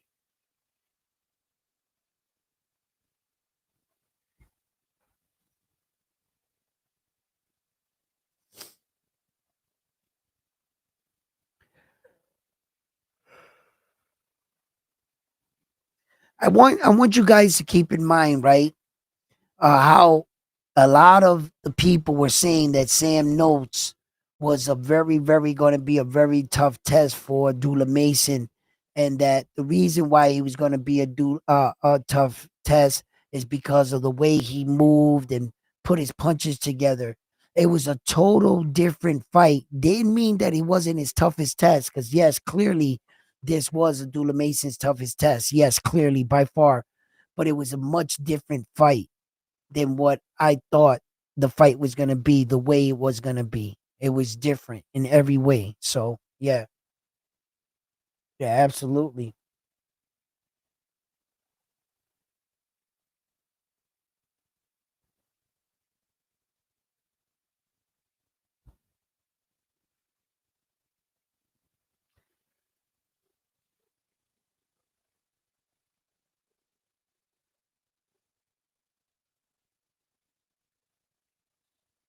He looked it all busted up at the end of the fight, though.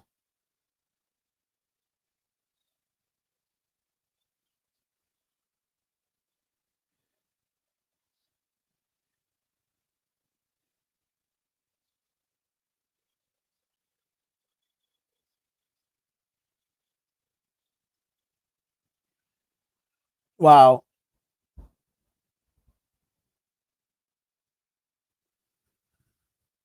Come on, man.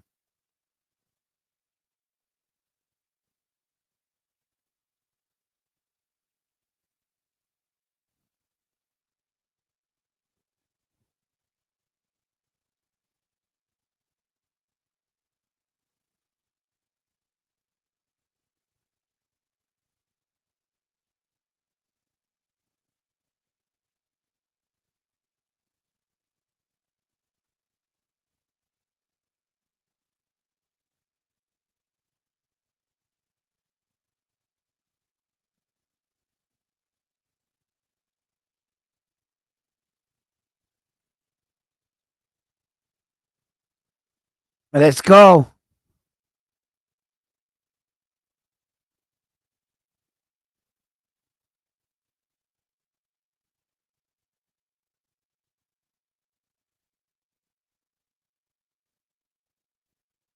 You think so? Congratulations, young man. And the new. Let's go. Let's go. Let's go. You know?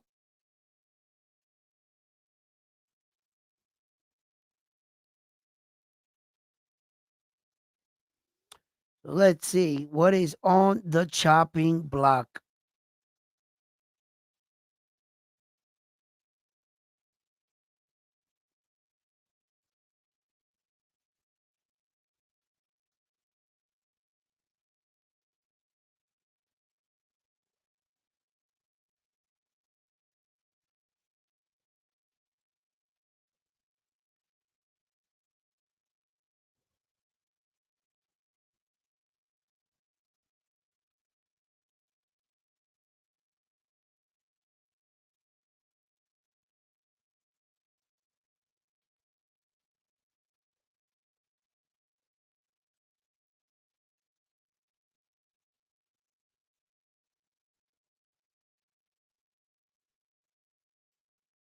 One 111.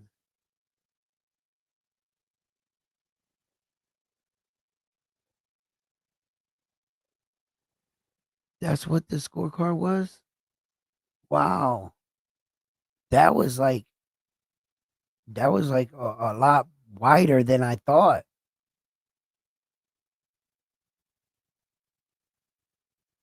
But the other two judges had it. You seen the scorecards of the other two judges? So congratulations, young man.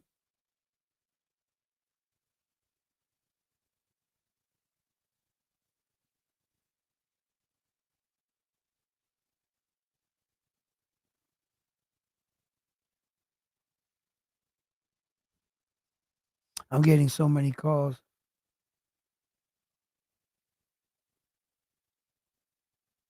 I got I got bang in 10 in the 10th round. Front line. How'd you guys see that fight? You guys saw it like the judges? It was a good fight for you guys?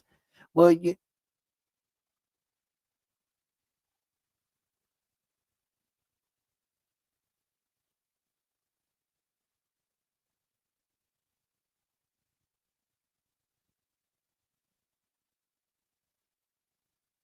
I got a phone call right in the middle of everything. I need to like go back and look at it.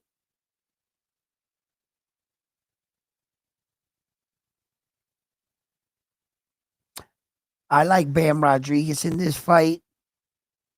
I think that Bam Rodriguez is gonna stop this dude, Puma. I think he's gonna stop him. Uh, Puma can prove to be real tough too, like this Sam Notes guy tonight. He can prove to be a problem. Let me take this opportunity real quick to grab me something to snack on real quick. I got Bam in the 8th round, and the front line got him in the 10th.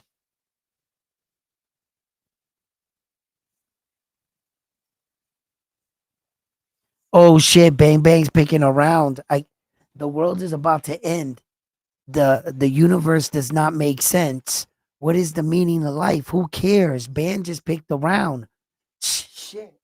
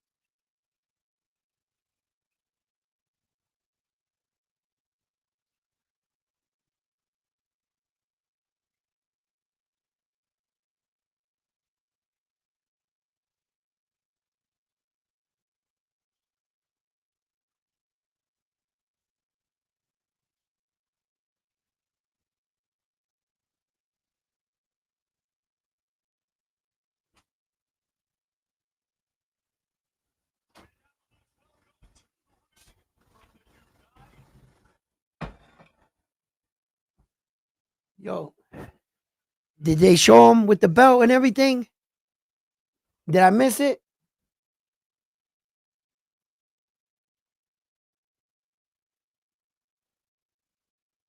I got Bang Bang Rodriguez.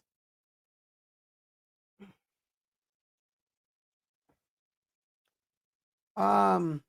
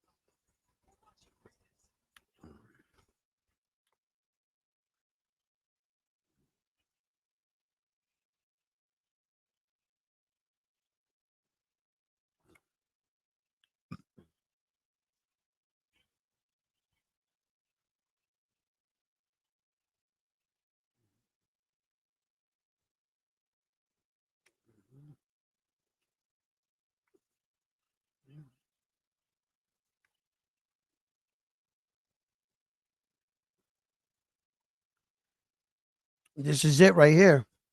This is the fight right here. This is the fight right here. What do you guys got in this fight? Wow, this is a fight.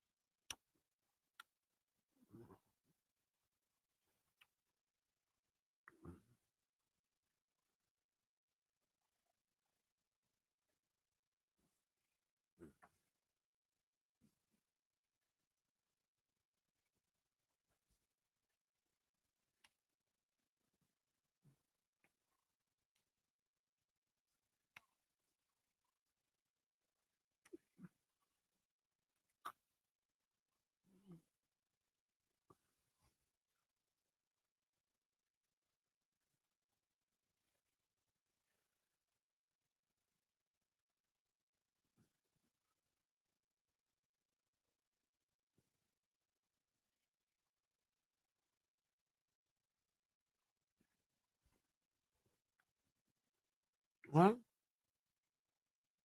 Oh, hold on, gentlemen. As this fight starts to kick on the way.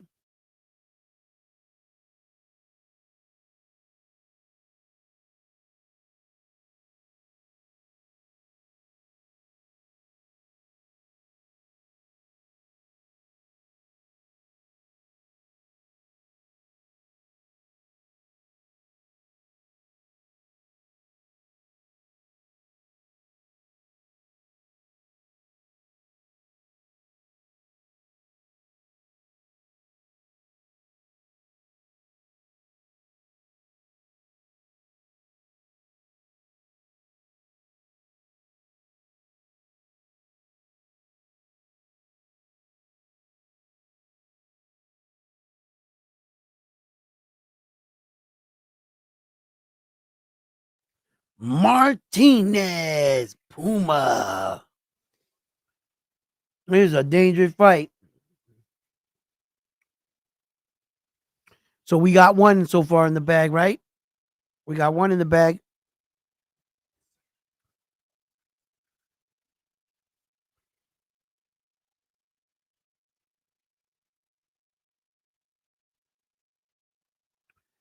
Bang Bang's gonna beat.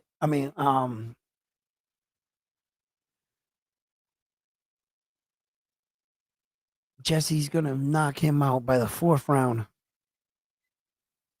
Jesse wants to get out of this ring. He wants to go see his baby. Jesse's about to bring these belts back home. He's gonna pack this dude up like if he got the meter running outside in a taxi. I'm trying to tell you.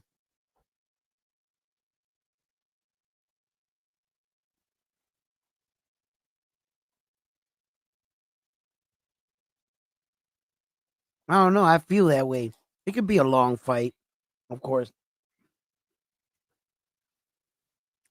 I just think that Jesse's tired of his antics or Puma's antics on stage, getting in his face like that. I think he's tired of it.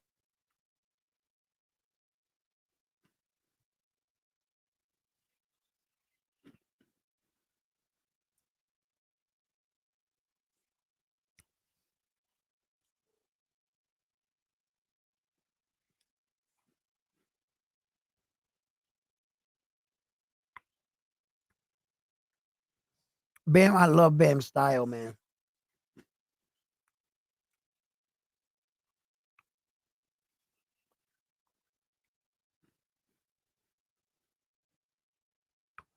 Bam got a quick jab, and his back foot moves so sweet.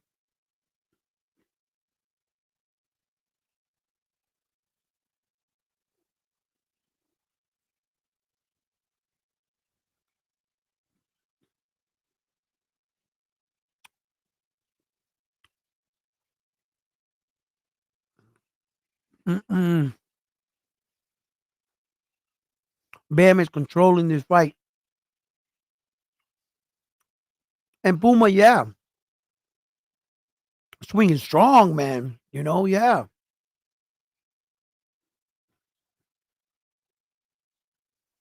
But wow,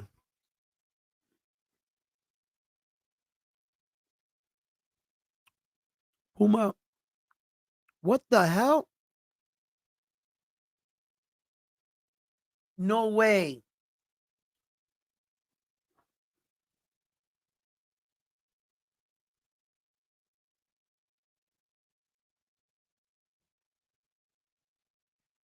Unbelievable, Edwin.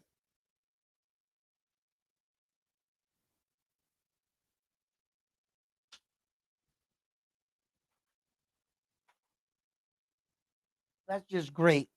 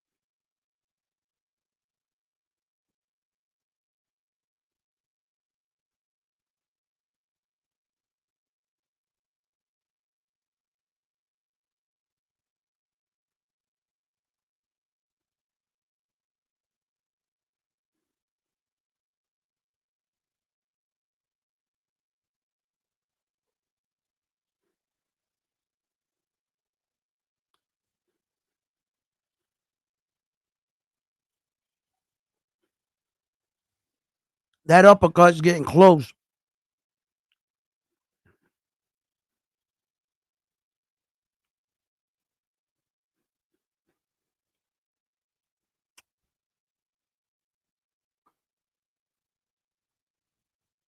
That uppercut was getting real close on the inside like that.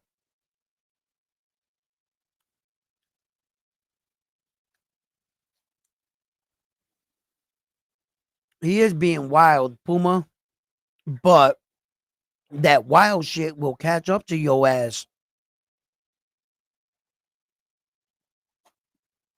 You know?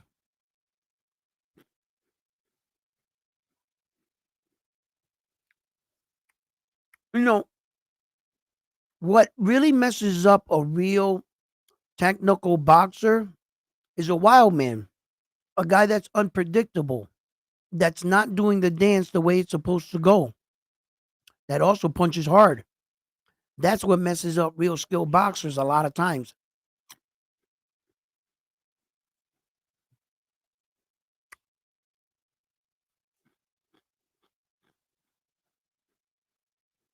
Mm, mm,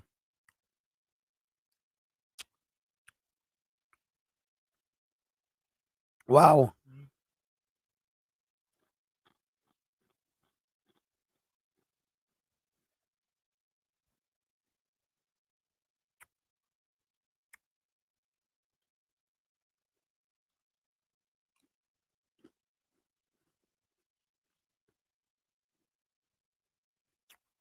That's a good body shot by Bam. Those are some good body shots right there. That's good work.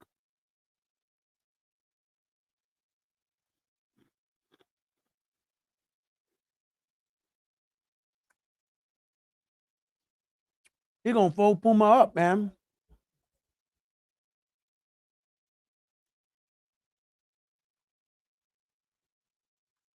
Puma's strong, throwing strong, but everything's strong.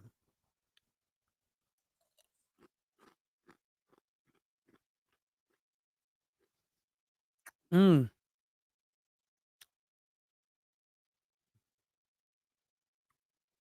yeah, he is.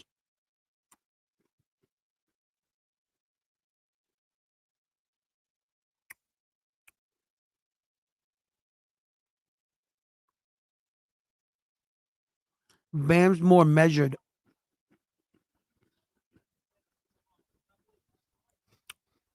He didn't like that shot behind the head.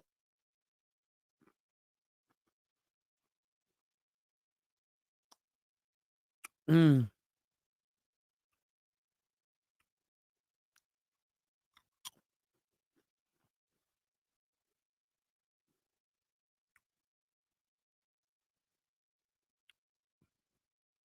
wow.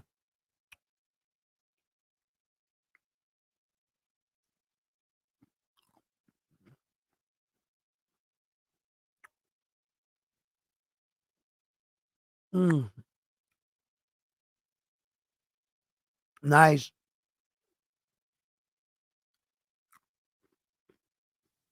Bam Rodriguez is doing everything I thought he would.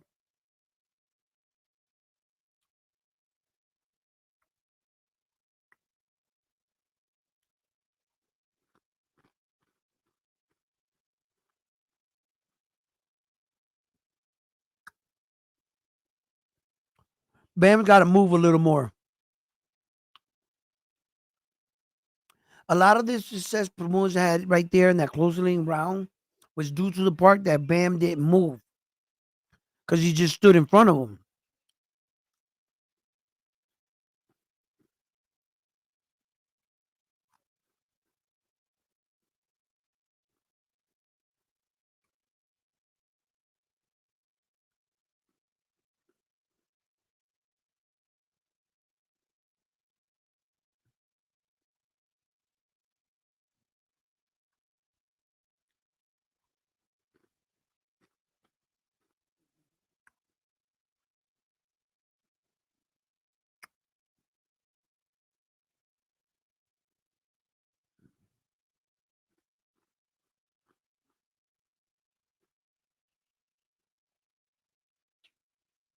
Mm,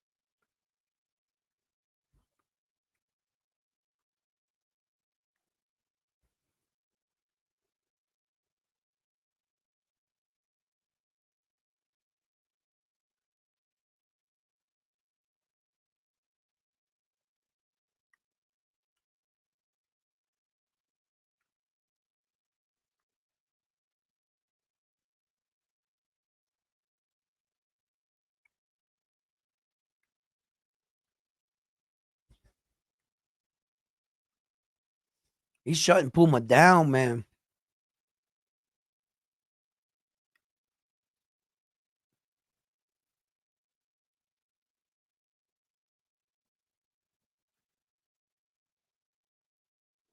Yeah.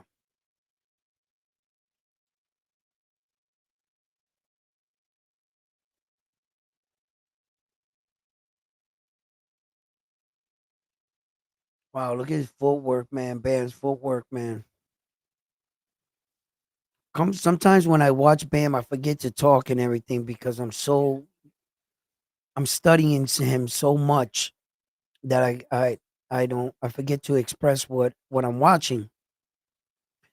And like in a fight, you have to understand you're gonna get hit because you're standing in front of a guy, and as close as that he's doing this at, you know, uh Puma got two hands of his own.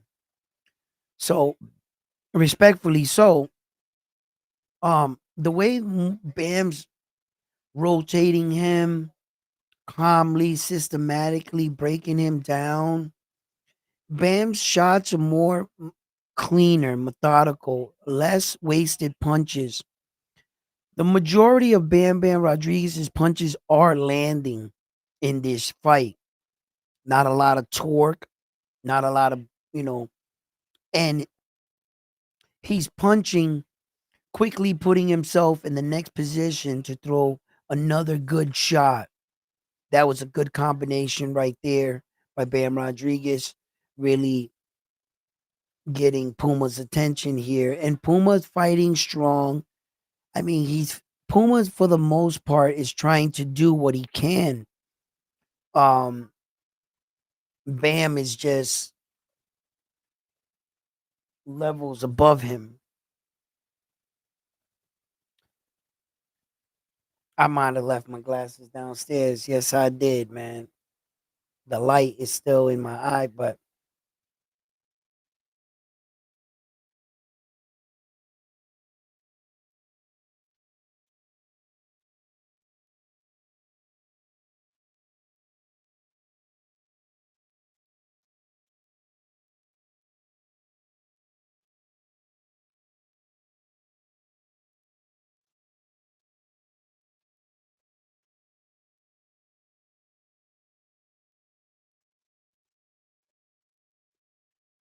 mm, Brian Elman Jr. says he's ready. He's ready.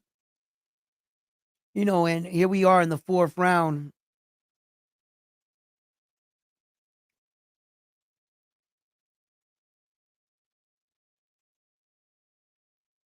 This is where I think it was going to go ugly for Puma.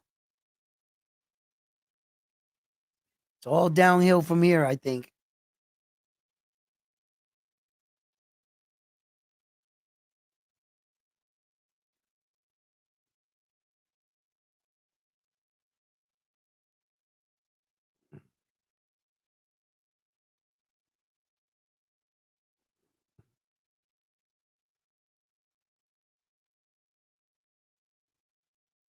That is true. Because he did have two belts and he gave up one belt to fight Naoka in the rematch, right? So, like, yeah, this could be for all four belts right here.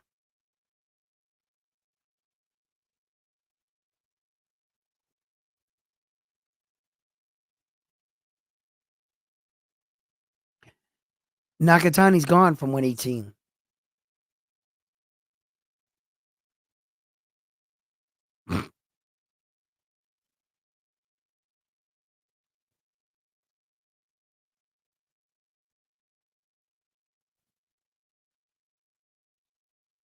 Mm.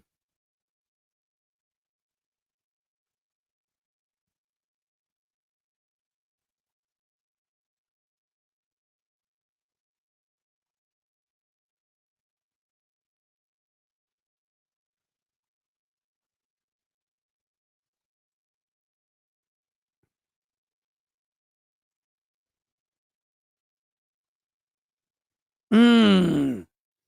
Oh, Puma took an awkward step. Oh, he took another 1-2 up. Oh, my goodness. Bam Rodriguez is really opening up on Puma right now. Oh, he is. He's not even like, yeah.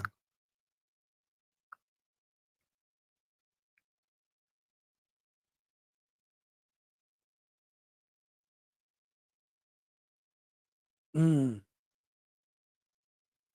Damn, Bam Rodriguez is so calculated, so measured in this fight. It's pretty impressive.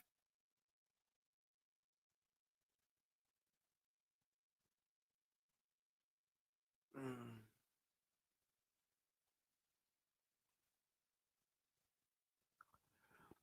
This is the kind of fight that I saw that I try to tell Bang Bang and Frontline on the phone.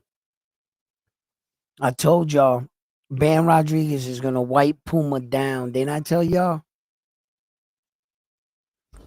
I said he should be able to go in there and wipe this dude down if he wants to be talked about in the same category as Usyk, Neil Inoue, Terrence Crawford. If he wants to be talked about in like those guys, he needs to wipe this guy out. And I told you guys that.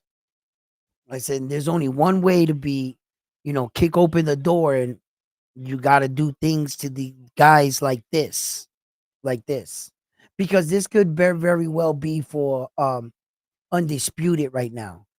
Puma did have two belts. He gave up one belt to fight Naoya, no, uh, Noka again, and so this fight right here could have been for all four belts, easy.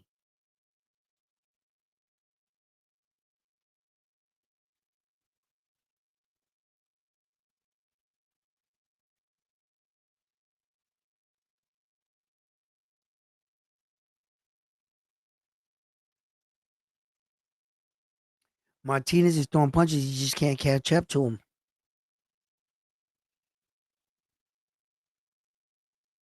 If he keeps blowing the blood out of his nose, his eyes are gonna close.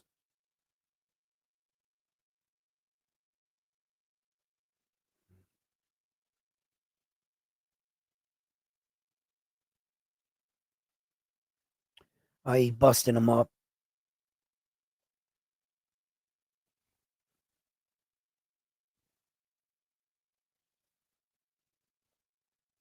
Oh, Bam's really setting up his punches, man. Wow.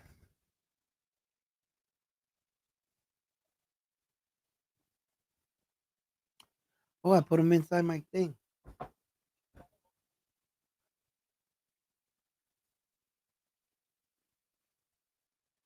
Oh my God. Bam Rajeez is just piecing him up, man. Wow. What a fight.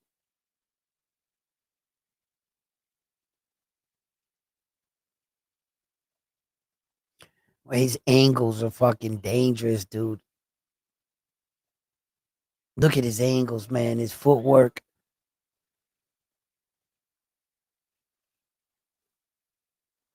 Mm-mm. Bam throws punches, right? And he's like moving already to for that the person his punch to already start to miss him.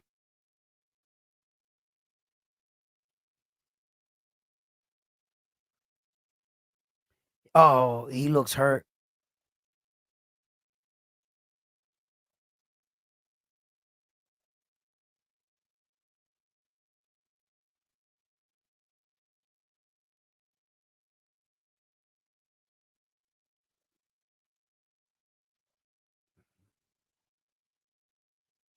Wow. Bam's picking him apart, man. He's really putting on a masterclass boxing performance right now against Puma. Puma's nose seems to be giving him a lot of problems, and Puma's swinging away, yes, but not with accuracy, not with good timing, and it's starting to see that his power is being sapped out of him. Uh, Bam Bam, Bam Bam Rodriguez is just a dog, man. A calculated, well trained. Wow, what a shot! What a shot! Yeah, Bam Rodriguez is not Jesse. He's not fucking around, bro. He's not playing around. He's about to walk out of here with this man's belt.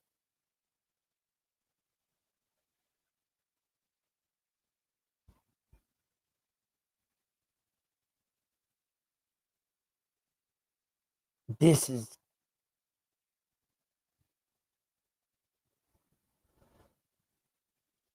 wow.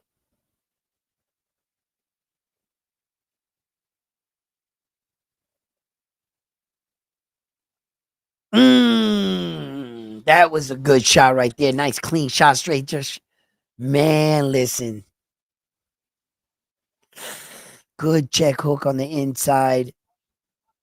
Look how he moves already. He's already moving, anticipating Puma to throw that shot. He's already getting out of the way. Puma's he's finding it hard to hit Jesse. Right now, Puma just starts throwing out that jab right now, and Jesse right now uppercut on the inside, snaps back, and Jesse just meets him again, and really popping this jab. Puma's working, uh, but none of his work's getting in. None of his work's landing at all.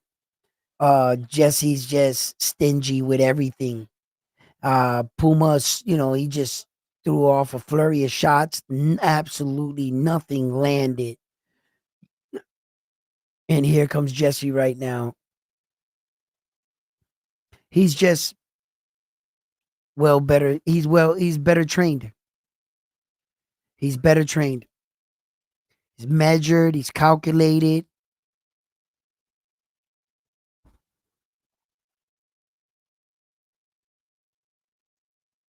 And it goes to show you, man.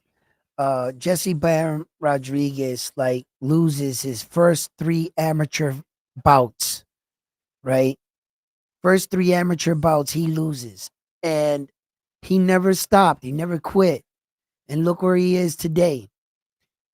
He keeps up with this performance right here. This looks like a one-sided beatdown from what I'm watching. Puma has not been able to really do any. He's landed a couple punches here and there, which was expected. And this is what I expected out of the fight. This is what I called. I said to myself, Jesse Bam Rodriguez is gonna wipe Puma down. And I knew it. I knew it.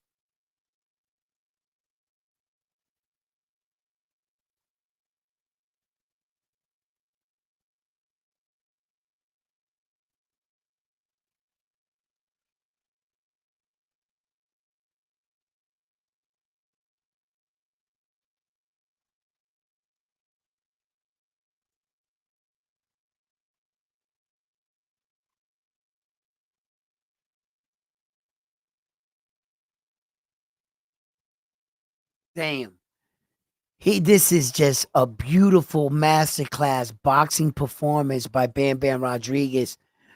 He's just stepping around them. He's putting his punches together. He's mixing them up well. Wow, what a fighter in Bam Rodriguez, and he's making this look easy. I want to remind you, ladies and gentlemen, that this fighter right here, Puma, is undefeated. He's an undefeated fighter. This is crazy right here. This is truly right here a masterclass performance by Bam Rodriguez, man. This is a one-sided event. Puma has not, in my book, in my opinion, he has not won 30 seconds of this fight. Uh,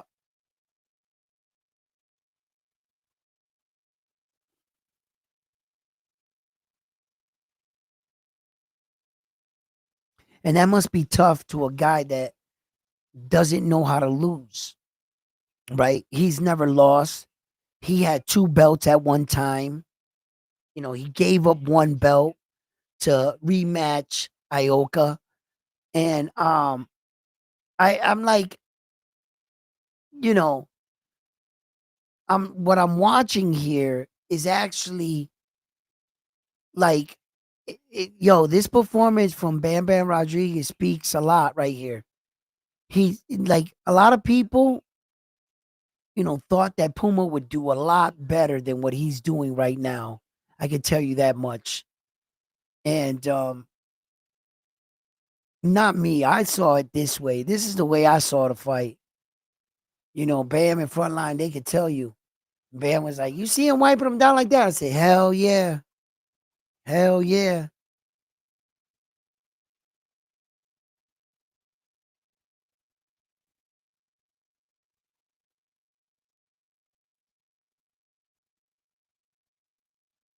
Damn.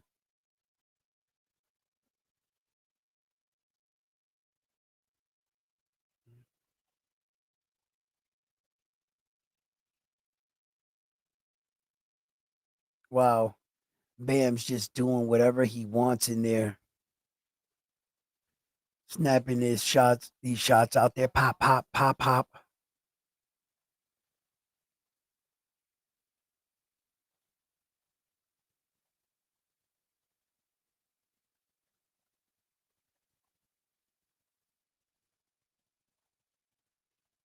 Nice.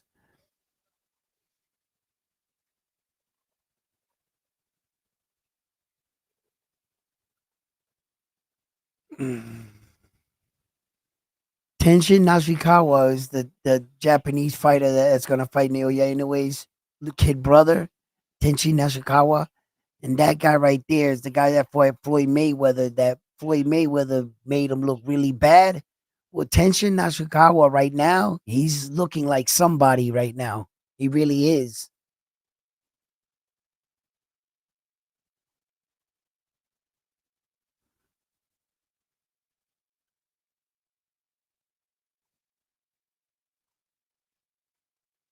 Yeah, I think he's hurt. I think he's hurt. I think Puma's hurt. Look at this.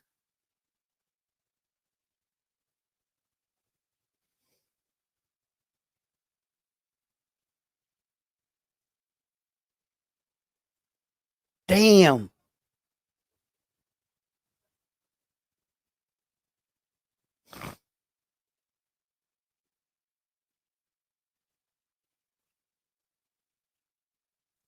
Mm.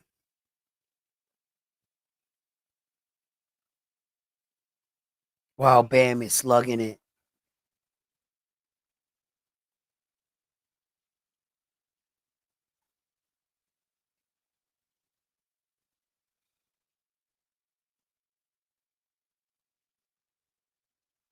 Wow.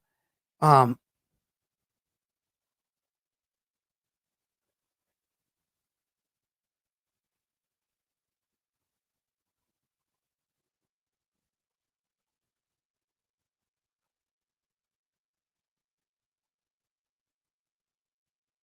this is a one-sided event, man.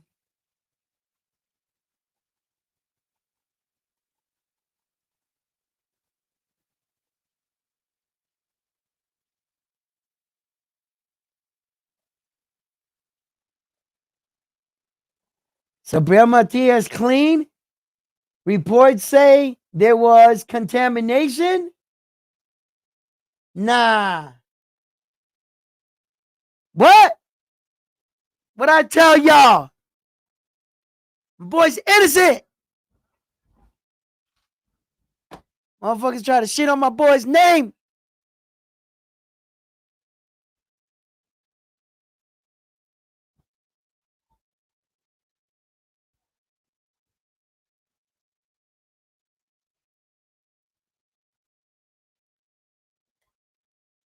On that note,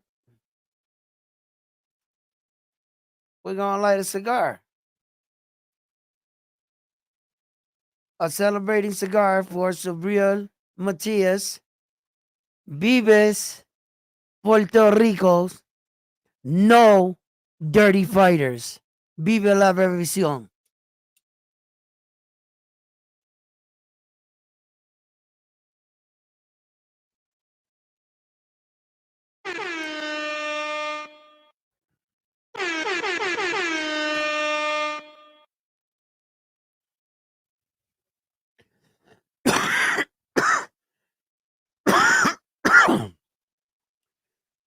was I was I not just talking about it on my show? That he tested negative 6 days before testing positive for 0.1, which had to be determined that had to have come.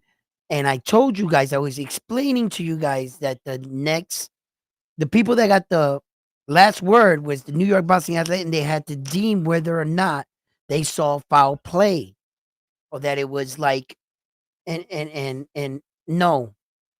And WADA, those guys, I told you, are not on the boxer's side. They just reported their findings, not whether or not it was enough for the finding to stick. They didn't care about that. Whether or not it was going to hurt the boxer's name or people were going to view him differently. They don't care about that. Don't care about none of that. They just care about reporting their findings and showing their boss they're doing their job. They got a job to do.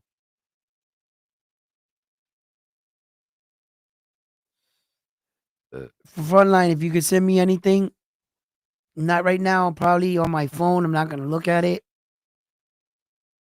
While he's busting Puma up right now. What's up, chat? I could probably look at up at that because I'll get it on my my computer. I'll just pull it up here.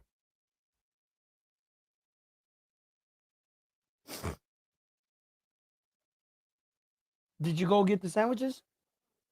Okay. All right. Good round right there. It's just a one-sided event for me. You know, whenever they want to just pull the plug on Puma, I'm cool with it. It doesn't look like he's going to come back in this fight. Bam Rodriguez is fighting too smart, too intelligent, too strong. Hail Mary, who knows?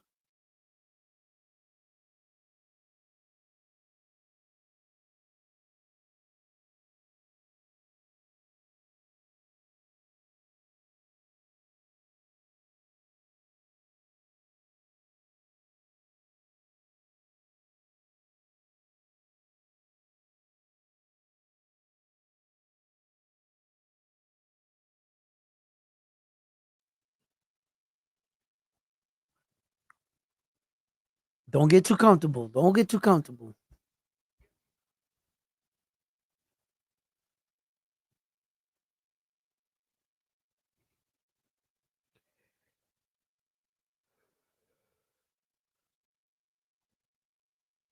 Good body shot.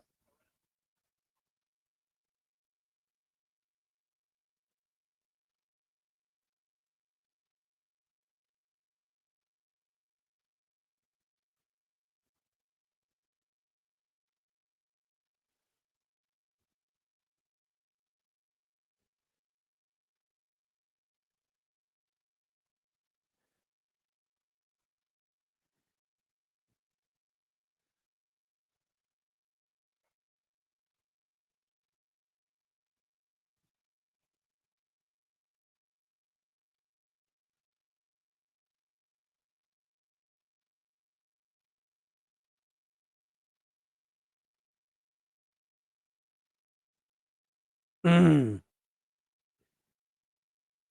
Oh, bam. Oh. I think he's got Puma hurt bad.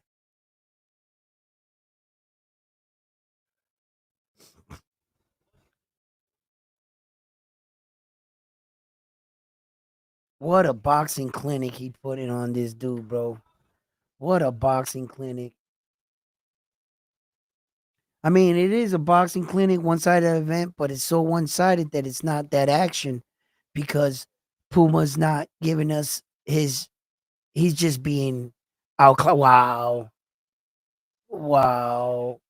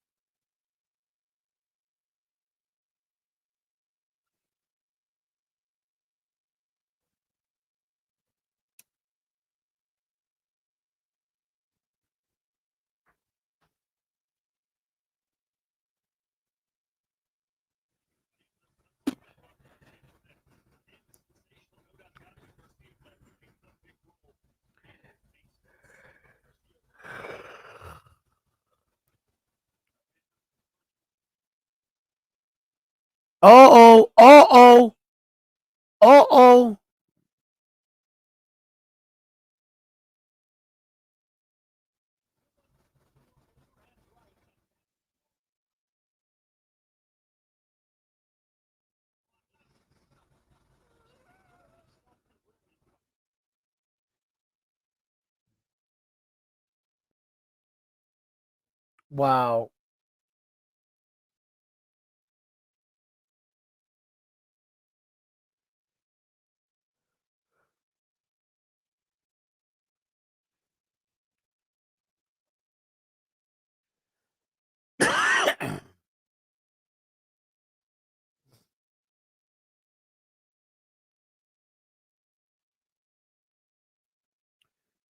One-sided event, man. I'm just waiting for him to catch him with the like one of those big shots to really like stop him. It doesn't look. It doesn't look like he wants to be in the fight anymore, Puma.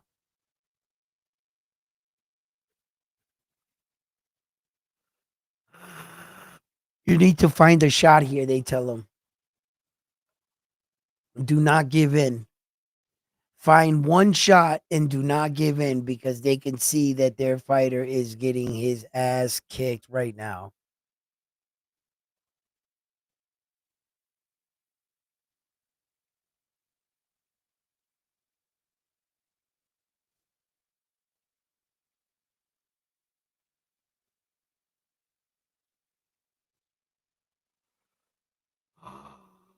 Wow, man. A little tired here. What's going on?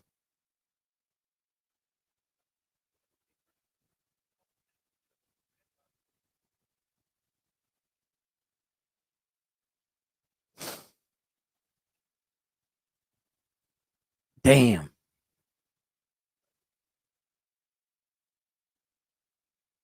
He's just piecing him up, man.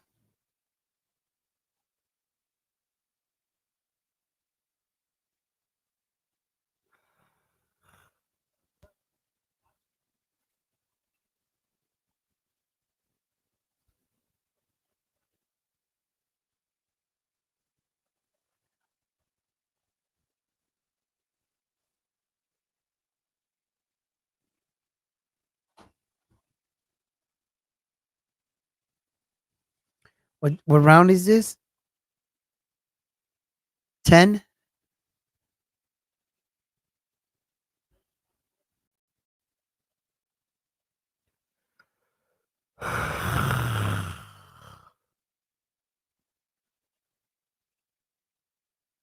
Damn!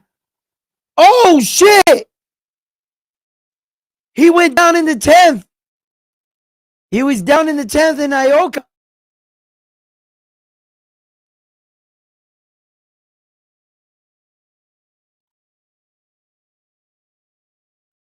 Damn! He said, when I'm done playing with my food, I'll knock him out. Holy shit. He knocked him the hell out. What a shot. What a shot.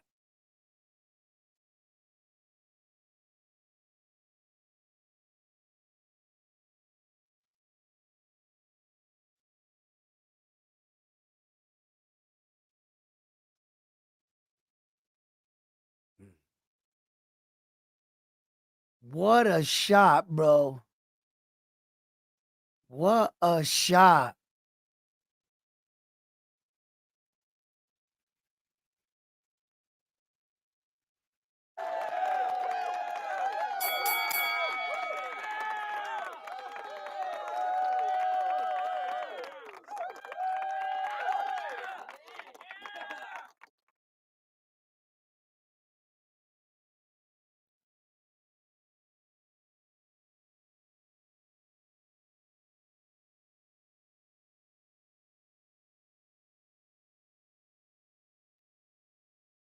I got Bam Rodriguez, 10th round, KO.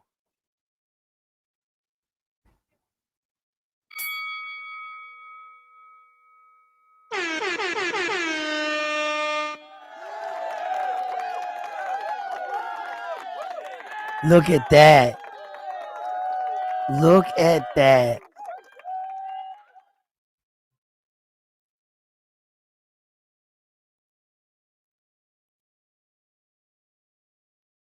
Yo, Bang Bang, what do you got to say about that?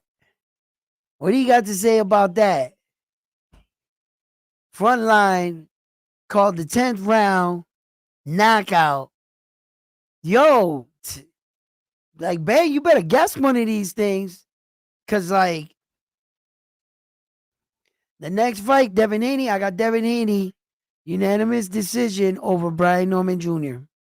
That's what I got.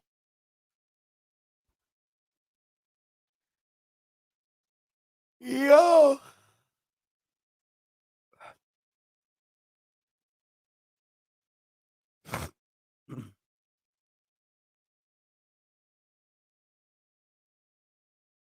Rocha, 2.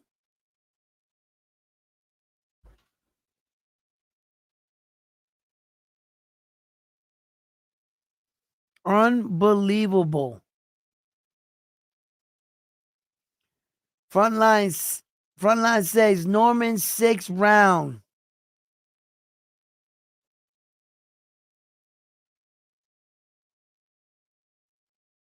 Yo, this is crazy.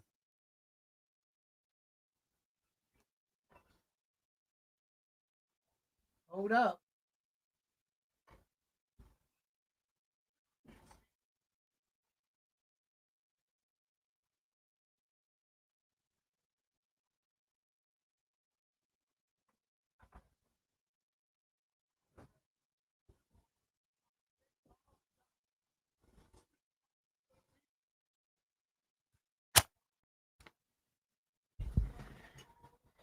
And the new champion of the world. Yo, frontline, champion of the world. Frontline, he's on top of the world right now.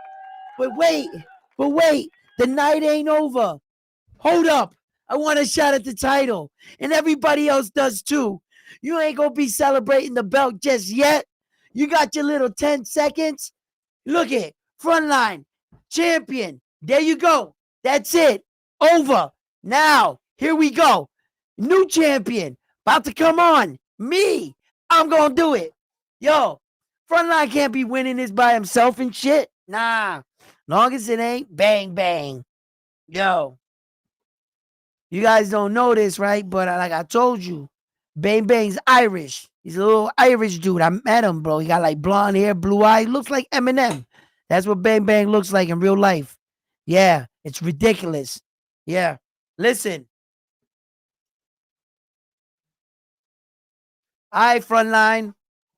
I see you right now. I'm going to keep it nice and clean. Polish right here, right? Nice and clean, because it's going to be in the new. All right? Listen, that's a lucky guess. That was a lucky guess. All right? I'm going to leave that right there. Yo, listen.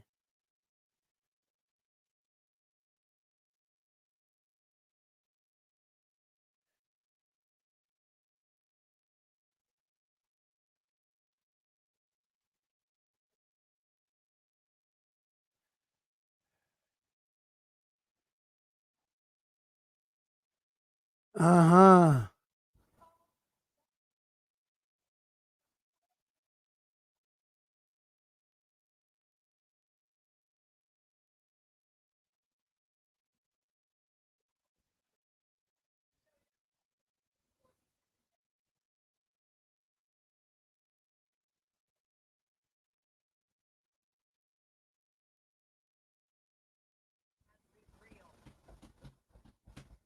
Yo, listen. I already told you my pick in this Devin Haney fight, right? I told you that how it's going to go. Devin Haney, unanimous decision over Brian Norman Jr. That's what's going to happen here, right? I don't think Devin Haney's going to knock out Brian Norman Jr. The only way I see him winning is like that. Maybe Brian Norman Jr. is behind on the cards. He tries to get greedy, and Devin Haney catches him and really hurts him. That could happen. You know, but we're gonna have to see. We're gonna have to see.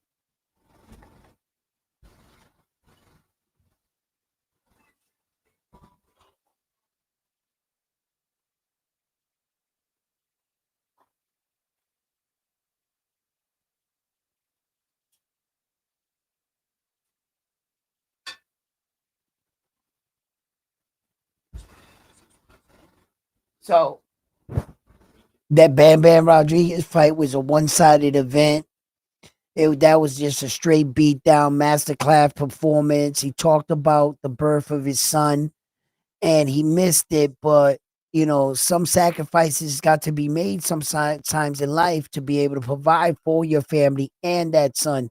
Tonight's paycheck is a good little paycheck where he can go buy his son and his beautiful family and his daughter and his wife or girlfriend or whatever it is, maybe, and take them out on a vacation or something.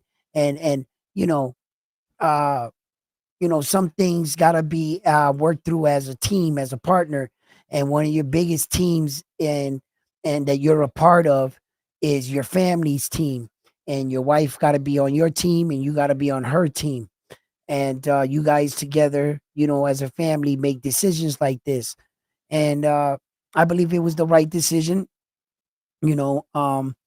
And I believe that his family does too. So look, Bam, you know, let's see if he can unify all four belts. Get that under his name right now. Um, it's tough for the pound for pound list today and to be talked about with fighters like Usyk, Terrence Crawford, Naoya Inoue. It's tough to be talked among them guys in the pound for pound list, is that because what they offer is four belts. Each of those guys. Each of those guys have four when you only have three. But you want to be talked about amongst those kind of guys. Unfortunately, there's going to be somebody out there that's going to say, well, you want to be talked about with them, you're going to have to get four. And that's what's going to happen. Even though tonight was very impressive, it got him up further on the pound for pound list, but not quite in the top three or the top five. He might be just cracking the top five. You could respectfully put one more fighter in front of him, and it would be totally up to you whether it was Shakur Stevenson's performance or it was Junto Nakatomi's performance. Any of those guys can kind of like slide into that spot. We have a lot of guys still here tonight that can really push the needle. So not none of them are pound for pound fighters like Devin Haney and Brian Norman Jr. No, but you know, uh I don't think any of those guys would ever get in front of him. The only other person would have been, those two guys that I just mentioned right there. That's about it. That's about it. So, I mean, it's tough to crack that top three because that top three, you're going to need to at least match them. You're going to have to at least match them now because when all other boxes check off, you, you're the best in your division. They're the best in theirs. Your styles arguably can be argued, but let's just kill that with all of them. What do you got left? The belts. They got four. You only have three. That's where it's going to end up.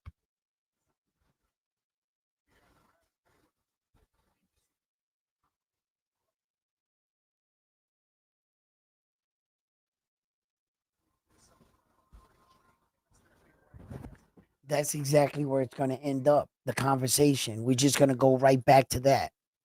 So he's not going to crack the top three. Who do you guys got in your top five in pound for pound? Whatever order, respectfully, you're gonna have the top three guys nowadays, which is probably in the consensus. I think the majority of the boxing world has Usyk, Terrence Crawford, Naoya Inoue. No matter which way you put it, what guy you put first, second, or third, that's probably going to be your top 3 in anybody's pound for pound list, right? So if we could all agree to that, we're going to agree to the fact that he can't crack the top 3. Jesse Bam Rodriguez.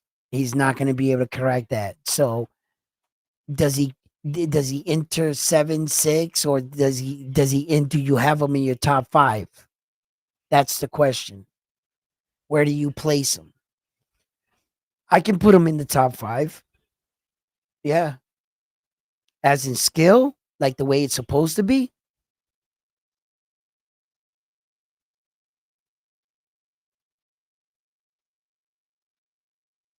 Yeah. Yeah. I can put him in the top 5. Like I said, it would still be an argument between Junto Nakatoni, right? And Shakur Stevenson. As far as skill, yeah. He would have to be like right in there. So it would either be the top 3, Jesse Bam Rodriguez and then Junto, or it would be Junto and then Jesse Bam Rodriguez, like that.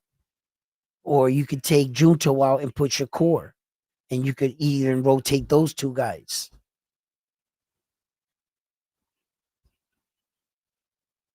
And the only reason why, right, like nowadays I would have put Junto was because he had 2 belts, but he vacated the belts. Look at Devin Haney coming in right now.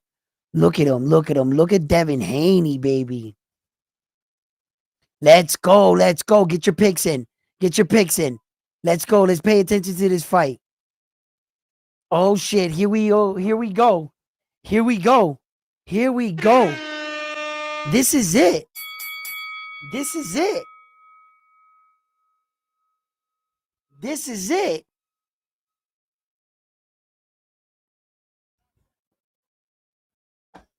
David Haney looks like a man. A boy didn't enter the ring right now. He looked like he changed a little.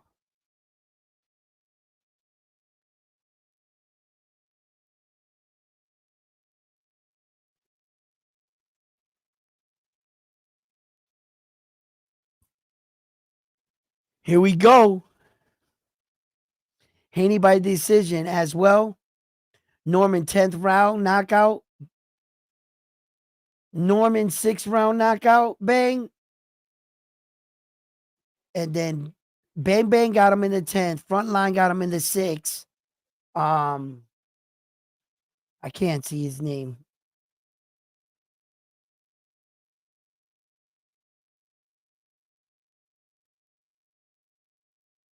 Ah, here he comes, the assassin, Brian Norman Jr.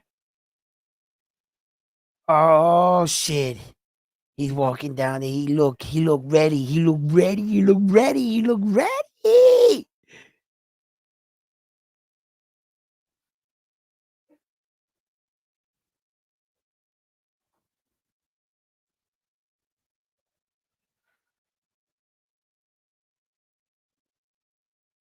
Just give me my stuff.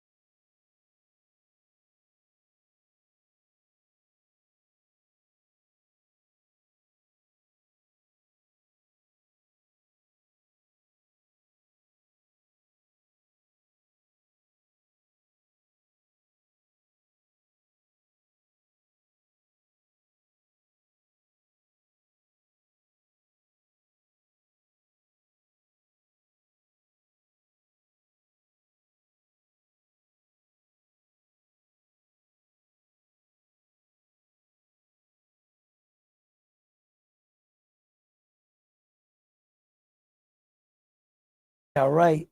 What a lie. You just like that because I like it. Wow. That's messed up. Here we go, guys. A monstrous.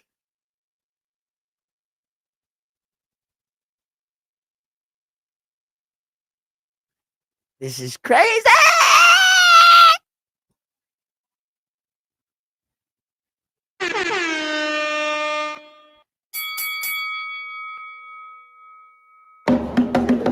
The champ is here. The champ is here. The champ is here. He's not the champion. He's the challenger.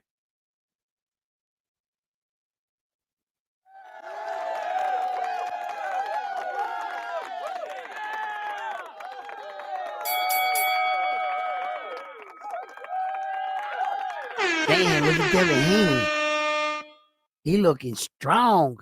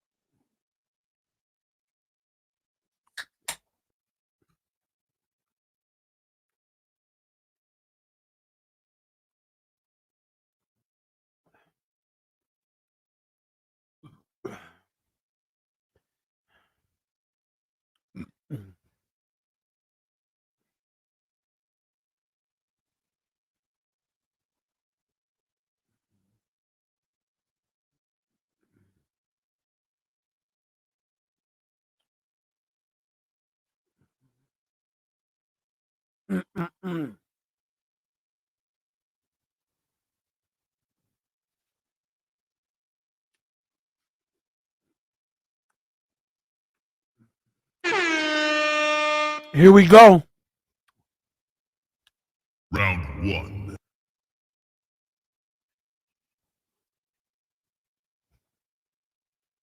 Yeah, he does. Let's go. Round one.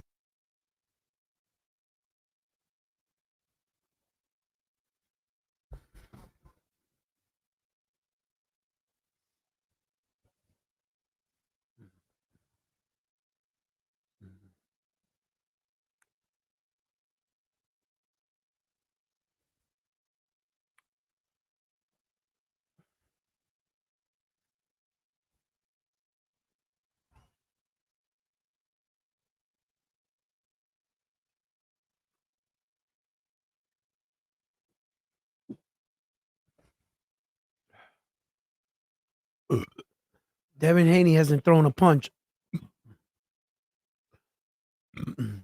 Brian looked fast with that jab.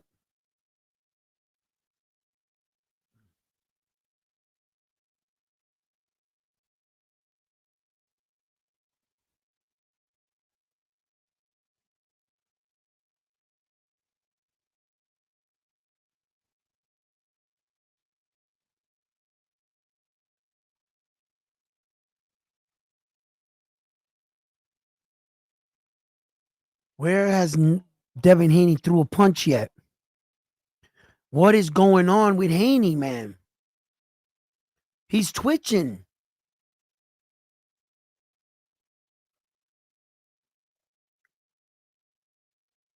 No. No.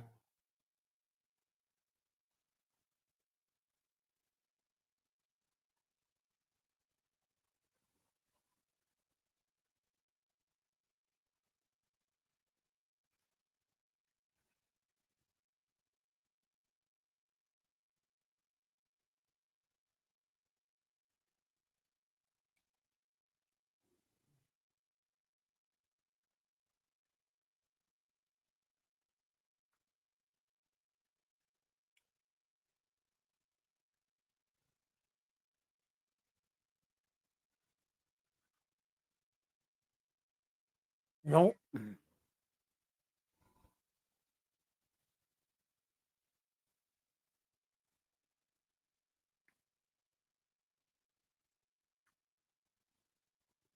Haney's showing signs of a damaged fighter.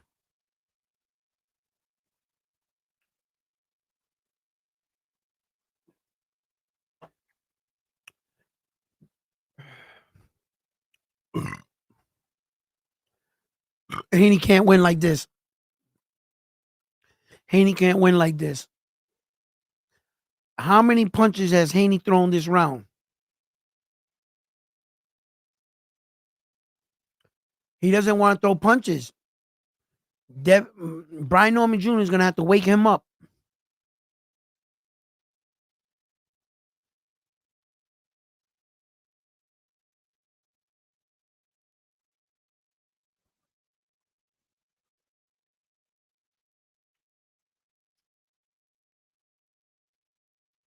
Yo, what the hell is this?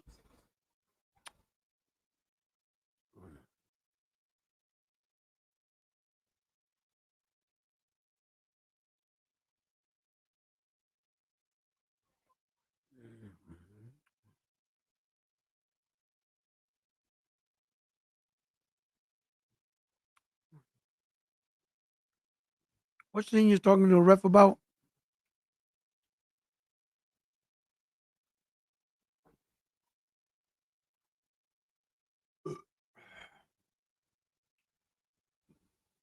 He's going to give Brian Norman Jr. more confidence, and Brian Norman Jr. is going to attack him.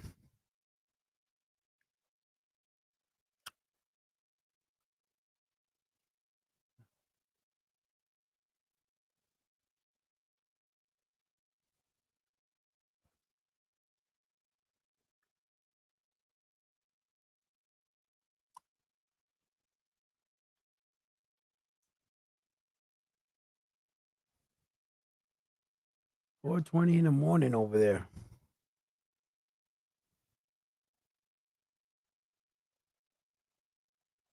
Oh, Haney clipped him with a nice shot.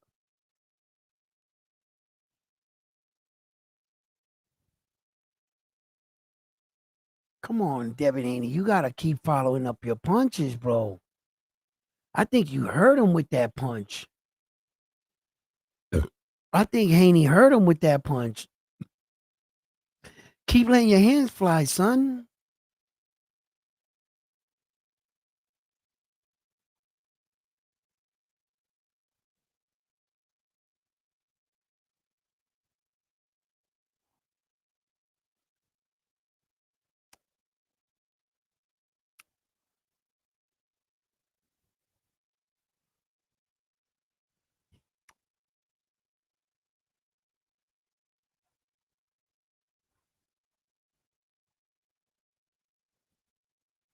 Whoa.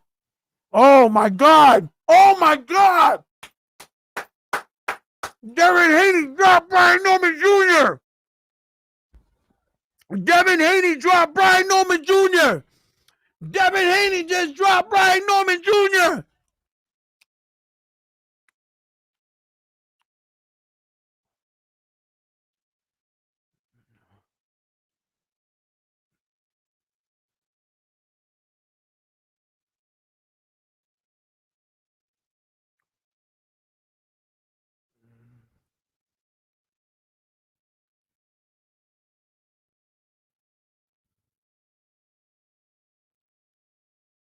Norman's hurt bad. Norman's hurt bad. Devin Haney threw a lot, though. Did he punch himself out?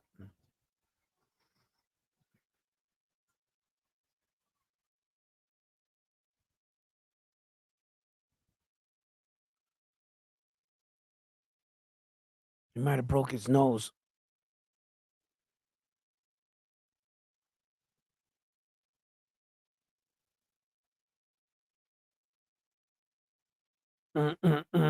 Wow. Oh. Here we go. You just woke up a dragon.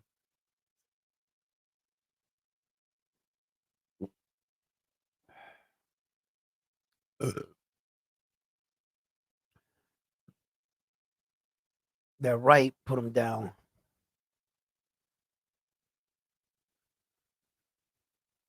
Right there, boom.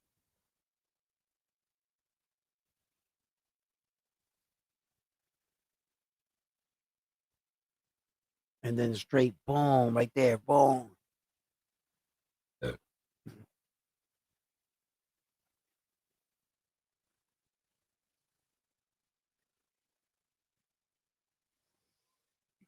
You're gonna. There was a version you guys were gonna see that Devin Haney was gonna grow into his man strength. I mean, shit I've been saying for like years already.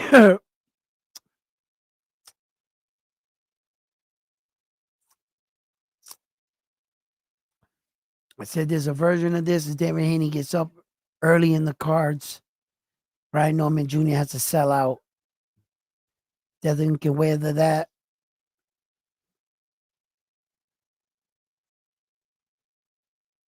Whoa.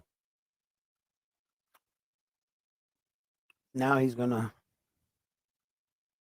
swing big.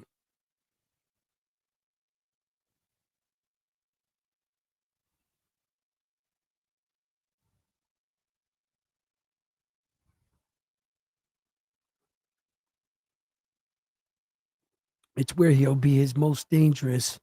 Brian Norman Jr. going forward, selling out. Whether or not Devin can handle that going backwards. Pay attention to when Brian Norman Jr. pushes Devin Haney backwards. Devin never answers with punches. See, going backwards, he never answers with punches. He has to clinch, then punch like that. Watch, watch, watch. He always stays defensively sound going back in the high guard. Oh, nice shot right there. See, Norman's going to get a bit more careless and start taking bigger chances because I felt like he was going to go back. I mean, he's going to be down in the fight.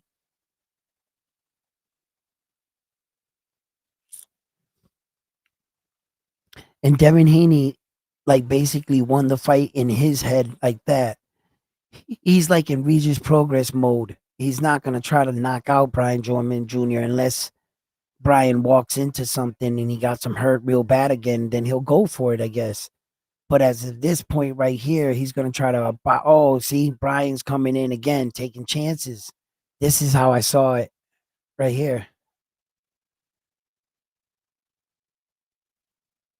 This is how I saw it. Haney was just really quiet in the first round. Really gave a eerie vibe. But and then he woke up in the second round, man.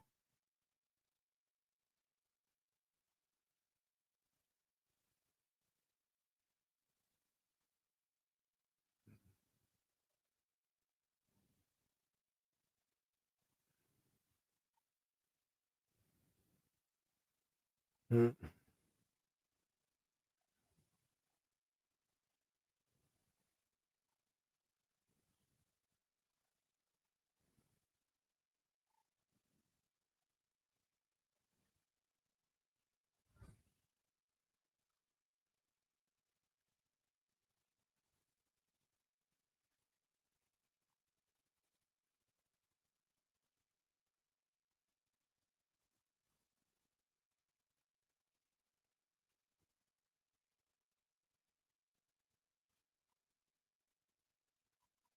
It's just crazy.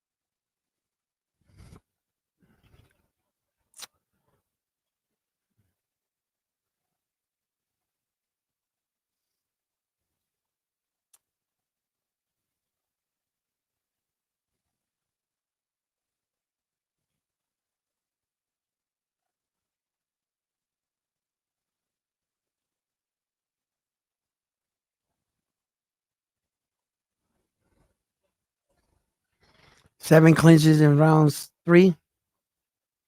Damn, Devin Haney's popping that jab. He's a stiff jab too. Kind of froze Brian Norman Jr. right there in his tracks. Brian Norman Jr., man, I think he's a little shocked right now.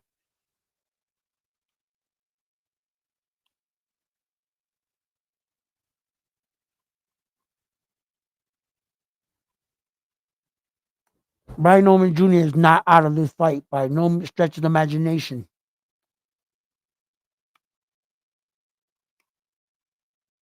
Mm.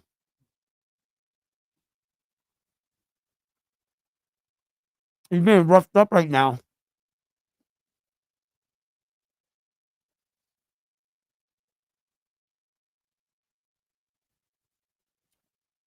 When he fought Randall, Brian Norman Jr.,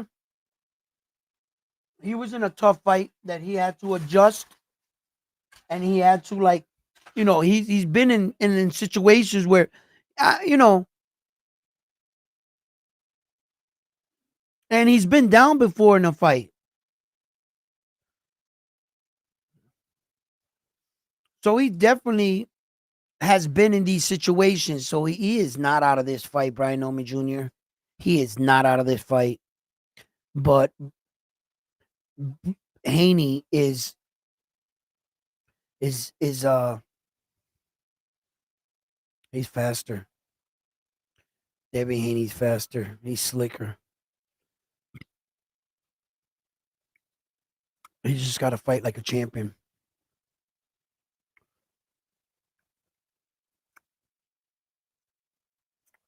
Wow.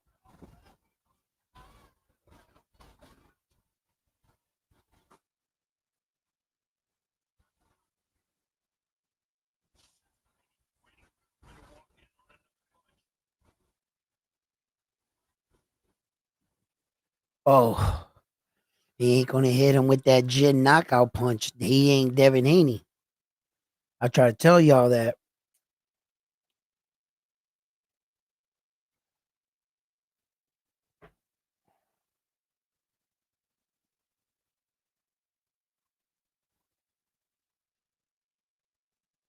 Haney's fighting beautifully right now. I'm sorry. Haney is fighting beautifully right now. And he is piecing up Brian Norman Jr. That was Jose Benavides' dad all night in the ring. That was him. That was his fighters. Yep. Okay, now I know. That was him. What threw me off was he's a little bit fatter in the face and he shaved off the chivita. So it threw me off a little. But it looked like the same glasses, but sometimes a lot of the us can look alike in a little, you know. They call me like Tifimo Lopez Sr. and shit sometimes. I don't know how you guys think that guy looks as good as I do, but because I don't think he looks remotely like me, okay? I'm just gonna say it.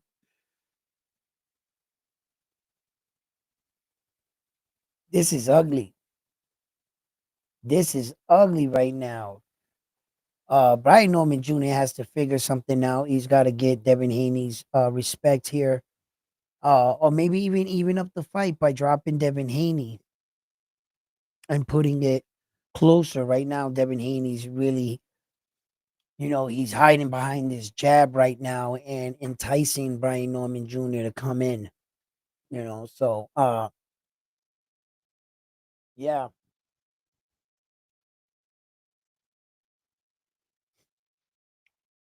And he's just taking the confidence out of him, I think.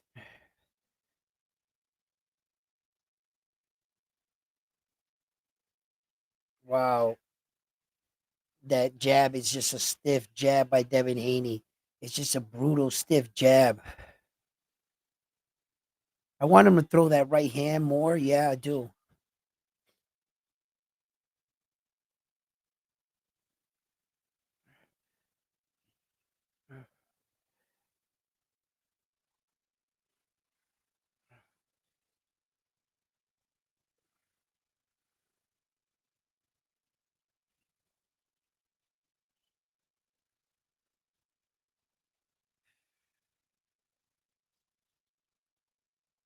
Oh shit.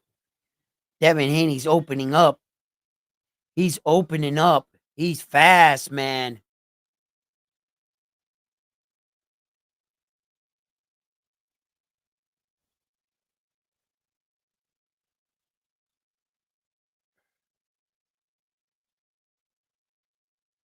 Wow. This is this is incredible.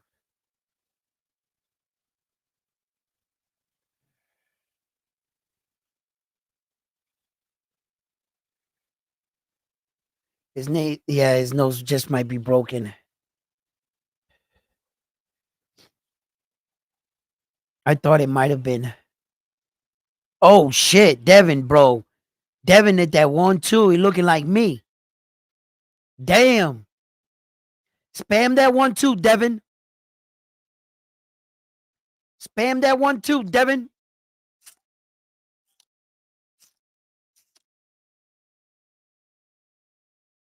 And he tagging him, man.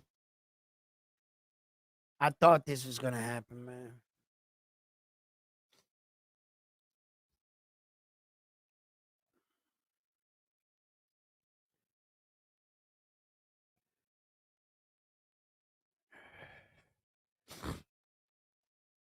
Told y'all Devin is not done as a fighter, man.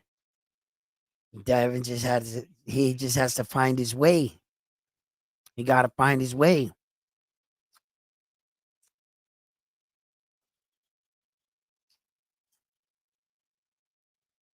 A lot of people criticize me. Why are you sticking up for Devin Haney? I said I think we're gonna watch Devin Haney have two halves of a career. Like Kobe Bryant when he wore the number 8 and the number 24.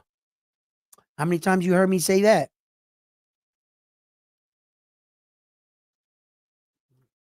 I told y'all. But I like everybody said, like even I said, we were all uncertain of what kind of fighter Devin Haney was going to show up tonight. And that's what had us flip flopping. You know, this is the kind of fighter we know Devin Haney can be, and how dominant he can be. You know what I mean? Brian Norman and the Normans right now are finding out how dangerous Devin is right now.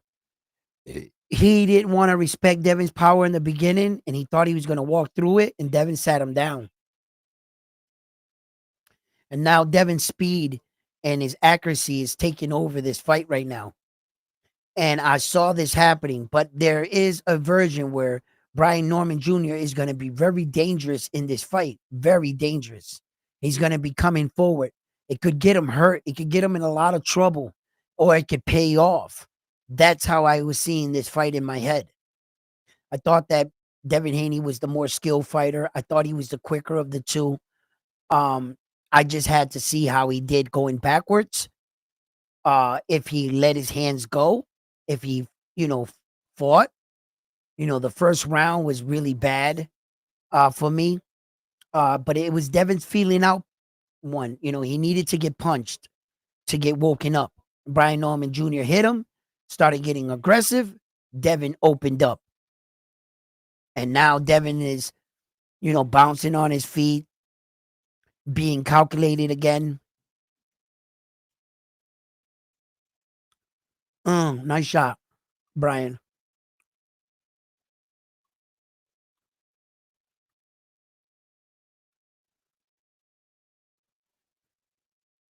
Here we go.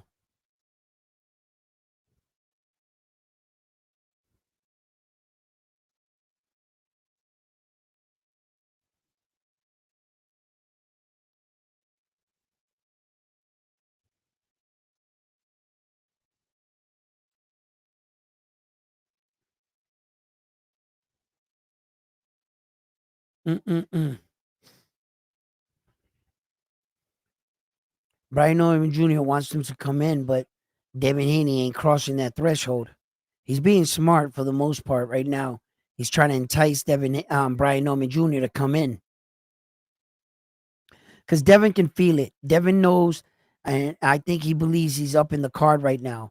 He knows that he's gonna put Brian in a situation where he's going to have to come forward.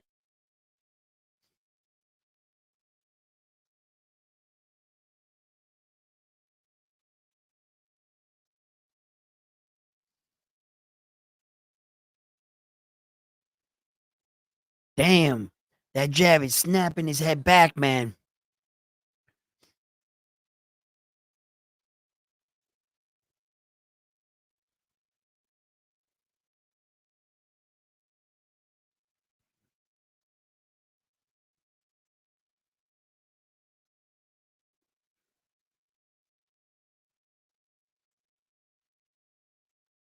Mm. Wow, this is a very interesting fight. Wow, that's Anthony Yard's trainer right there. Um, wow, this is a tough fight for Brian Norman Jr. right now to come back from. But he can do it. He can definitely do it. He's not out of this fight by no stretch of the imagination. Brian Norman Jr. is definitely in this fight. Um,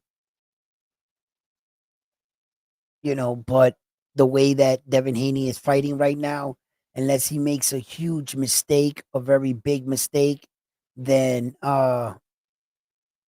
he should be walking away with a victory here. Brian Norman Jr. hasn't won a round since round one in my book.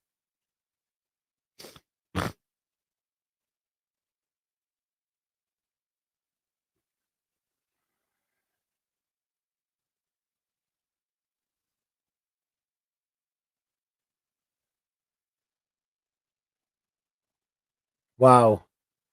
Big fight. Big shot. Oh.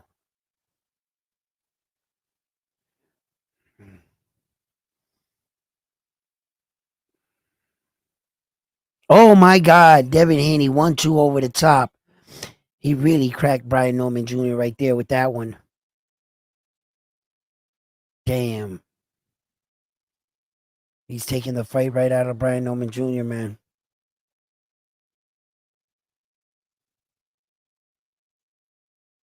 Mm.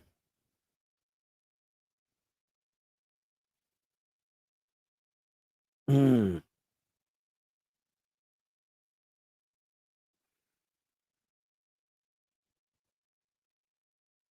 Mm.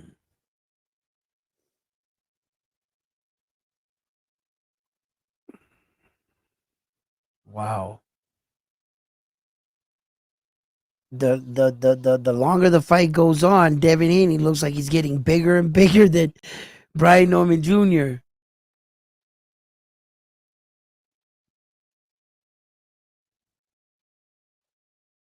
Mm.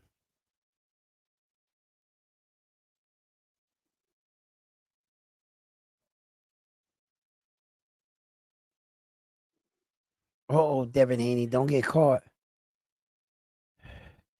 Here we go.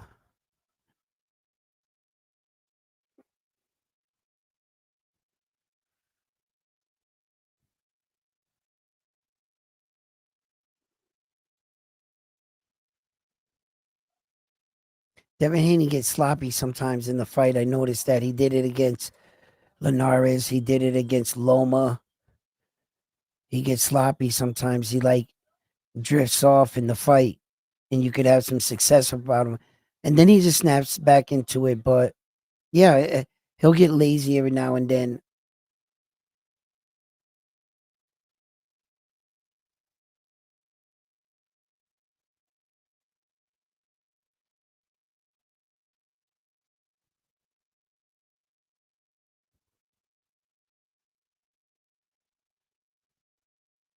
Hmm. That jab is dangerous. Haney's firing that jab off. That shit is a rocket. Damn.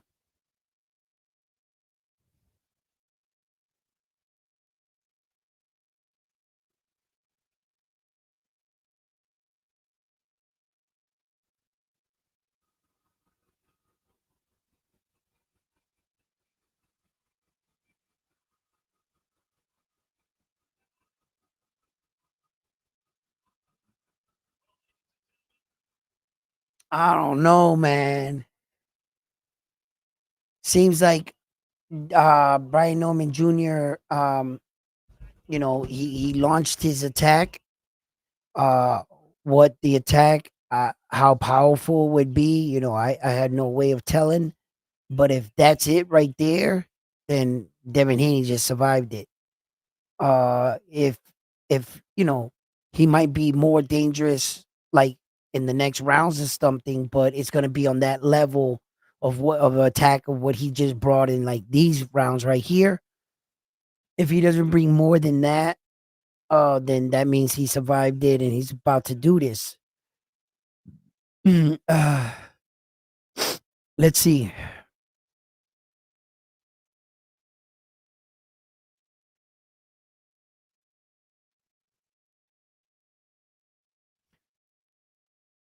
We saw Jesse Bam Rodriguez knock out Puma in the 10th. We saw Abdullah Mason. And now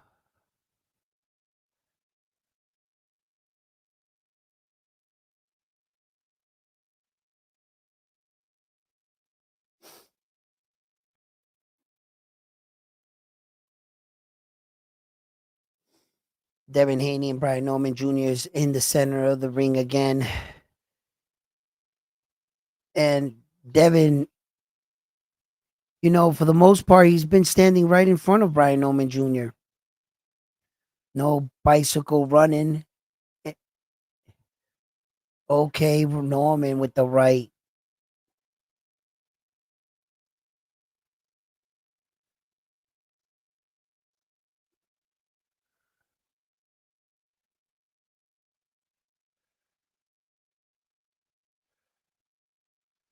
All right, Devin, stay focused. Brian's timing him now. If Brian Norman's fighting a little bit smarter.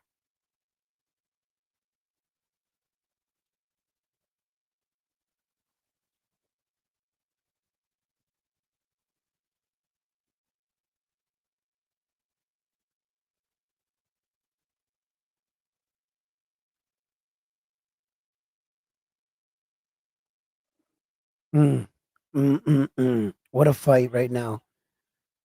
Brian Norman Jr. is definitely still trying. He's still strong in the fight.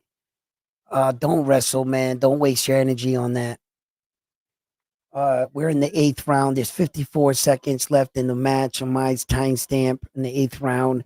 And Devin Haney is clear in control right now of this fight. But Brian Norman Jr. is not out of this fight by at all. He's not out of this fight. And now Haney's popping this jab, starting to take control of this fight again in this round, making Brian Norman Jr. miss, using twitches, popping the jab, popping it again. Damn, Brian Norman Jr. started this round off good. And Devin Haney just hit him with a nice shot right there over the top.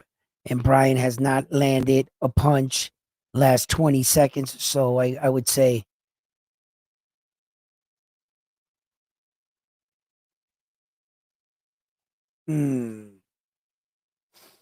that was a tough round to score because I thought that Brian Norman Jr. did a lot of good work in the first half of the round.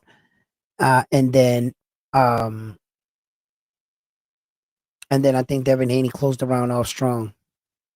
And on the judges, when the last thing that they saw was Devin Haney closing off, I think they might just give it to Devin Haney.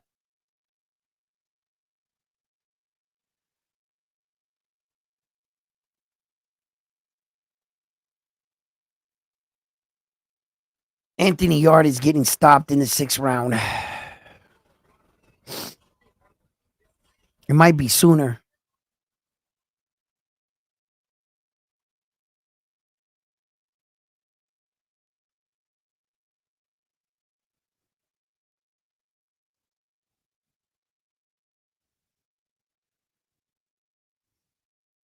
Mm-mm-mm.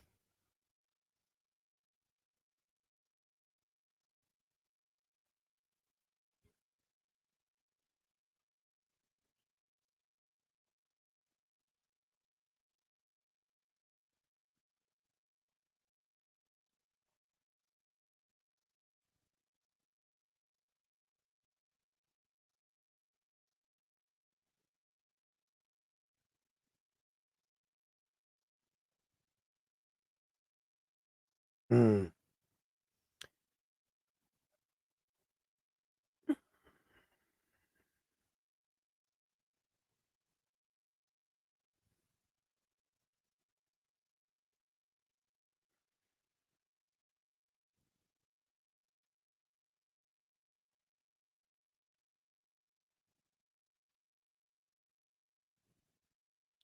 Ethan, I see enough. Haney is too fast. Looks like Floyd Mayweather. Don't hurt his ass when dropping him.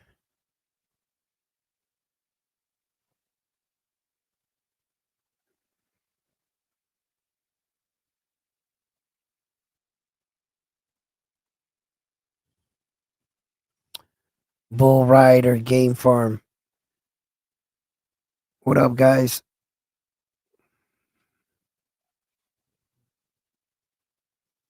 Damn. Brian Norman Jr. is definitely still trying here.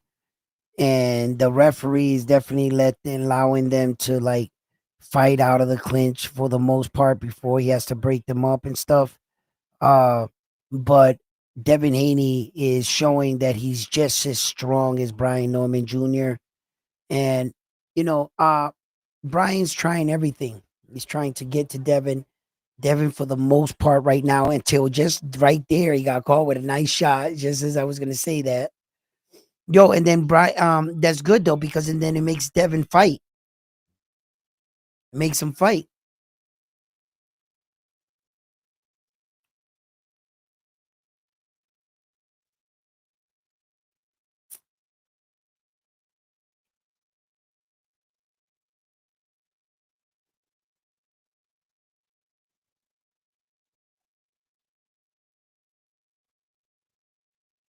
Hmm. Interesting. Haney's not really throwing a lot of punches right now. Oh, oh, that good jab from Devin Haney. Oh, clash of heads. That shit hurts. Clash of heads hurts.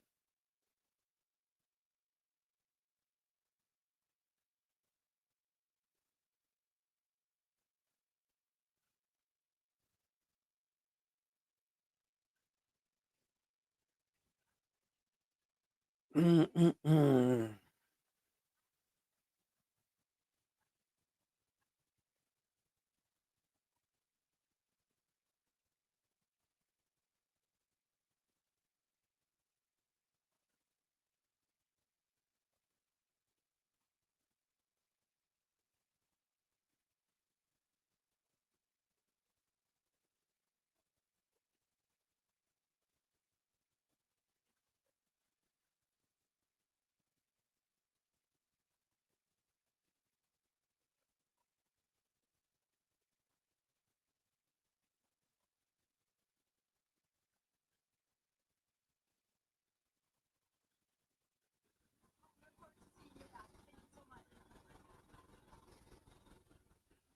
Hmm.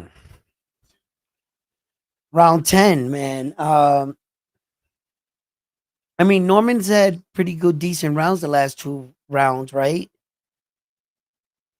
Not sure if I give him both rounds. I could see it, 1-1 or.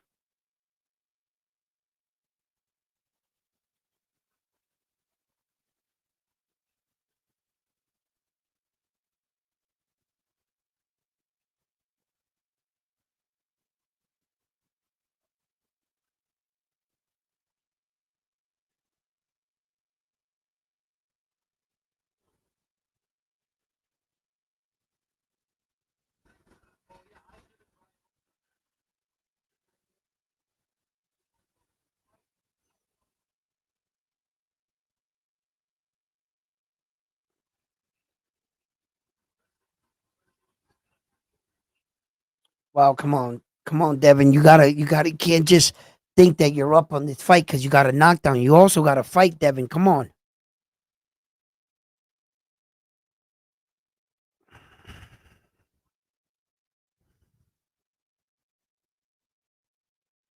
Oh, there you go, Devin.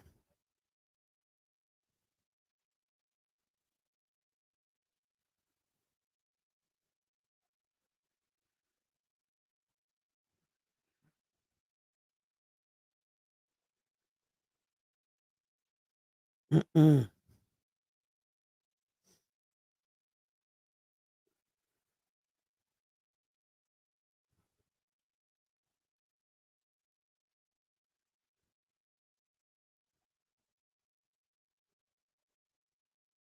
Mm-hmm. Devin Haney's got to close this.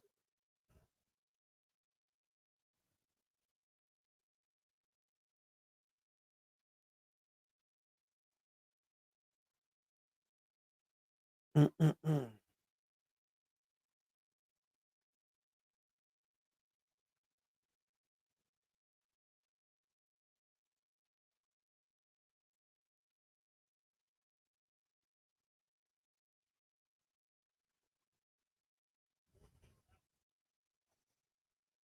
Mm.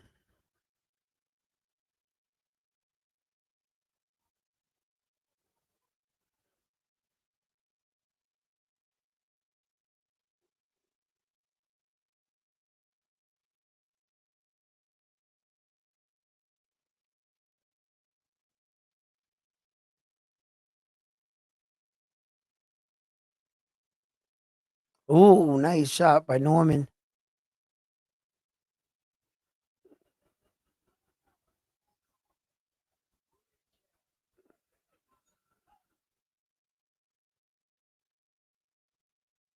Scratching my head, bro. I've seen this movie before.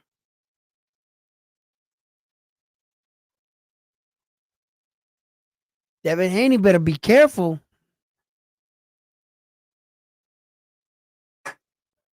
I think Devin Haney just gave away like 2, 3 rounds, man.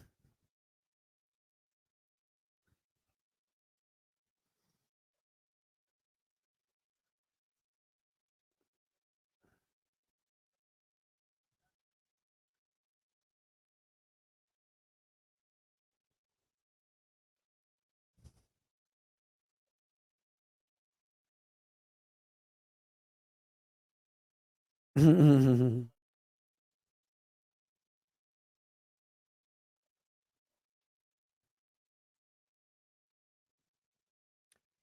it is.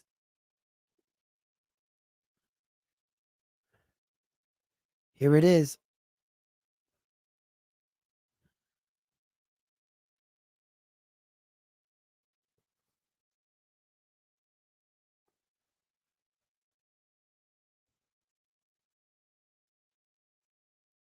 Douche.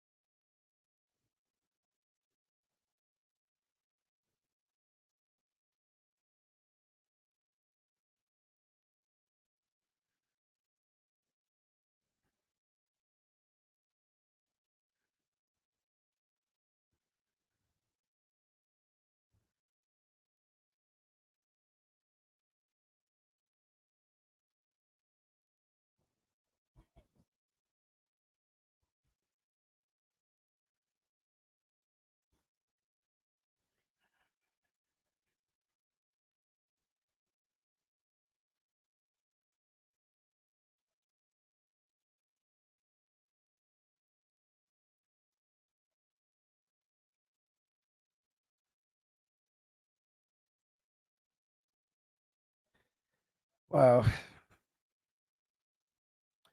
Brian Norman Jr. has not been able to really hit Devin with anything significant. And Devin, he seems to be just doing just enough.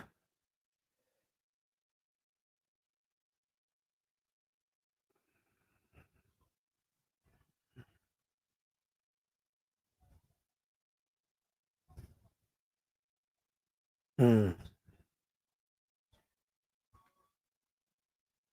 Devin tagging him right now.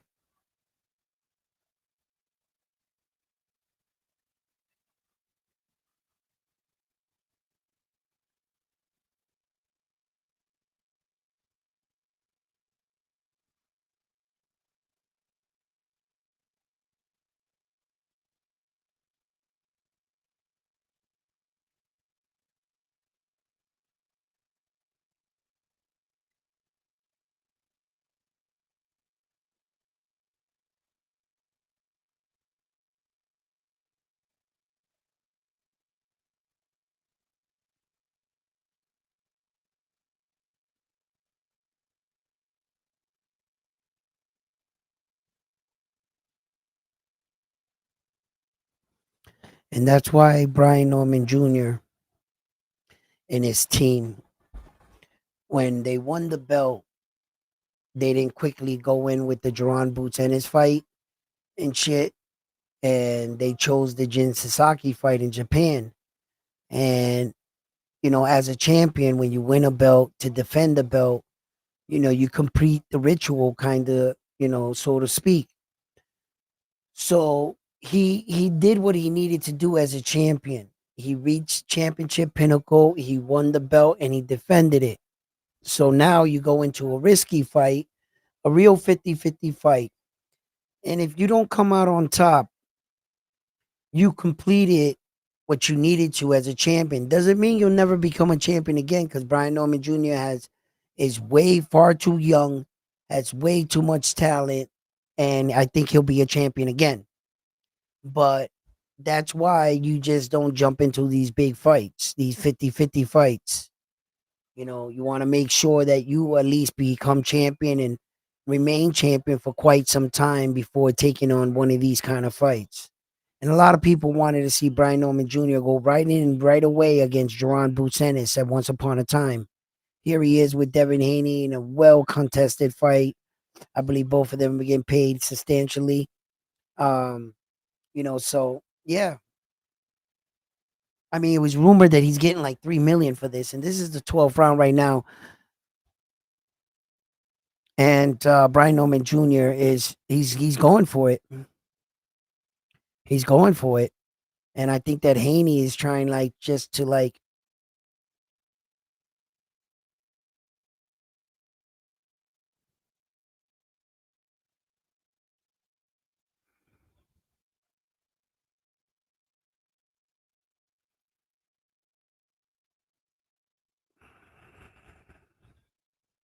Hmm.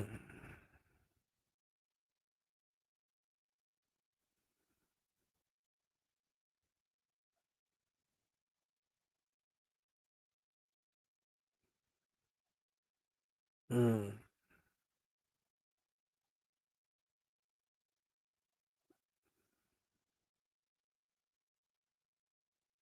Ooh.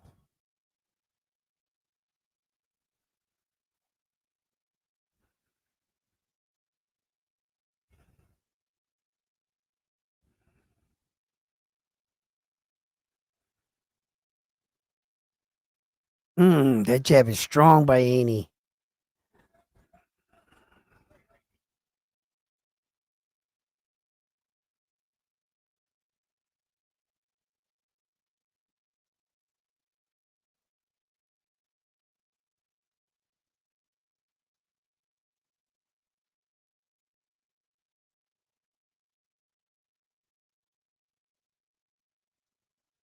Wow.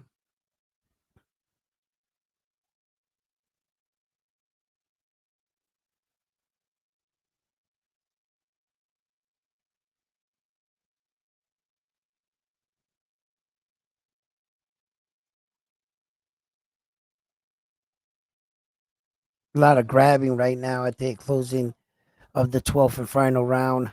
A lot of wrestling. I think the referee should have stepped in.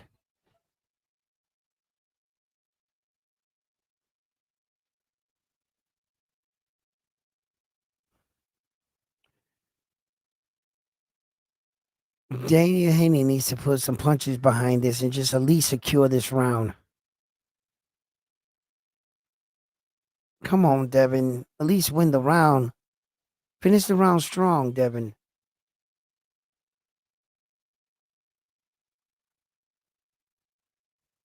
I think Devin beat him.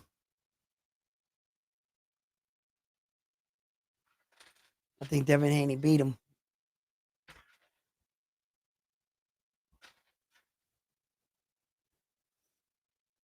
He beat him.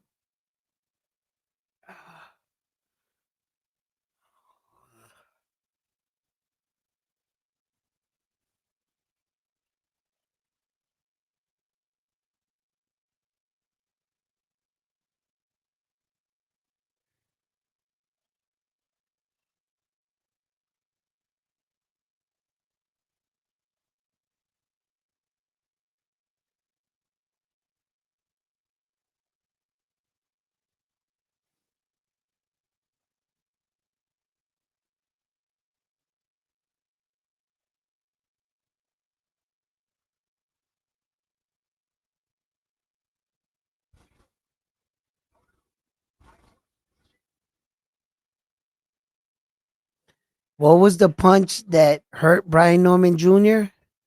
The left check hook.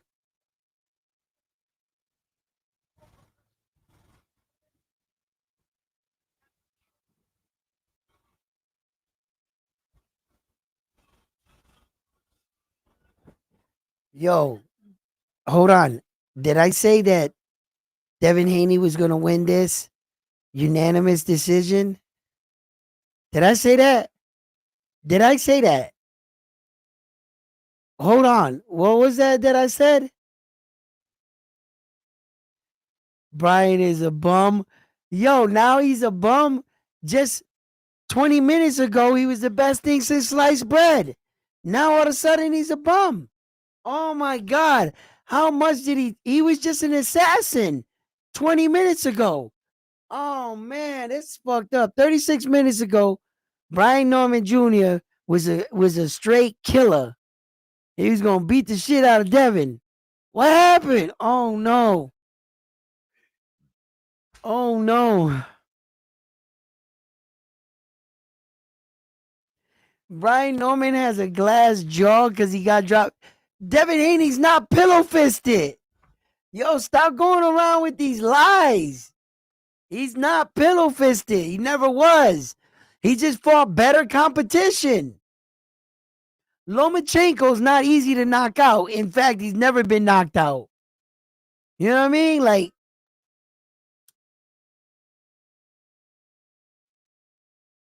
117, 110.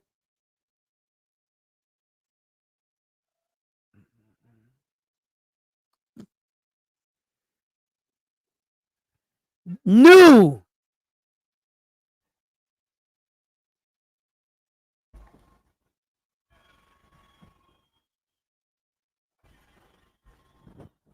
Yo, listen.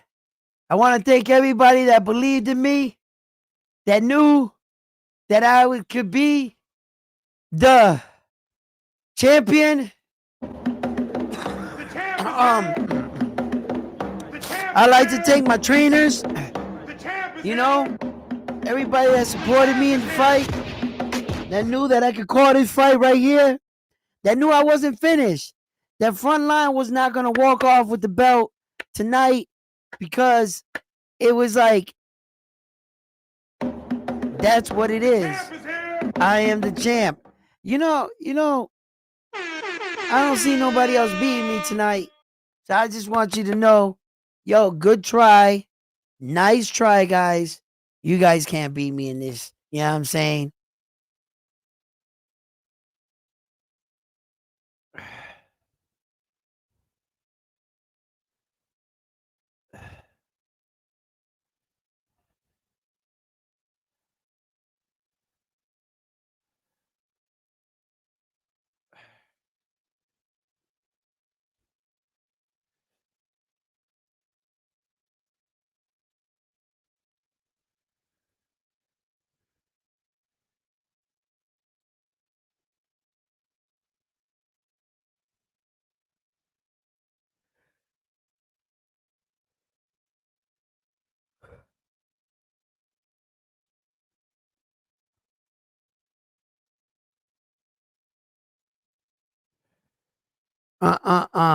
Look at this.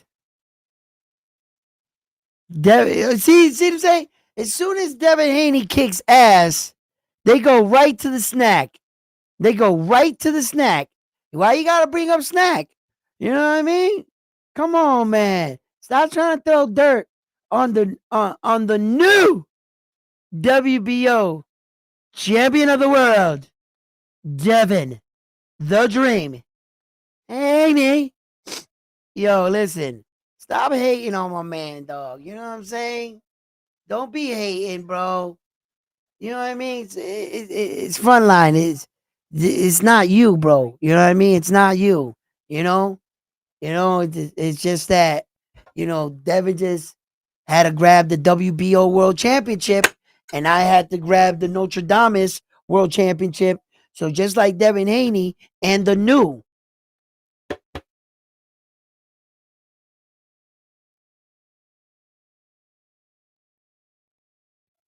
You know what I mean? I know what it like to be Devin Haney, and the new. You know, you had to go out there, and I had to show that, you know what I'm saying, I'm on this level. You know what I mean? That's all. That's all. So congratulations to Devin Haney and to me and the new Notre Dame world champion right here. All right, you guys knew. You guys knew how it was gonna go. Psst.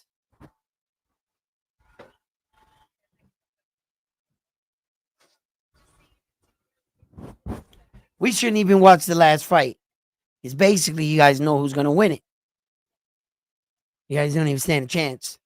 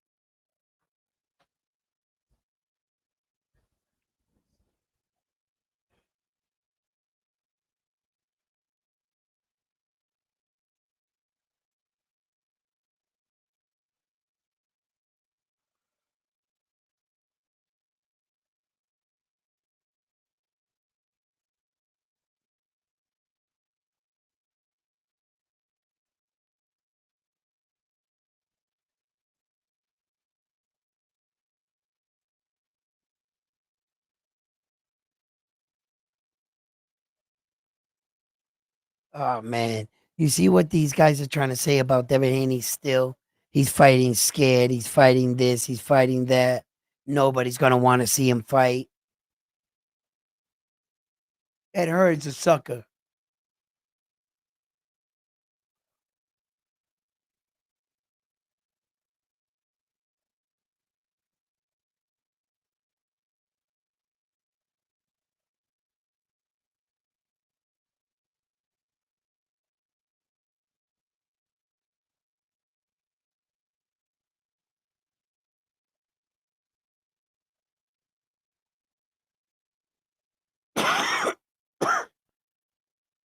Don't worry about him engaging. Don't worry about that. Just worry about catching up to him. Ed Hearn's full of shit. Ed Hearn's full of shit.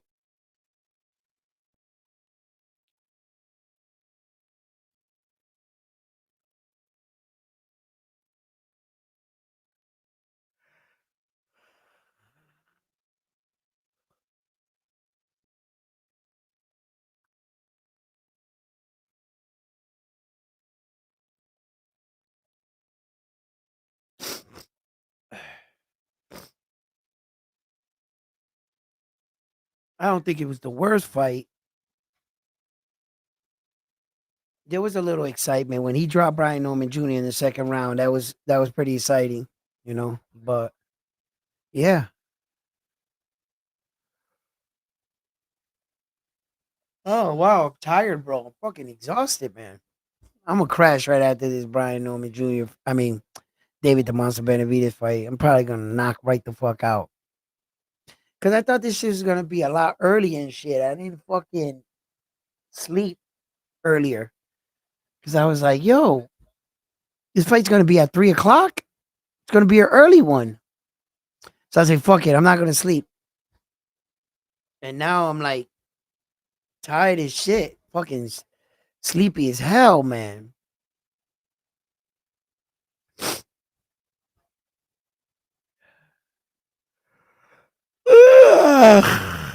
I would have fucking knock out, bro. I'm gonna crash. I'm gonna go right out. Ed Hearns is a fucking snake, man. But he's just like your promoter snake. He's just doing everything that another promoter would do. They all do this shit right here. They all like this. So, I don't blame him for this. This is where I need my glasses so that I can fall asleep behind my glasses. Oh yeah. Oh, that's better. You can't even tell if my eyes are closed. That's great.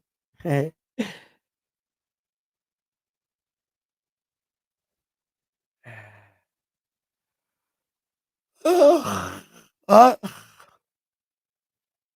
Ethan, what's up? Ethan Sublime.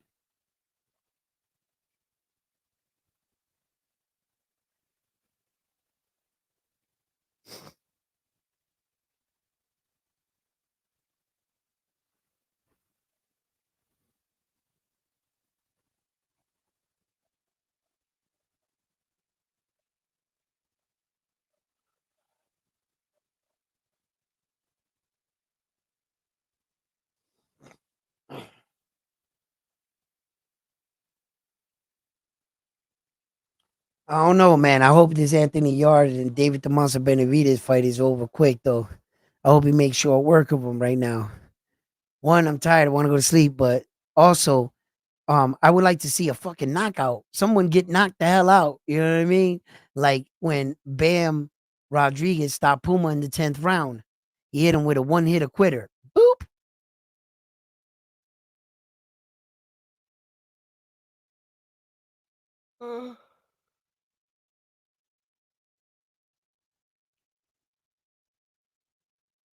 Well, congratulations to Devin Haney. He definitely pulled off a performance of the ages here. He even dropped Brian Norman Jr. And most importantly, he became a three division world champion. So that speaks to how he's so far going down as a champion. Once he achieved that, you can't take that away from him. So it's official. He has three divisions, one more than Tank Davis, more divisions than Teofimo Lopez. I think, and respectfully so, he's leading the way right now among his contemporaries that came up with him. So Devin Haney is setting the bar right now for achievements in the sport of boxing with the people he came up with. When Ryan Garcia, Devin Haney is a three division world champion, and Ryan Garcia has yet to have one world title. Just pay attention to things like this. Okay. So Shakur Stevenson is not a three division world champion, right? No, he's not. So he's leading the way right now. I can't think of anybody right now off the top of my head that came up with him that has three belts. I mean, three divisions. So, yeah, yeah, this is big for him. And Connor Ben could sit there all he wants, act like he's falling asleep by Devin Haney's performance or whatever. But what he had to witness sitting there in that chair is watching Devin Haney become a three division world champion when Connor Ben, you don't even have one belt. Not one. So say what you want about Devin Haney. You could, talk is cheap. The only thing that's fake is your belt, Connor Ben. Yeah. So why don't you watch how a champion wins a belt? Watch how a champion takes a risk and a chance. Watch how a champion competes for a belt while you sit there in that seat and criticize from afar for not even achieving a third of what he has in his career. So please, when you come out and to watch an American champion fight, watch your mouth. Because that man is a champion. And if anybody ever talked about you like that as a champion, I would have to correct them as well. Because the only language I speak is world championship champion belt. That's it. That's all I speak. That's it. So you don't have one. So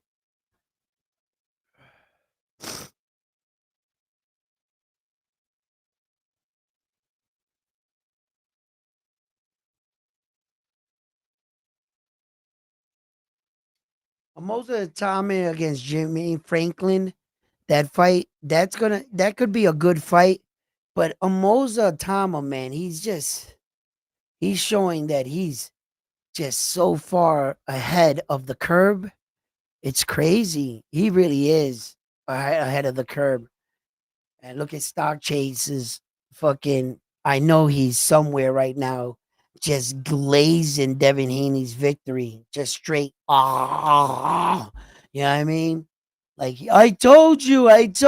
That's like, because he's just a fan of that fighter, I guess. Or he's a fan of few fighters, but, he really glazes Devin right there, bro. So, me, I just give him the normal credit, what he deserves.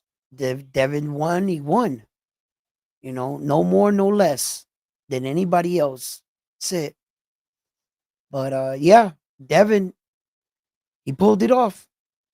And he was able to weather Brian Norman Jr.'s storm.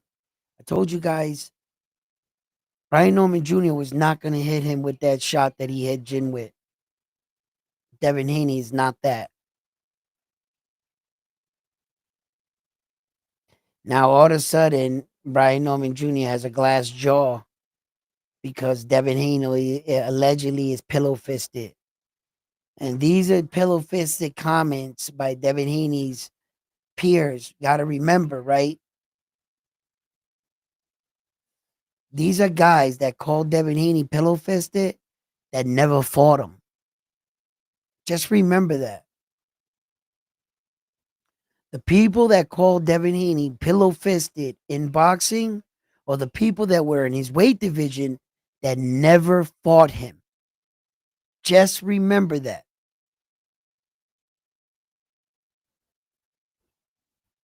How did the pillow fist start? Tank Davis. Who co-signed it? Shakur Stevenson. Then Keyshawn Davis. Remember? That's how all that shit started. That Devin Haney was a pillow fisted fighter. It wasn't that another fighter that fought him felt his power, got out the ring and said, you know what? Devin Haney's pillow fisted. No, that's not what happened. The way that Devin Haney got that, stigma was by guys that never fought him. They just called him pillow fisted.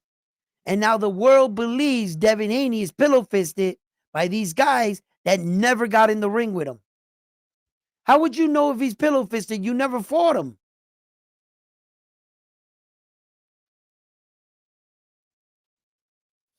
And if you say we sparred, you mean pillow fisted when you got headgear on and we got double the size gloves on? We probably had 12-ounce gloves on. What do you guys fight with? 8-ounce gloves? So, don't, you know what I mean? Come on, man. And that's what I found ironic about Devin Haney's situation. Is that he was never really called pillow fisted by a guy he fought. You didn't see that Regional Progress got out the ring and said, Devin Haney's pillow fisted. He didn't say that after the fight. He was saying that before the, oh, yeah, you're going to drop me your pillow, because that you're just repeating what that guy said that never even, he doesn't even know that. Tank Davis. How the fuck do you know? Like, no. Just because you guys sparred together, that don't mean nothing. Plus, he was a kid. So, anyway.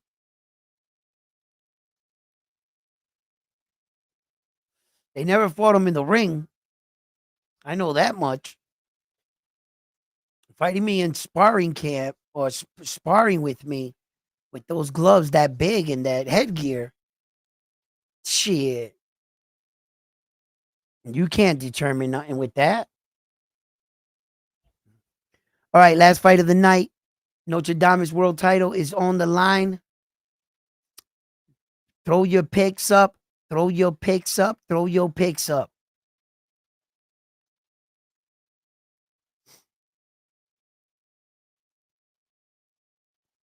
Who do you got in this fight? I'm hoping for early stoppage. I'm going to go with David the Monster Benavidez stops Anthony Yard early. I'm going to say 6, 7, 8, right? So if I got to pick one.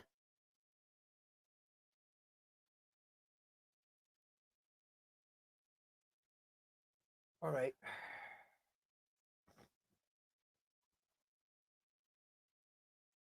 See, David the Monster Benavides is never strong 6'7", 8". He's never strong. He's strongest from the 1 to 4.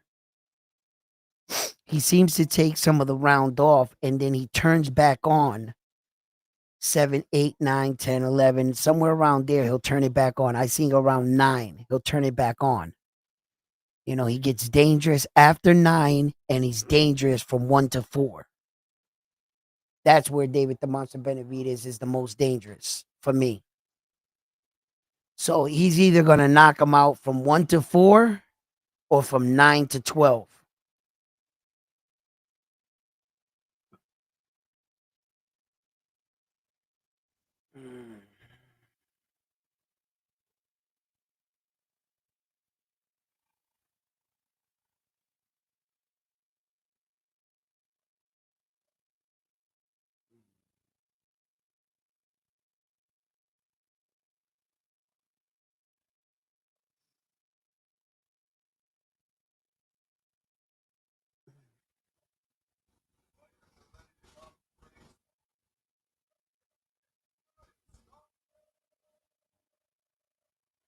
Who do you guys got in this fight? David, KO 11th round. Uh-oh. Uh-oh.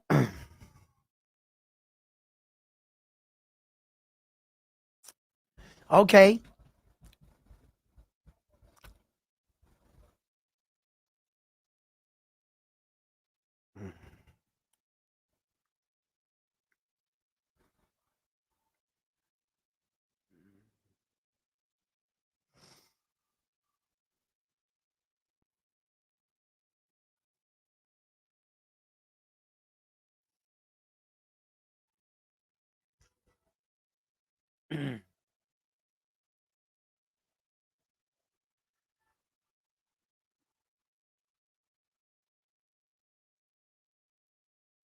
I'm thinking about what you just said about Connor's fight being better, though. I know what you were referencing to, which was this fight with Devin Haney and Brian Norman Jr., and which I said that Connor Ben could sit there in the audience and everything. But you said that Connor Ben's fight was better than this fight right here. Now, here's the thing with that. I think you could look better in a fight when your opponent is weight trained, beyond weight trained. So I don't think that if you fought Chris Eubank Jr. at his normal boxing weight, Connor would have looked like that against him. I don't think so. So Connor, the way he looked in the fight, the way he performed, he had a little help with his dancing partner. The difference between their fight and Devin's fight, Devin had a live dog. Devin had a dangerous Brian Norman Jr. properly in his right weight as the champion, and he came in there and he basically shut down Brian Norman Jr. There was nothing wrong with Brian Norman Jr., whether that in Conor Benn's situation, his guy was weight trained beyond weight trained. You see, so Conor looked good against a depleted, already hurt fighter. Okay, I'll give you that. So he looked good against that guy. You know, but against a world champion, Devin just fought an undefeated world champion, a younger guy than him. Strong, everything. So it depends how you view it. Yeah, it's pretty exciting to see somebody kick ass. Conor Benn was kind of exciting because he was kicking this dude's ass, you know, and he was getting his get back, you know. So it was, you know, it gets kind of excited in that aspect. But if you just want to see, you wanted to see a master class, a beating, a knockdown, there was a lot in the Devin Haney fight. So he beat an undefeated champion, a real champion. You know, Conor Benn didn't fight a world champion, not a current world champion, not a former world champion. He just fought a guy 2 weight divisions depleting himself. So I mean, it's how you view it, I guess.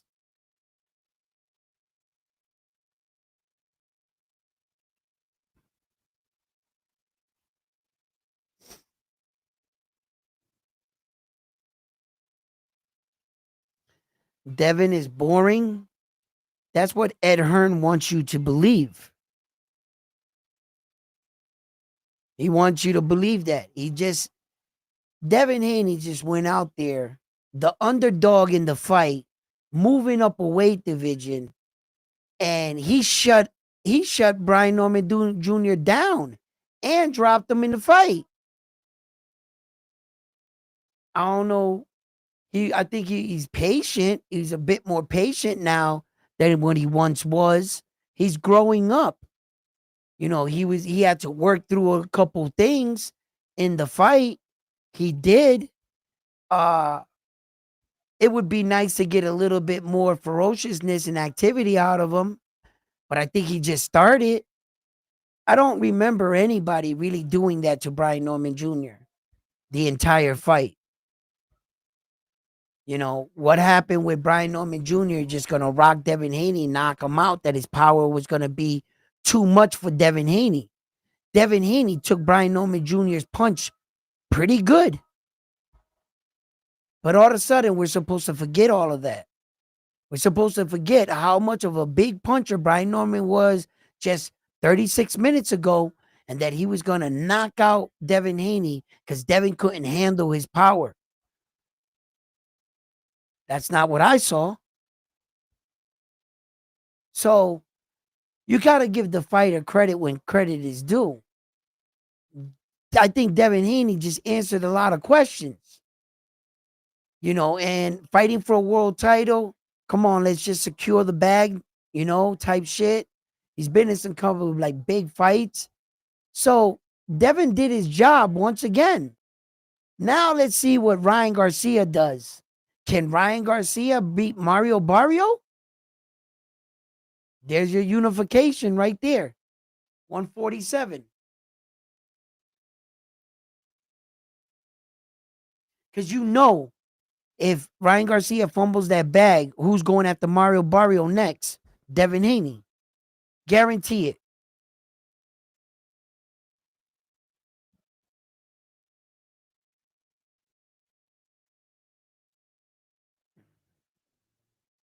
Damn, he looks real skinny, man. David Tomasa Benavides, man, his face looks real skinny.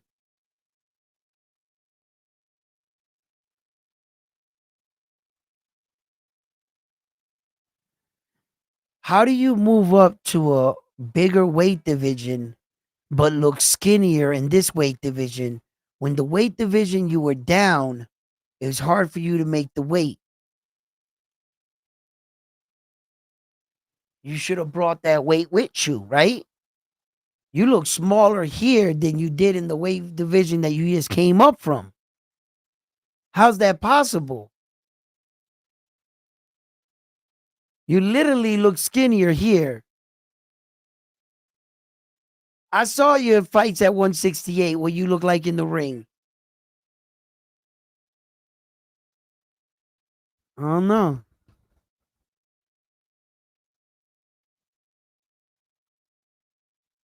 Damn, you look skinny, right? Is it me?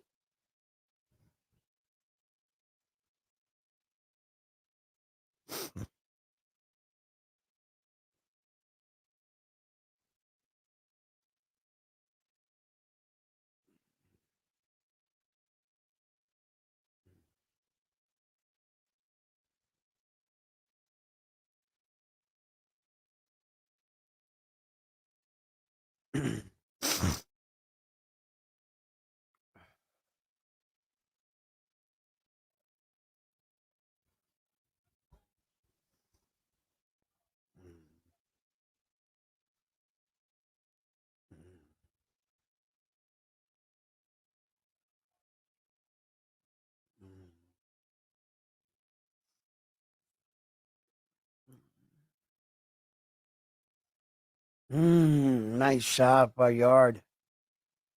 Benavides. It's coming forward, man. Benavides is definitely a pushing Yard right now. Uh, but Yard looks big. Uh, he might want to try him. Oh, damn, Benavides over the top.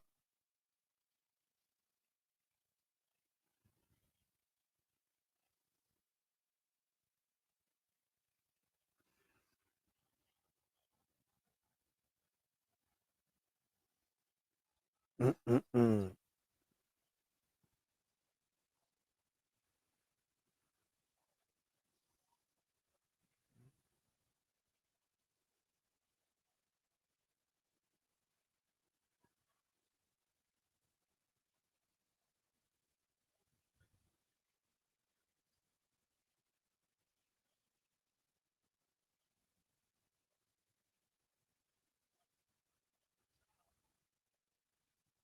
Wow, David. Oh, good exchange. Yard landed.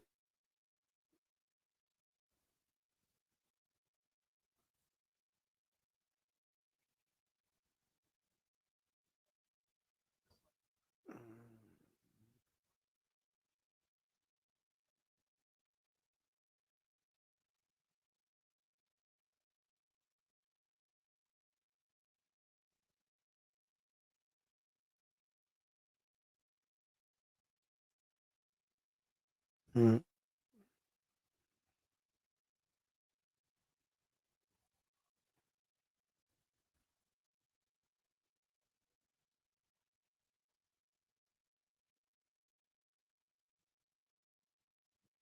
mm. Benavides looks fast, though. He looks fast. He hasn't really got hit by anything. I want to see what when Yard lands a good shot, what it looks like and stuff. So I'm not sure that Yard has figured out that he's the bigger fighter in there. Sometimes you could be the bigger fighter and not even realize it. So um,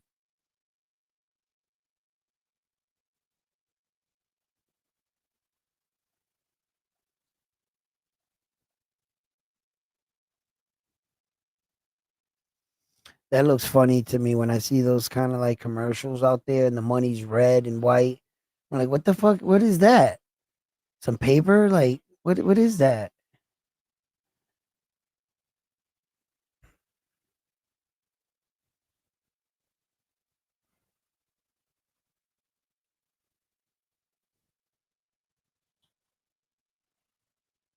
Here we go. Round two.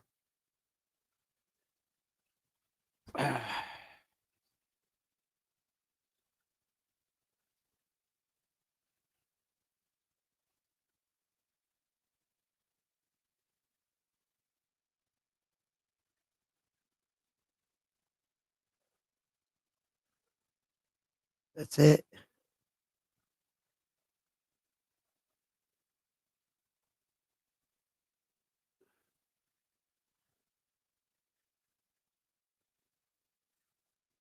Oh shit. Oh shit. Oh shit. David the Monster Benavides. You already had to get off those ropes. My God. I heard them shit smacking against his fucking. Whoa.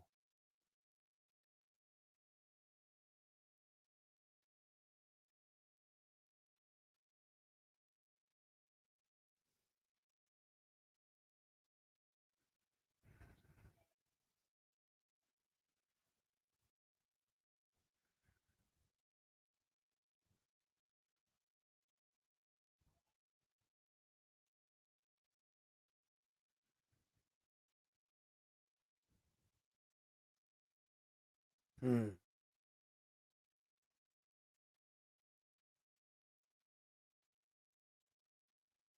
Bang Diddy is happening for David. Yo. Soon as he gets out, they're throwing a pool party. Yo. Bang Bang Boogie is invited.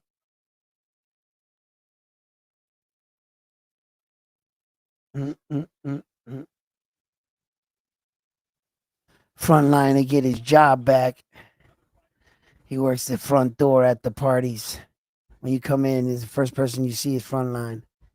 He passes out the bottles of baby oil. Here you go. You're gonna need this. Lather up.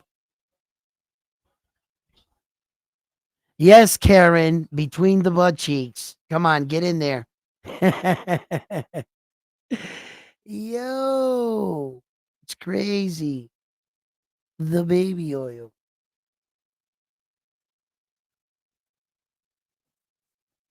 Damn. Yo, Monster Man, when he gets him up like pinned up against the ropes and he just fires off, bro, he just letting off on Anthony Yard, man. Anthony Yard, man, he's taking his punches well and shit, bro. I mean, where's this knockout punching power by David the Monster Benavides? He's dropping everybody down and lower. The fight's early too, though. Oh shit! Look at this shit.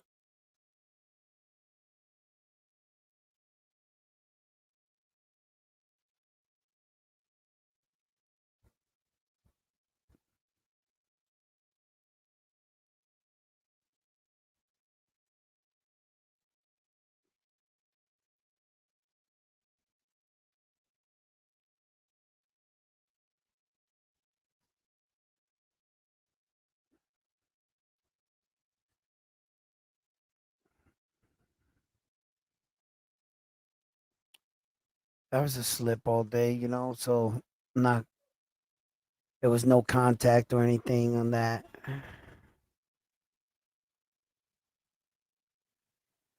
Um,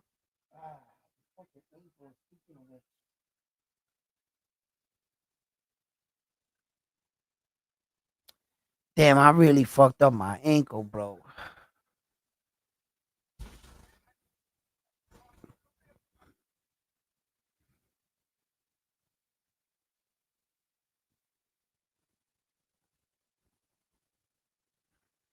He said, smother him.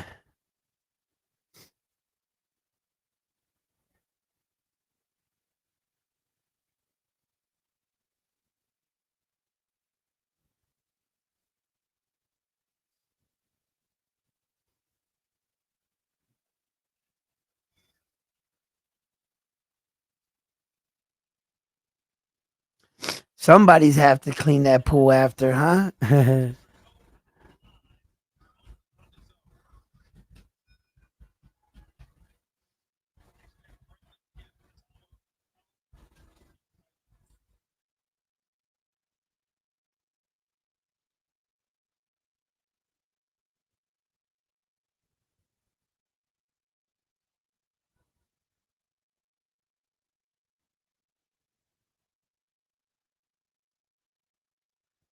Yo, Yard is using this jab pretty good. And oh, here comes David the Monster Benavides breaking this shit up.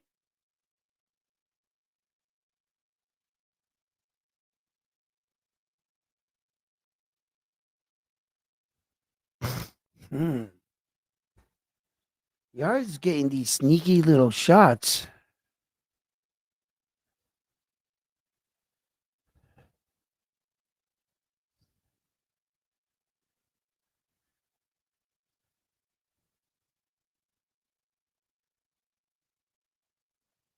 Wow.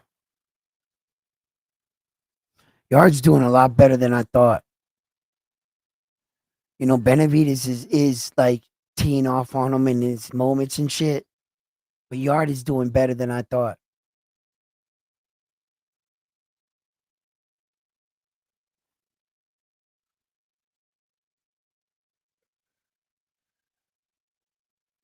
I mean, he's just like using his feet, dancing, moving, popping shots. He's like,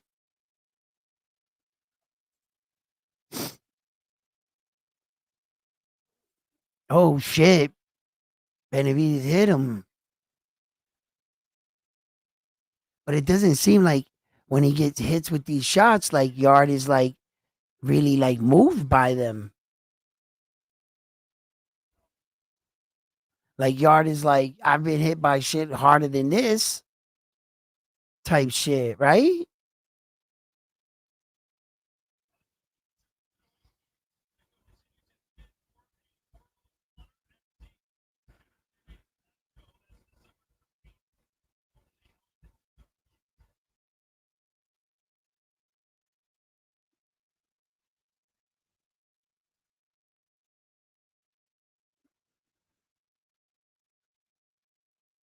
Mm-mm-mm. What do you guys think about this?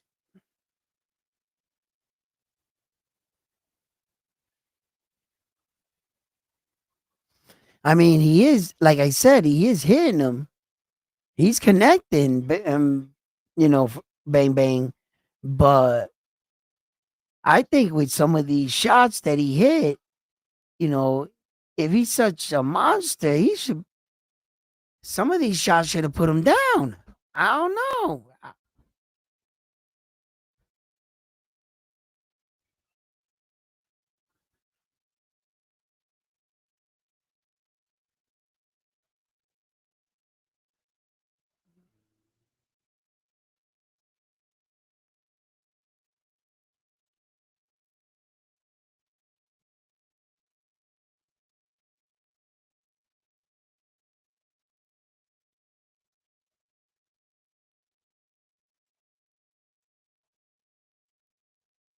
Wow.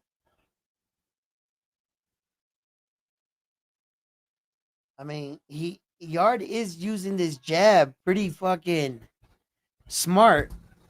For the most part, most Benavides, once he steps that distance, that right distance in front of you, he's all over you with shots, like right there. See, and Yard was keeping him at bay with that jab.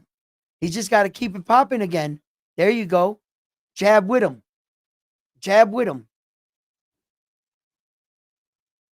See, because yeah, there's a certain point that Benavides decides once he crossed like an imaginary line, he's gonna throw more volume of punches. He's gonna put his punches together.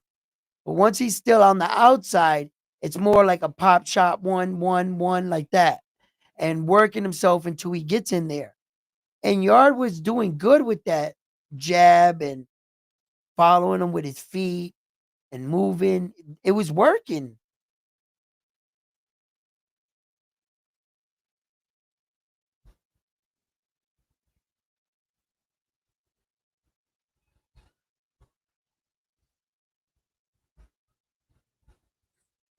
You see, and he's got to do more offense, Yard. See, because and then Benavides is going to cross that threshold. He's going to do that. There you see, and that's where it fucks up because had Yard been more offensive earlier in the round, when he throws these punches, you had success too.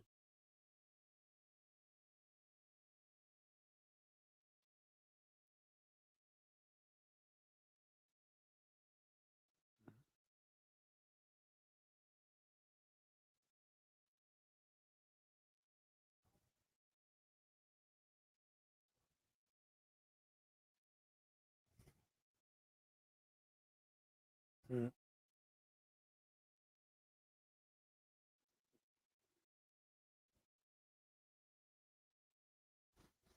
What do you guys think?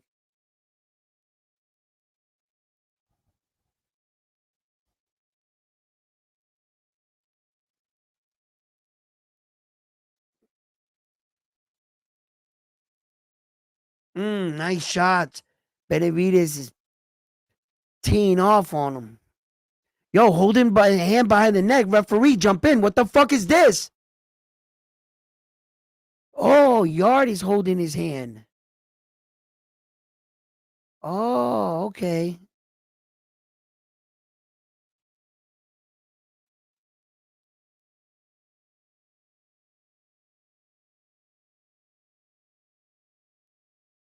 Yard ain't winning this fight like that. Not like that.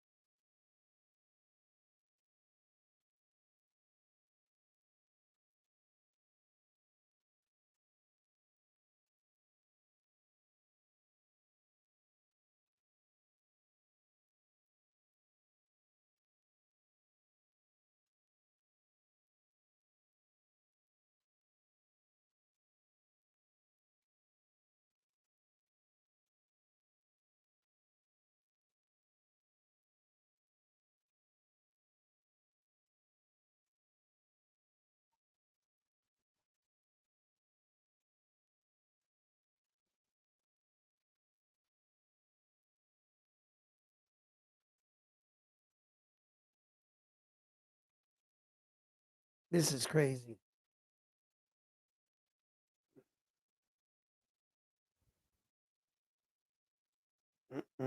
He ain't winning this fight.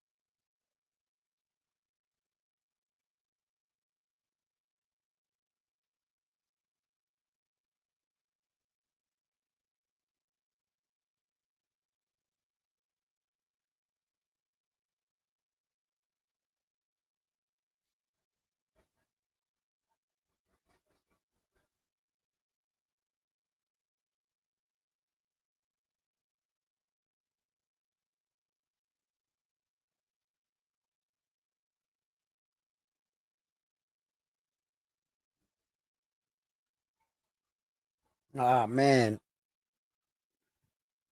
I mean, Anthony Yard is doing just enough too to stay in this fight too. I got to commend him for really like uh giving a better account. I thought that he was going to look good for 1 or 2 rounds and then he was going to fold. That's what I thought. Uh he definitely warmed up the engine and he's starting to punch back with David the Monster Benavides. David the Monster Benavides is firing off on him too. It's good exchanges here. Good exchange.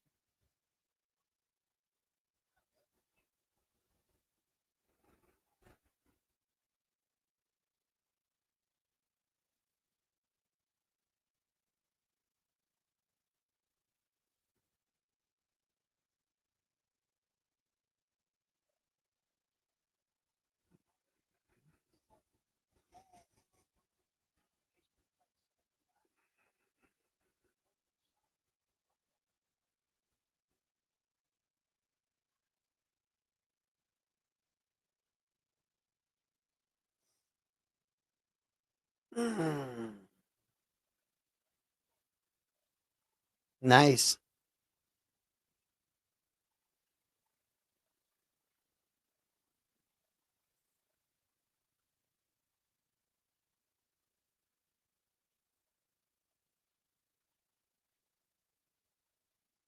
And David's just way faster.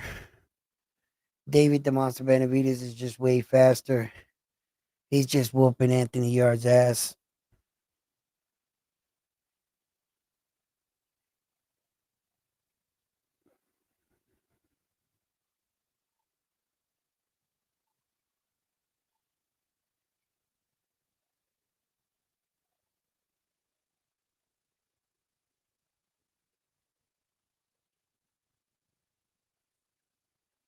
There you go.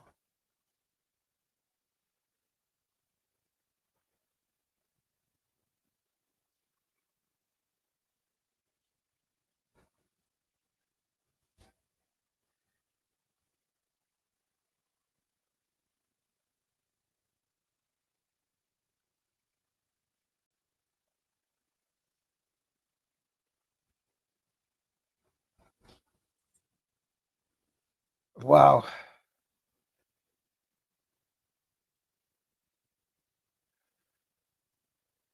I mean, good fight for Anthony Yard.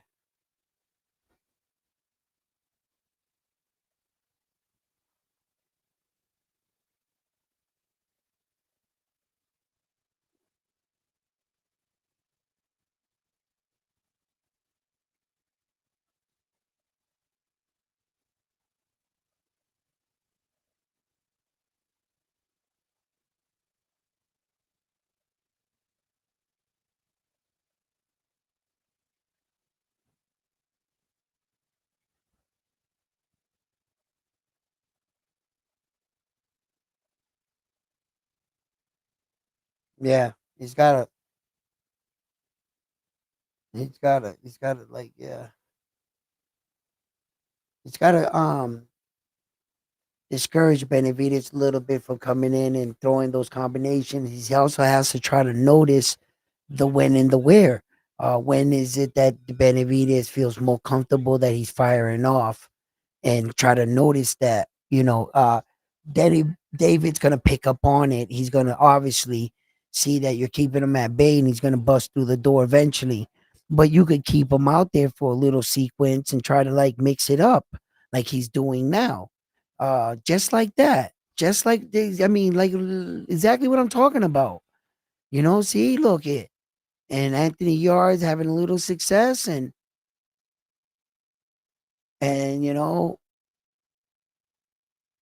oh shit, and David the Monster Benavides is gonna break through it like that, and it's gonna be a real test. Yard had to know. He looks like he's up for the part, man. He definitely looks the part.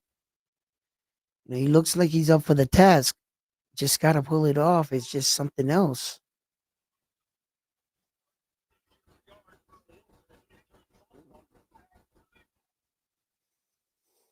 Why would he do that? Wow. Why would he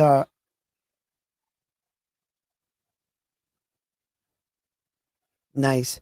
Benavides is now he's just like hitting with one big shot at a time and softening him up. It's you know, this is when the fighters really start to like uh break down their fighters, so to speak. It's just Yard looks strong. He doesn't ever look like he's out of the fight so far. He's throwing enough punches to make me think that he's still in the fight. Um he just has to get and hit Benavides with some of these shots. Perhaps stiffen up the jab. If the first shot you want to start to is instead of like letting the jab be so lazy, oh my God, he's he's got to hold on in those kind of sequence. Just don't let him fire off on you like that. You're gonna have to clinch. As once David starts firing off, he's just gonna let go. So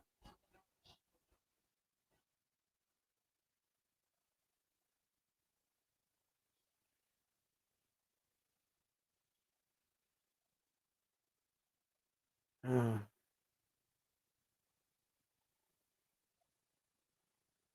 wow, yeah, Yards get busted up a little, but he's still doing good. Damn, not anymore. I don't feel like he's doing good. Oh, he goes down.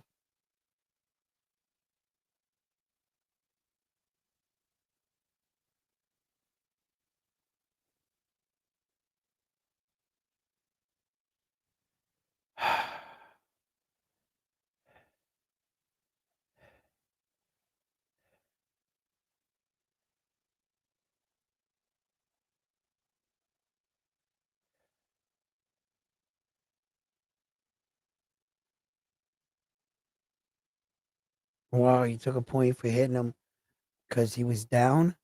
Damn, he just laid into him right there.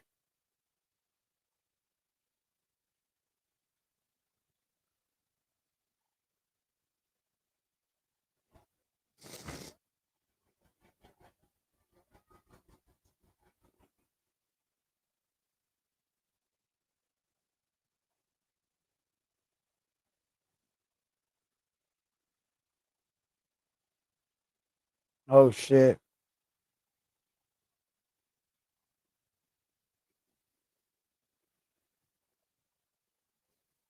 Uh oh. Uh oh. Uh oh.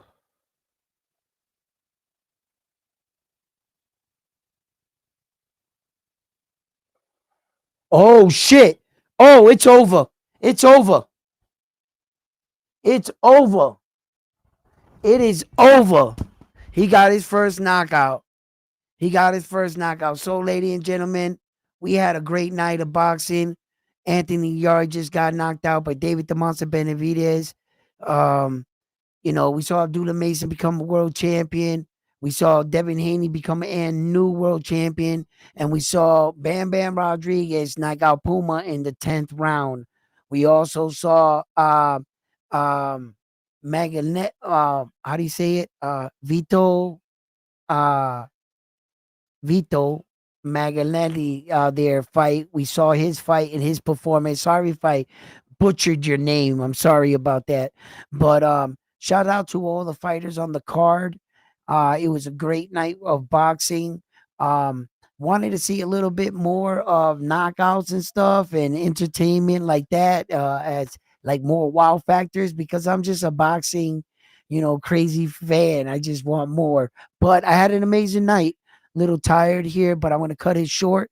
Thank you for tuning in. Don't forget to hit that like button, everybody. And yes, Notre Dame's world champion is I. I told you he would stop him late too. That's how, man. I'm just on a road to